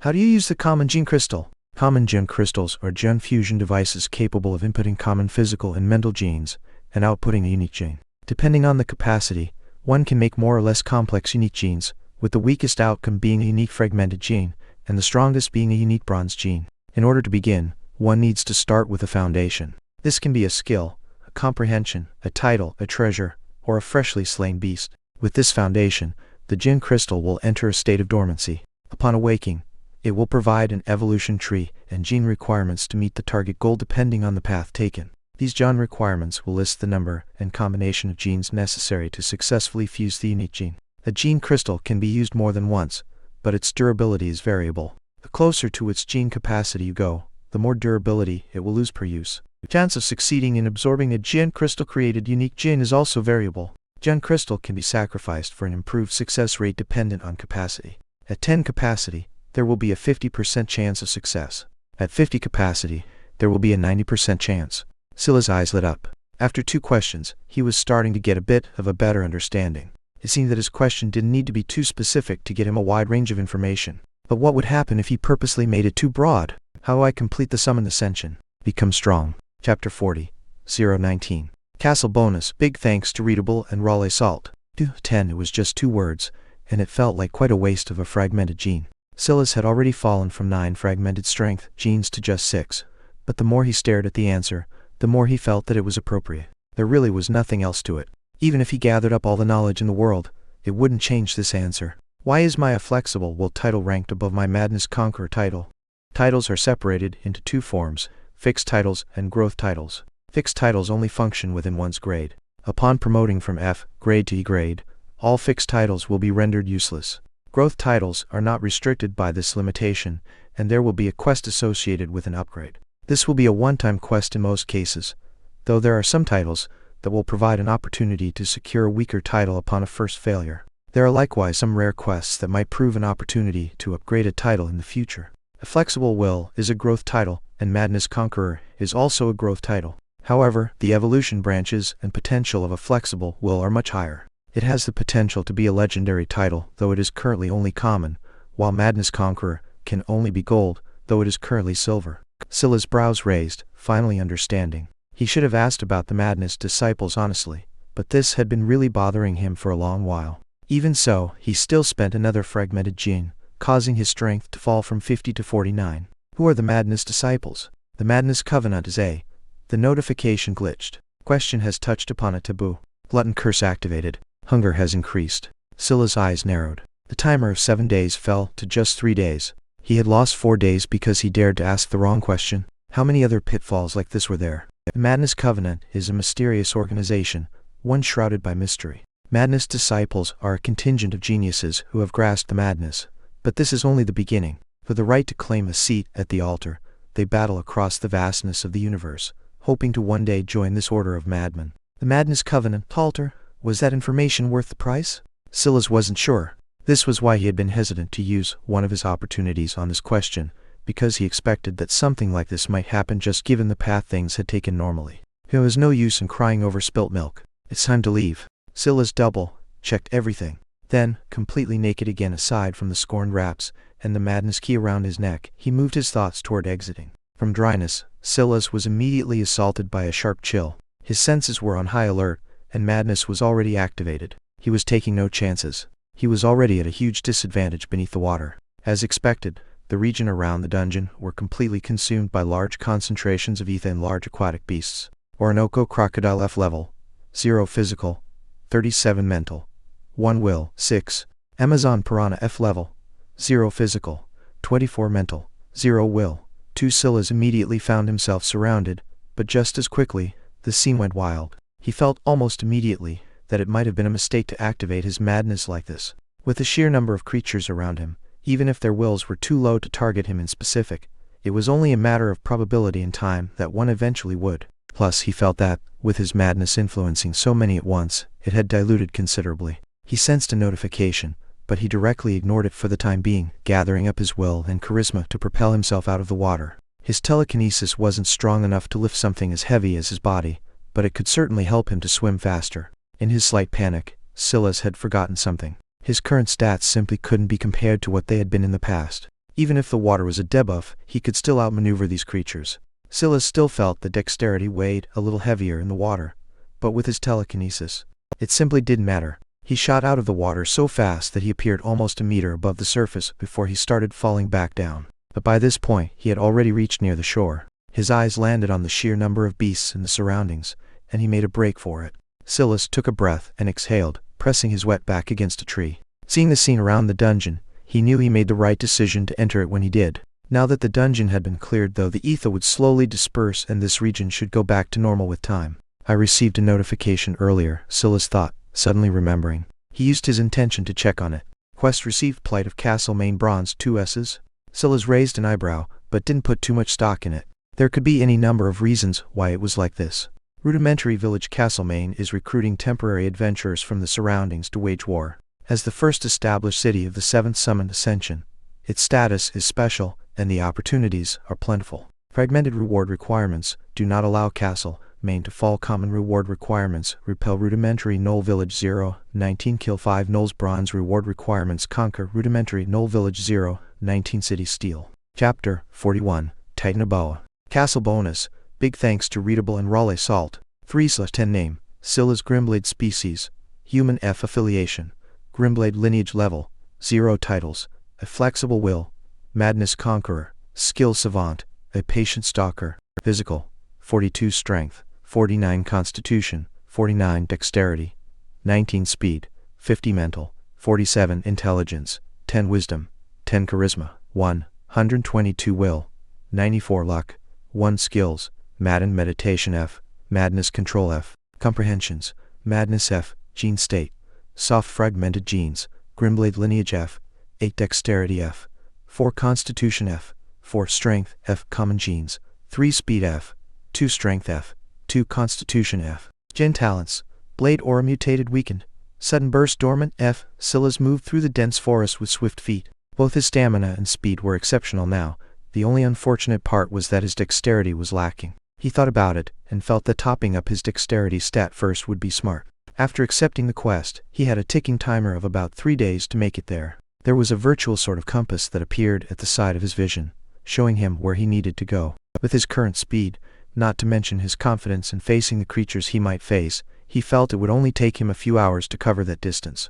From the stats of the creatures in the lake, Sylas had a general understanding of how strong the challenges he might face would be. Simply put, they were weaker than him. As such, it was best to take advantage of them now and reach his species' limits before considering anything else. While he was looking for dexterity builds to target, though, he didn't expect that he would run into an old enemy first. Titanoboa F level, 0 physical, 39 mental, 3 will, 11. Its stats were much higher than the last time Sylas had seen it.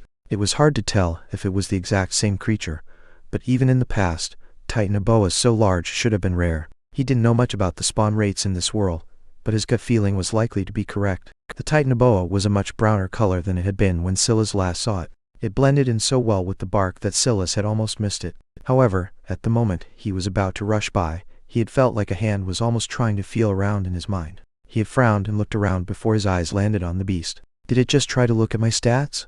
This was a plus, one for Sylas' theory about the system. Clearly, there was a version of it that all creatures could understand, even if their sentience was limited. Sylas remembered that the first time he used the system to check an animal's stats, it had mentioned something about his mental overwhelming them, allowing the scan to succeed. Was this what people would feel when it failed? All of Sylas' earlier confidence was forcefully flushed out of him. If he ran past that tree carelessly, and the Titanoboa timed its fall, he would be entangled in something he might not be able to get out of. Although the physical of the extinct snake was only 39, there was no doubt that it was heavily skewed towards strength and constitution. The Titanoboa hissed, retreating back into the tree. Sylas will stirred, and he used his charisma to reach out into the world. With a strong tug, he pulled down on the branches the Titanoboa was using to hold itself up. It didn't need much help. The branches were under a lot of strain due to the snake's weight, and pulling them down was only helped by the monstrous creature. However, the branches of these trees, just given the fact they could uphold the snake in the first place, were extraordinary. Sylas didn't want to break them though. He just wanted to take advantage of the snake's movement to throw it off balance. The Titanoboa managed to keep much of its balance, but its long tail fell downward. Its muscles reacted quickly, and it began to pull itself back up, but not before Sylas rushed by, taking hold of the end of its tail and pulling down with all his strength. The Titanoboa was already in a state of trying to regain its steadiness, and this action of Sylas pushed it over the edge, sending it rocketing toward the ground.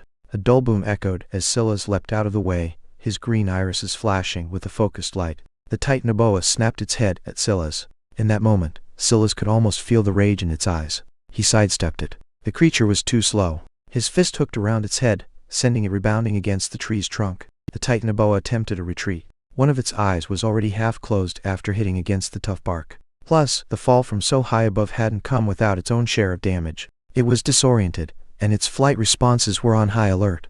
Unfortunately, its body was too big. Sylas slipped out of the way of its swinging tail, not bothered by the thunderous bang that echoed behind him as it hit a tree instead. His fist found its way to the head of the Titanoboa once again. He glided around, grasping the movements of the creature before it even seemed to know what it wanted to do. He could feel that his will was feeling the world around him in a way that his eyes couldn't. It was sudden before, but now that the stat was so close to triple digits, it was starting to become far more substantial. Bang! He drove another fist into the snake's head. He could almost feel its tiny brain rattling within. The sensation of his knuckles colliding with it seemed to extend in his mind, that brief instant of contact feeling more like several drawn-out seconds. It allowed him to check his form, feeling the distribution of his weight, and even feel how he could bring out more power. Chapter 42. Cap. Castle bonus. Big thanks to Readable and Raleigh Salt. For 10 it was hard to tell if it was an illusion or not. He wasn't some master of the fist, and he hadn't spent a lot of time studying it. Aside from some good cardio, he had never seen boxing as anything more than that. But he did like to watch boxing and mixed martial art events. Those men and women were the ultimate exhibition of discipline. It felt like those memories were bubbling up, and under his strong will, he was beginning to influence his body to follow those movements more fluidly, more perfectly. It wasn't just that, but he felt that it was also a lingering effect of madness control. That feeling of being in perfect control of his body lingered in his thoughts. What if he could be like that all the time? Bang, bang, bang. A rapid-fire series of combos came from Sylas, and it felt like he was briefly flying on a cloud. He wanted to feel that feeling again, but the Titanoboa's head collapsed, not coming back up. Sylas exhaled a breath, his heart beating rapidly. He had gotten really into it just now. He was already good at focusing before, but now it felt like he had taken steroids for his mind. He hadn't even ended up using Blade Aura or any other amplifiers. Suddenly, an ache came from his knuckles. After that high vanished, he winced, feeling as though he might have gone overboard. These scorned wraps only provided a plus 10% boost to Constitution, and only in his hands as well. The Titanoboa's Constitution was obviously high as well, so it was like rocks bashing against rocks. Considering the noises they had been making, that might as well have been the case. He reached down and touched the corpse. Titanoboa F gene detected, fragmented gene. 9 strength F attempt assimilation. Yes, no. Sylas looked at this screen curiously. The snake stats were comparable to Middle Madness, but the output of genes was much weaker. It seemed that creatures in dungeons probably provided a better return. Gene assimilation starting. Gene assimilation triggered. Genes successfully assimilated, fragmented gene. 4 strength F genes failed assimilation, fragmented gene. 5 strength F gene talent detected, trade 10 fragmented strength F to unlock. Tail whip.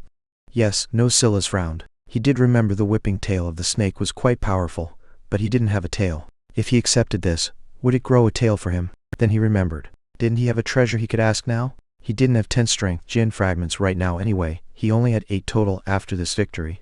Oh, so that's how it works. After giving up another fragmented strength gene, Sylas understood. The genes wouldn't change his appearance, but how well he could use it would depend on the phenotypes he did have. A phenotype was a person's observable traits, and in this case, it referred to Sylas' clear lack of a tail. Sylas looked down at his leg. So I could, theoretically, use it with my leg? That's not a bad idea, if I can find something to protect my shins.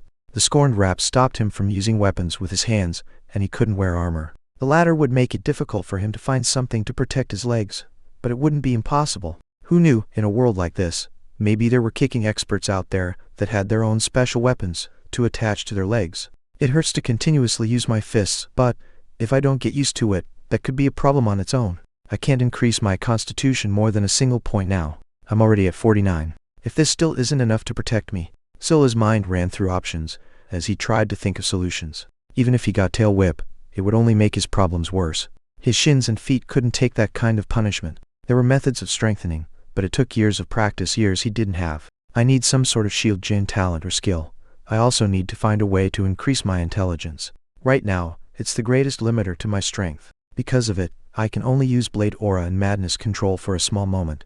He set aside the matter of tail whip for now, and began his hunt for dexterity builds in earnest. As Sylas moved about, he wasn't stingy with the questions he asked the madness key. By halfway through the second day, all of his physical stats had reached their cap of 50. The distribution of his genes was as follows. Gen state, soft fragmented genes, Grimblade lineage F, 8 dexterity F, 6 constitution F, 7 strength F common genes, 3 speed F, 3 strength F, 2 constitution F, 3 dexterity F. Gen talents, blade aura mutated weakened, sudden burst F, tail whip F. He had managed to do all of this even with having to give up a common gene to the madness key. At least for now, he was able to comfortably feed it and ask all the questions he wanted. What was unfortunate was that he still hadn't found any methods of increasing his intelligence.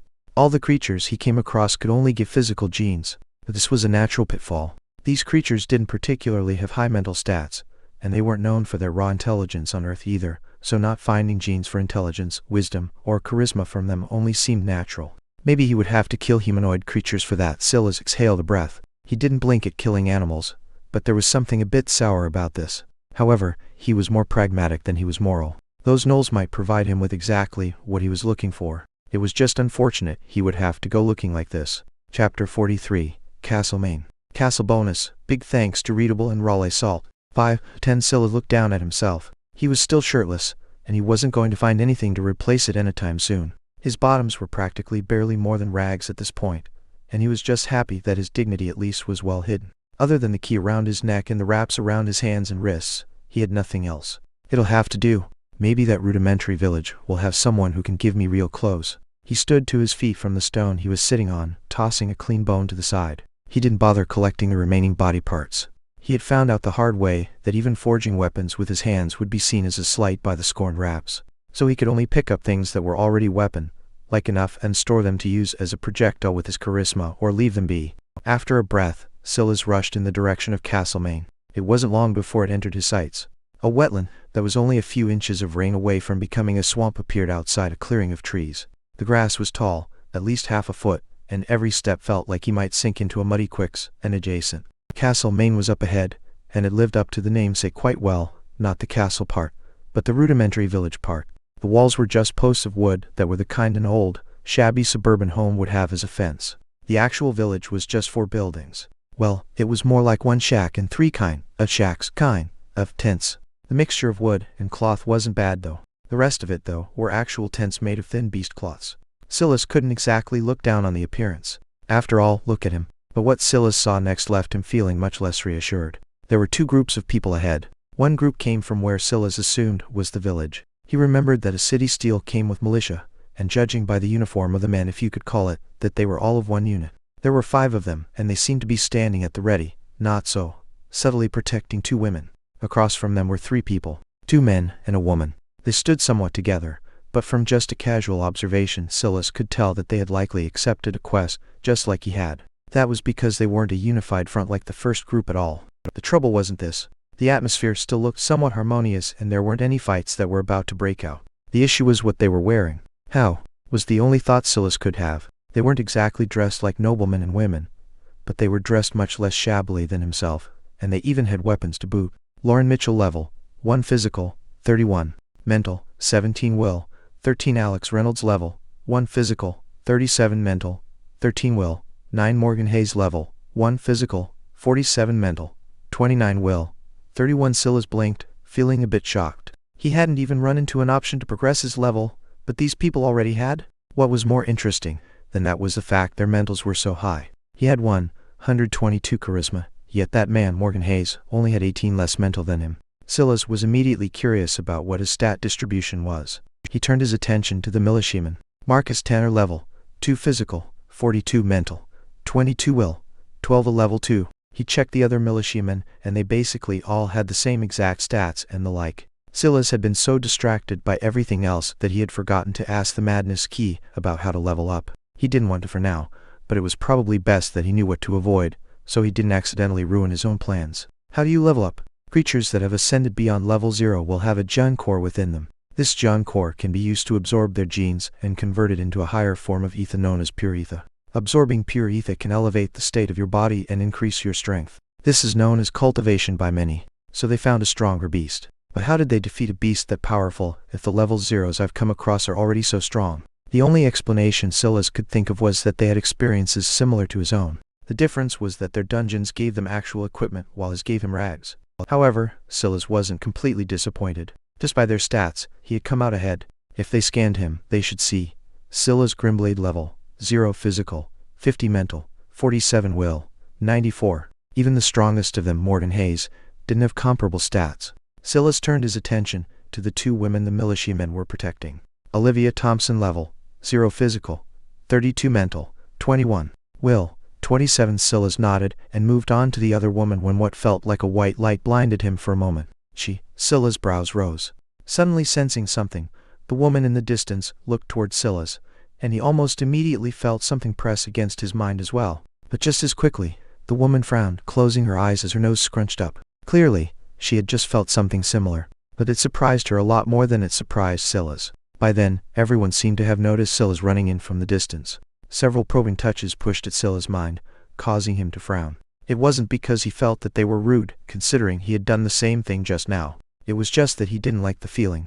It was like fingers were poking right at his brain. But all of them reacted much the same as the woman had. Much more violently, in fact. Chapter 44. Hail. Castle bonus. Big thanks to Readable and Raleigh Salt.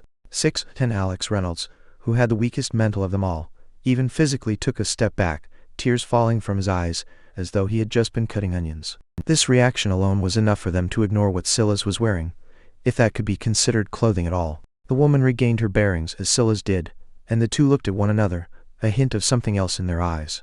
Sylas blinked with some surprise. He hadn't been able to tell earlier due to the distance, and the fact he could only see the woman's side profile. But the long black hair, those blue eyes so pale they could be gray, that delicate brown skin that was a shade or two darker than even his own, it looked like this trial summoned ascension had taken its toll on her. But her eyes were still quite fierce, much like he remembered them. His mind filled in what the system had missed on its own. Casserie Hale. Suddenly made sense why this place was called Castlemaine. It was just like her to pick such a silly name for something so serious. Casserie blinked for a moment and then shook her head, looking back toward the adventurers. I guess it's 4 now, she continued her words from earlier. I'll get the formalities out of the way, and I'll say thank you for coming to the aid of Castlemaine. However, I want to draw a clear line first. You are indeed helping my rudimentary village, but you are being rewarded for it by the system. The more you help, the more you will receive. My village is not a charity case, and I have full authority to revoke any accepted quests. If I feel that you are undermining my authority, or that you think you're doing me a favor, I will not hesitate to do so. I hope I've made myself clear. Casserie swept her gaze over everyone. She didn't single anyone out, not even Sylas himself. Sylas didn't mind, nor did he try to press her for attention.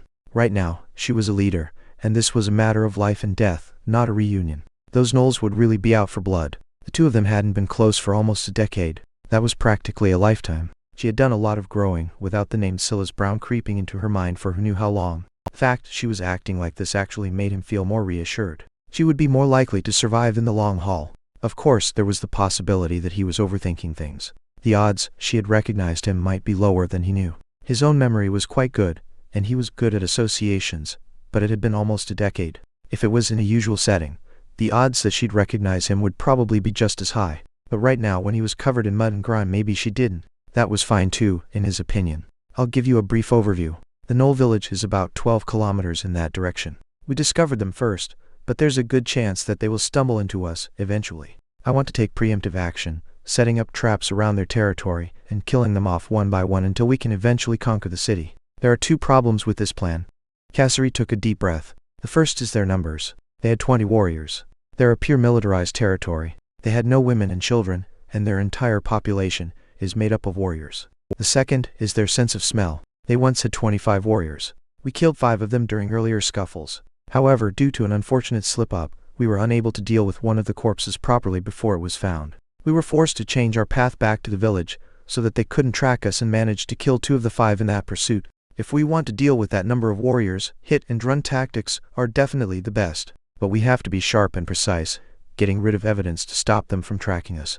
The last thing I have to tell you is that the physical stats of the Knolls are around 40. If you are not prepared for this risk, please leave now. We will set off for the first mission when the sun rises. They seem to be stronger at night, so it's best we do our work in the day. I will provide food and accommodations. Please make yourselves at home. I will also say just one more thing. I don't want to control you all like some sort of overlord, but you're all smart people to make it this far. Revealing the location of my village to you all is a risk. During the duration of this quest, none of you may leave. After saying this, Cassari gave everyone a final chance to leave before leaving the rest up to Marcus, the first militiaman that Sylas scanned. They were led to a large tent outfitted with bunk beds enough to allow 16 people to rest here comfortably. She must have been expecting more people, or she prepped for the future. The 4 quest takers separated without much of a word, taking up 4 corners, as though they all had their own tacit understanding of the situation. Well, all of them but one. Alex threw a sack he was holding to the side, and slid back into the thin wooden cot with a sigh. "Ah, I really can't do this," he suddenly said in a not-so-subtle voice. "I get the whole brooding and silent thing you guys got going on. Protect yourselves from potential mass murderers and all, but don't you think we could do better if we actually, talked?" Chapter 45. Chat. Castle bonus. Big thanks to Readable and Raleigh Salt. 7. And Alex put his hands behind his head, propping himself up just enough to send a look across the room. Sylas and the others were looking at him, but neither of them actually responded. Alex chuckled. "Don't look at me like that. Aren't we all insane?" Flashing screen appears in front of us, and we actually clicked yes to the madness. Then, instead of picking a nice cozy city, we picked weapons instead. And look at that guy, Alex pointed at Sylas. He doesn't even have a weapon. Either he lost it and somehow managed to survive until now without it, or he was actually even crazier than all of us combined and chose the Jun thingy. Alex laughed to himself again, as though he was his own favorite comedian. If nothing else, the guy sure knew how to have fun. I'm just saying, the odds of any one of us being a psychopath is pretty high. Sylas raised an eyebrow. He found the guy quite funny. At least he had lightened up the mood a bit. He was right. If they were going to be fighting together, it was best they built some rapport. "My name is Sylas," he responded. "You can call me that if you want." Alex sat up, somewhat surprised. "You actually speak. So you aren't as crazy as I thought." People with antisocial personality disorders, at least the ones you're thinking of, are actually pretty good at blending into social situations, Morgan said with a chuckle of his own before looking at Sylas. "No offense, of course." Sylas waved a hand, indicating he didn't mind. "I'm Morgan," the man continued. He was quite a bit bulkier and more substantial than Alex was, and his voice was deeper. He also seemed to be approaching his 40s, while Alex was much more on the younger side. "You can call me Lauren." The only woman among them spoke in a soft tone. She had the air of the secretary of a CEO. She might have been able to be the CEO herself if she wasn't so soft-spoken. She was on the younger side, along with Alex and Sylas. It seemed that they were more common in this trial, because both Olivia and Cassari were young as well. Who else but young people would be so reckless anyway? It was interesting though. Given the personality she exuded, Lauren didn't seem like the type to make this decision. But honestly, neither was Sylas. This had always been the illogical decision. "It's nice to meet you all," Alex said with a wide grin. He was almost a hair away from looking like an evil villain who had succeeded in his master plan. "I know I might be pushing my luck, but like I said, exchanging information now is probably the most valuable thing we can do for one another." Morgan sighed. "I get that you're eager, but how about we feel each other out a bit more? We'll be together for several days at the least. There'll always be time. If you give information first, and someone else is unwilling to, it'll only strain our future cooperation." Alex's expression dimmed somewhat, but he eventually nodded in agreement. Soon, he was back to his chipper self. "In that case, let's talk about something else to live in the atmosphere. Did you guys see those 2 bombshells? Especially the tall one. She was giving me dummy mommy vibes." Morgan covered his face with a palm, and Lauren surprisingly laughed. Alex grinned a bit lasciviously. "You swing that way too, Lauren?" Put on the spot, Lauren flushed a bit but maintained her composure. No, but I know a beautiful woman when I see one. I wouldn't be so careless with how you speak though. This is her village after all. Their militia is powerful. Alex brought a fist to his palm. That's something else I was wondering about. Those militiamen don't quite seem like us. At least I don't think she recruited them the normal way. I was looking at the city steel option before we all hopped in, and it said you got 5 militiamen for a common city steel. Where do you think those people come from? Can the system just create people? Alex whispered the last of those words, as though he was scared others might hear him. Sylas looked at Alex, with a bit of contemplation in his eyes. This man was definitely smarter than he pretended to be, or at the very least, his candor and openness didn't shroud it. I was thinking about the same thing, Sylas interjected. The system can bring back extinct creatures. There's no reason for it to not be able to create humans from scratch too. Alex looked horrified when he realized Sylas' words were reasonable. Morgan sighed. We're too used to pretending we're above all the other animals on Earth, when really we're just another one of them, especially to the people of this summoned ascension thing. Especially? Lauren asked. Well, just think about it, Morgan continued. All this gene stuff, fragmented, common, bronze, up to legendary. I won't go into too many details, but they clearly don't rank humans very highly on their lists. They fell into silence.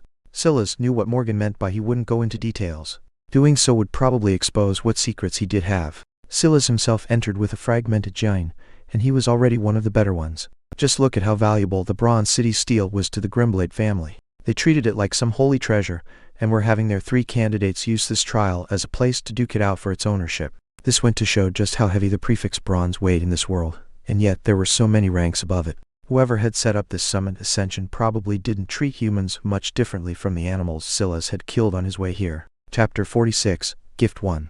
Castle Bonus. Big thanks to Readable and Raleigh Salt. 8/10 Casserie sat in her chair with a sigh, Olivia coming in not long after her. The insides were quite shabby, and she would have preferred to just stay in a large tent instead, but now there were too many things she had to balance, including public perception. The militiamen weren't the only things the city steel had spawned. There were real people that actually depended on her now. This world just picked her up and plopped her down in the middle of nowhere, then expected her to forge a path ahead for herself. Honestly, she had leaned toward picking the Gen State booster as well, but she figured that she was a woman, and had a weaker body, so it would be better if she went this route. She never expected that her physical would have been balanced out with that of the men.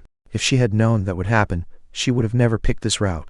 Sylas' strength had started off at just 5, which meant he was around the 50 to 60th percentile in terms of strength. Just due to the existence of women alone, this should have been more unlikely than not. He didn't exactly train for strength, he focused on cardio and the like. But as a tall man of his stature, his strength shouldn't have been so weak. If he had a conversation with Casserie though, he would understand why that was. Most women were at an innate disadvantage in this world, so the system took it upon itself to balance that out, evenly distributing not just strength, but all the physical stats. The fighting hasn't even started yet, and you're already sighing, Olivia spoke with a smile. Between the two women, Casserie was definitely the taller one, by at least a half head at that.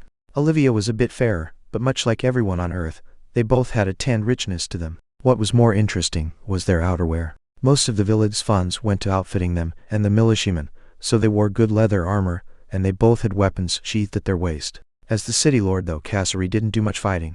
As for Olivia, she was much more active. It could be said that they were both very lucky to run into one another. These last 3 months had brought them much closer. Casserie didn't actually have any closer friends, just a bunch of quasi-friendships. But the situation had really pushed her and Olivia together. If Sylas knew that it had been so long, though it was hard to say how he'd react. It's just continuous, Casserie muttered. We just dealt with the goblin village, then this one popped up out of nowhere. And we're still no closer to upgrading from rudimentary village to a higher level. Is that really all it is? Olivia raised an eyebrow. Aren't you usually the positive one while I'm doom and gloom? Casserie muttered something under her breath before she sighed. I dunno. Maybe I'm a bit annoyed. Just met someone I haven't thought about in a long time. Someone? Olivia frowned. There wasn't anyone to meet here unless, one of the quest takers. You knew one of them? Yeah, the shirtless one. Ah, you always ruin my fun. Casserie was speechless. Didn't you just say you're the doom and gloom? Well yeah, why wouldn't I be when there's no dick around here? Casserie burst into a fit of laughter, suddenly feeling a lot better. There are plenty of men in the village. Olivia found a stool and sat on it as defiantly as she could. Yeah, but are they real? Casserie's gray blue eyes flickered with something. She could feel the weight of that question. It was something almost existential they were all going through right now. Forget all of that. Is he marked territory? You can have him if you want him, Casserie laughed, shaking her head. Don't give me that, I want details. No dick, no romance novels to binge, I'm going crazy here. You're really so interested in a man covered in all that dirt and grime? Get it together, Olivia. Ho ho, Olivia chortled, that had a little extra spice to it. Didn't end well? Cassary rolled her eyes. It ended just fine. We are cordial. So no, Olivia nodded with assurance. That's not what I meant. You can't even see his face all that clearly. But you still recognized him immediately. That's not the point. What is the point then? Olivia asked with a grin. Nothing. Well, I couldn't see his face all that well, I can't lie. But I saw his body. Cassary rolled her eyes again. Everyone's a warrior now. There'll be six backs and broad shoulders abound. You need to up your standards now. Yeah, but it won't make them taller, and it won't fix what's down there. Did you not see how loose his pants were? He was swinging that thing everywhere. Olivia spoke, her grin becoming a viler. Now tell me when to stop. Olivia held her hands out, facing her palms toward each other. Then she began to slowly bring them apart. Olivia! Cassary grabbed her wrists before she could continue. Cass! Olivia called out with a hearty laughter. I only saw it once, all right? I don't even remember it, Cassary muttered, clearly not even believing her own words. Only once? Only an idiot would believe that. Cassary sighed. Fine, fine. Olivia scooted forward on her stool, seemingly excited that she had finally wrung the details out of Cassary. We were 17. We never went that far. Oh, a childhood friend? This is even more juicy than I thought. Should have probably stayed that way, Cassary shook her head. We only dated for 2 months, and he broke up with me. What? Olivia stood to her feet as though she was horrified. She looked Cassary up and down. Bullshit, Olivia concluded. Cassary smiled at that. It's the truth. He didn't even get a taste, and he left? I don't even know what to say, Olivia snorted. His loss. I'm sure there was a long line waiting to follow up. That's not the worst of it, Cassary cringed a bit at the memory. Chapter 47. Gift 2. Castle bonus, big thanks to Readable and Raleigh Salt. 9/10. That's not all? I can tell you, but you have to promise not to let it affect your judgment. We were 17 back then, and Sylas' way of doing things is different for most people. This isn't high school drama. This is life and death, okay? Don't bring it out of these four walls. Olivia's eyes widened instead of answering. That bad? She eventually said, her tone softening. Cassary smiled bitterly in response. Cass, it's okay. You don't need to tell me. I wouldn't have pressed so much if I knew that. It's fine, it was a long time ago. I've gotten over it. It didn't look like she had, but Olivia didn't expose her. His point, she felt that the situation had changed from her really wanting to know, to Cassary finally wanting to tell someone about it. So, she promised. I promised short of rape, she suddenly said fiercely after starting quite level-headed. Cassary sputtered. Girl, I just said we never went that far. Olivia pouted, unwilling to take her words back. Cassary smiled before her eyes became somewhat distant. He's a little younger than me. His birthday is a month and a half after mine and right in the middle of summer. I wanted to get him a birthday present, but he already has everything he needs and I didn't really know what to do. Back then, one of my close friends, Melinda, made a joke about just giving him my body wrapped in a bow. Olivia's brows raised, guessing some things. I brushed it off as a joke, but as I thought more about it, I thought it was a good idea. We had only been dating for 2 months, but I had known him practically my whole life, and I only really thought about losing it to him. So when his parents were off at work, I came in early with my little get-up. Cassary tried to make it sound cute and lively, but her eyes were already watering. Olivia moved her stool to her side, wrapping an arm around Cassary as she muffled her sobs. When he saw me wrapped up like that, Cassary laughed a little through her tears. You should have seen his eyes. They got as big as saucers. Olivia smiled. We got into it, but Cassary's voice trailed off. But he was really nervous and couldn't really get going, you know. Olivia rubbed Cassary's back, only responding with a nod and urging her to continue. We ended up not doing anything that day, but making out, and I could feel some distance from him. A few days later, he asked me to talk and said that we probably weren't meant for one another and that we should go back to being friends. He said some things about teen birth rates. What? Olivia was aghast. She couldn't help but interrupt. Cassary didn't seem to mind laughing. I know, she continued. He talked to me like he was a parent lecturing a child. Said something about discipline and how we should try to practice abstinence, but how he understood that it was unfair of him to ask that of me if it was something I really wanted to do, so he let me free. Cassary grit her teeth, her tears spilling forth as some of that familiar anger she thought she had long gotten over, came spilling back out. It was like the guy I loved was calling me a skank to my face. I really couldn't take it, Liv. I really hated him back then. Olivia's expression softened, her palms still rubbing Cassary's back. I knew he was like that, so calculative and analyzing about everything, but he couldn't even analyze himself. He preferred to throw it on my lap and make me deal with it. So I lashed out, and I said some really bad things to his face. I called him a weak, small man who couldn't even get it up in front of a hot body like mine. Cassary sobbed harder. It was hard to tell if it was because she regretted saying those words, or if it was because she was remembering the turmoil that brought her to that point. He just stood there and took it live. He even tried to comfort me like he was doing me a service. I told him to fuck off. Then the next week, I pretended to get with some guy he said he hated. I can't even remember that bastard's name, but he ended up spreading all sorts of rumors about me when I didn't even hold his hand. I just let him take me out on a date and let some people see it, hoping that Sylas would regret it and try to get me back. And he didn't? Olivia asked softly. No, he beat the crap out of that guy and got the first strike on his resume. They even suspended him. It was one of those draconian private schools, so they were monitoring our actions even during summer vacation. He sent me a text message later about how he was always available to talk, if I wanted, because we were friends. Cassari broke down again. She let her forehead fall to her shabby little desk, her shoulders wildly convulsing. She had truly never told anyone this story. She even unfairly blamed Melinda for what happened back then, and she lashed out at everyone. She hadn't had any friends to tell. Olivia's arm wrapped all the way around her as she vented emotions she didn't even know still existed. Months later, I apologized to him for what I said, and that was the last time I spoke to him. It's been almost 10 years since then. I'm sorry, Cass. Cassari sniffled, trying to regain some of her composure. It took a long while, but she eventually blew out a breath, sitting upright again. It's okay, Cassari smiled somewhat bitterly. It was a long time ago. I feel better now. Thanks for listening. Chapter 48. 3. Options 1. Castle bonus. Big thanks to Readable and Raleigh Salt. 10s of 10 of course. Whenever you're ready to hear about my own traumatic experiences, I'll lay it on you. Cassari snorted. Traumatic? The male species needs their own word for what they put us through, Olivia said righteously. She stuck her chest out and spread her arms akimbo, as though she was truly a valiant hero. Cassari laughed, truly feeling better this time. You sure I can't cut it off? Olivia suddenly asked. Liv, Cassari said, trying to be serious. How about just a little piece of it? Liv. One ball? Liv. Cassari couldn't hold back her laughter, and this time it came in waves. Look at those tits go. Olivia clicked her tongue. We're going to find someone who appreciates those knockers, I promise. The laughter of the two women went into the night. Sylas' eyes opened, and he was immediately alert. This was the first time he had had some real sleep since he came to this world. It could be said that cities had their benefits after all. He wasn't sure about the specifics, but Cassari probably had scouts and things of the like. But he wasn't really thinking about this. His mind was on that dream he had just had. It had been a while since he dreamed about Cassari. Threw him off for a moment. If not for this situation injecting some blood into him, he might have laid here a much longer while. He gave a quick glance around, and it seemed that the only one gone was Lauren. Alex and Morgan were still sleeping. That was a bit surprising to Sylas, considering he felt that he was up quite early. The sun wasn't even peeking through yet.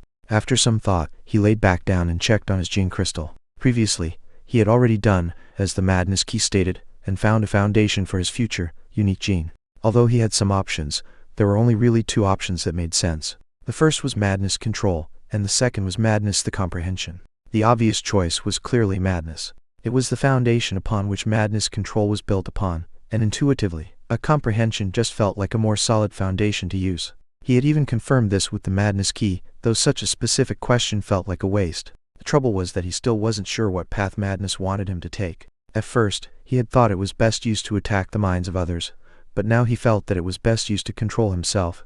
But then, there was also the telekinesis aspect that seemed tangential. He still wasn't quite sure if that was an ability he gained just because his will and charisma were so high, or if it was something else. This sort of confusion made it hard to bet on it, especially since it was quite clear that the best he could get out of the gem crystal was a unique bronze gene. By comparison, madness control had a clear and obvious purpose to him. It improved his dexterity considerably. Having a related unique gene would be of obvious help. He could have made all of this clearer just by asking the madness key, but the last time he asked a madness-related question, it had snapped back. Considering this madness key liked ramping things up, the next time he asked one, it might be an even worse punishment. He was on his own for this.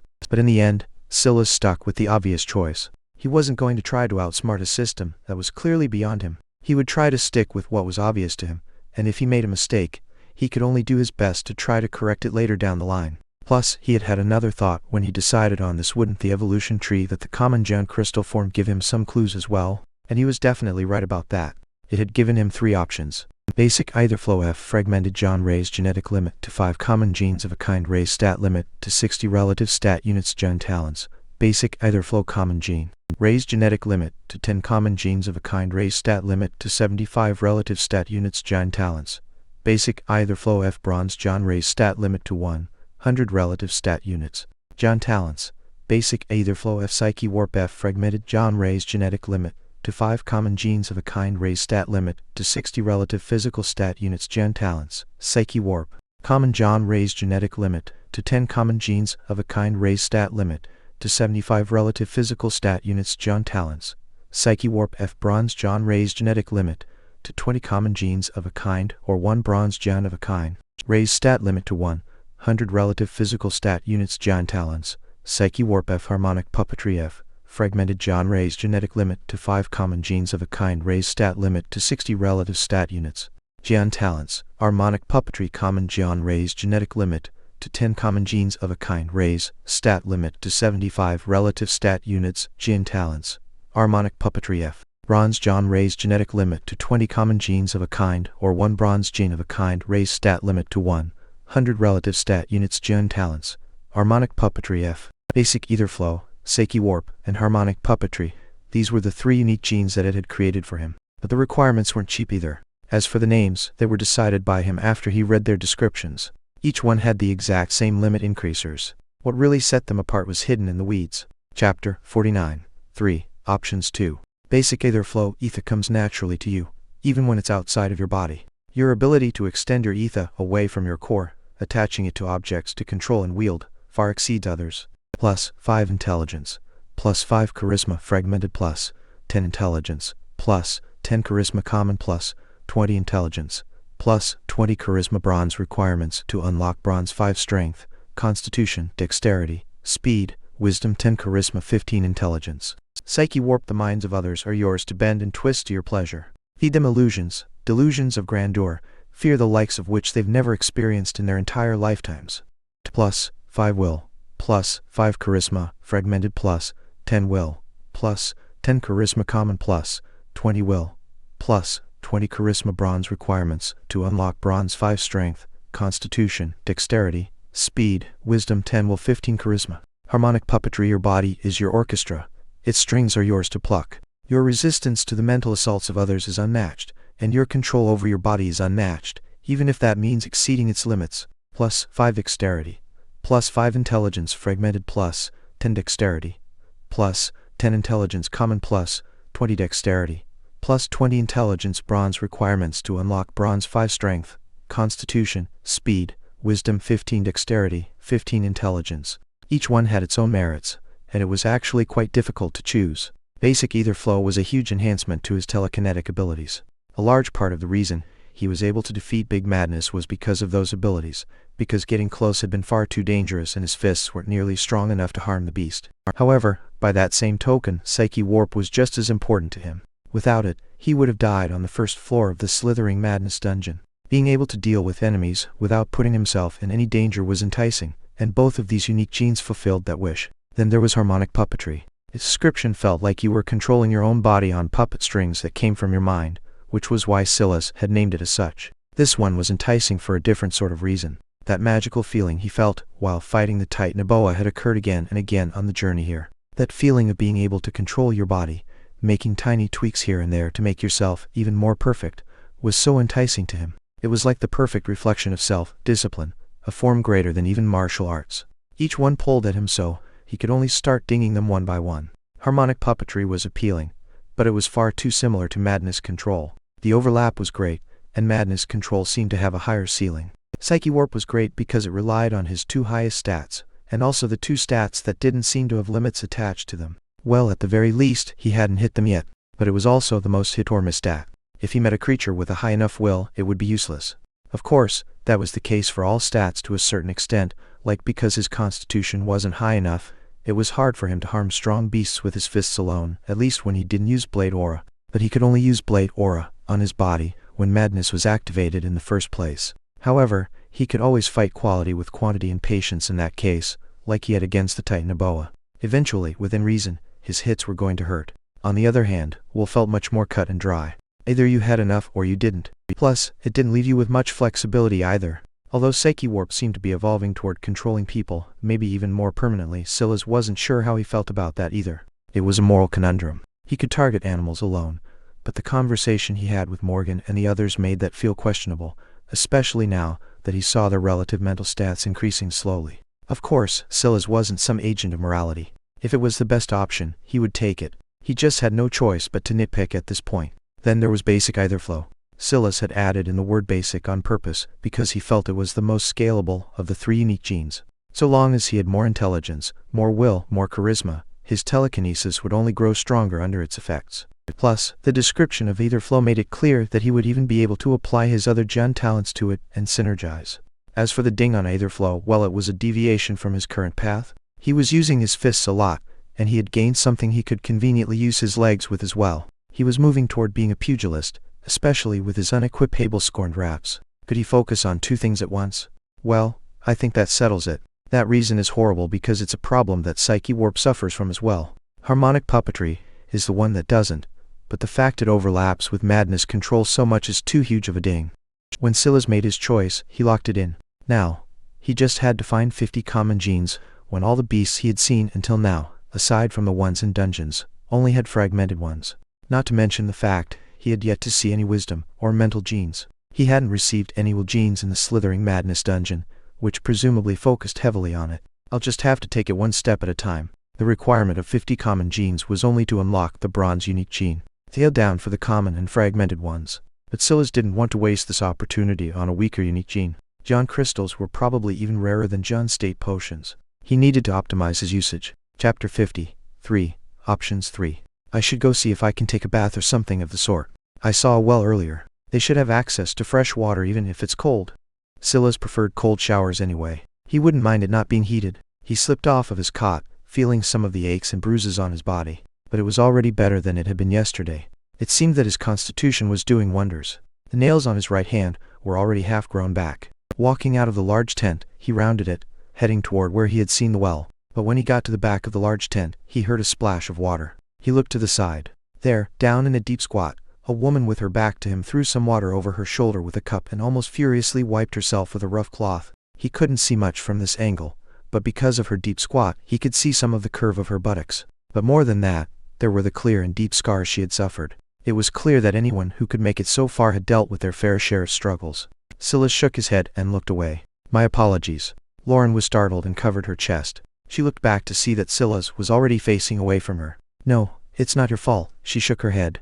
I didn't expect that anyone would be awake this early. I was a little careless. The well has good water. You can use it to clean yourself if you want. That's what I planned to do, Sylas responded. I also wanted to ask if they might have some spare clothes. I'm in tatters. Lauren laughed, pulling on a towel she had to the side and wiping herself down a bit before wrapping it around her armpits. You can look now. Don't worry, I'm not such a prude. I've already prepared myself for much worse in this world, plus, I'm already almost 30. I left that phase long ago. Sylas turned back, mostly out of politeness. Since she had said as much, he would only make her more uncomfortable, insisting on not doing so.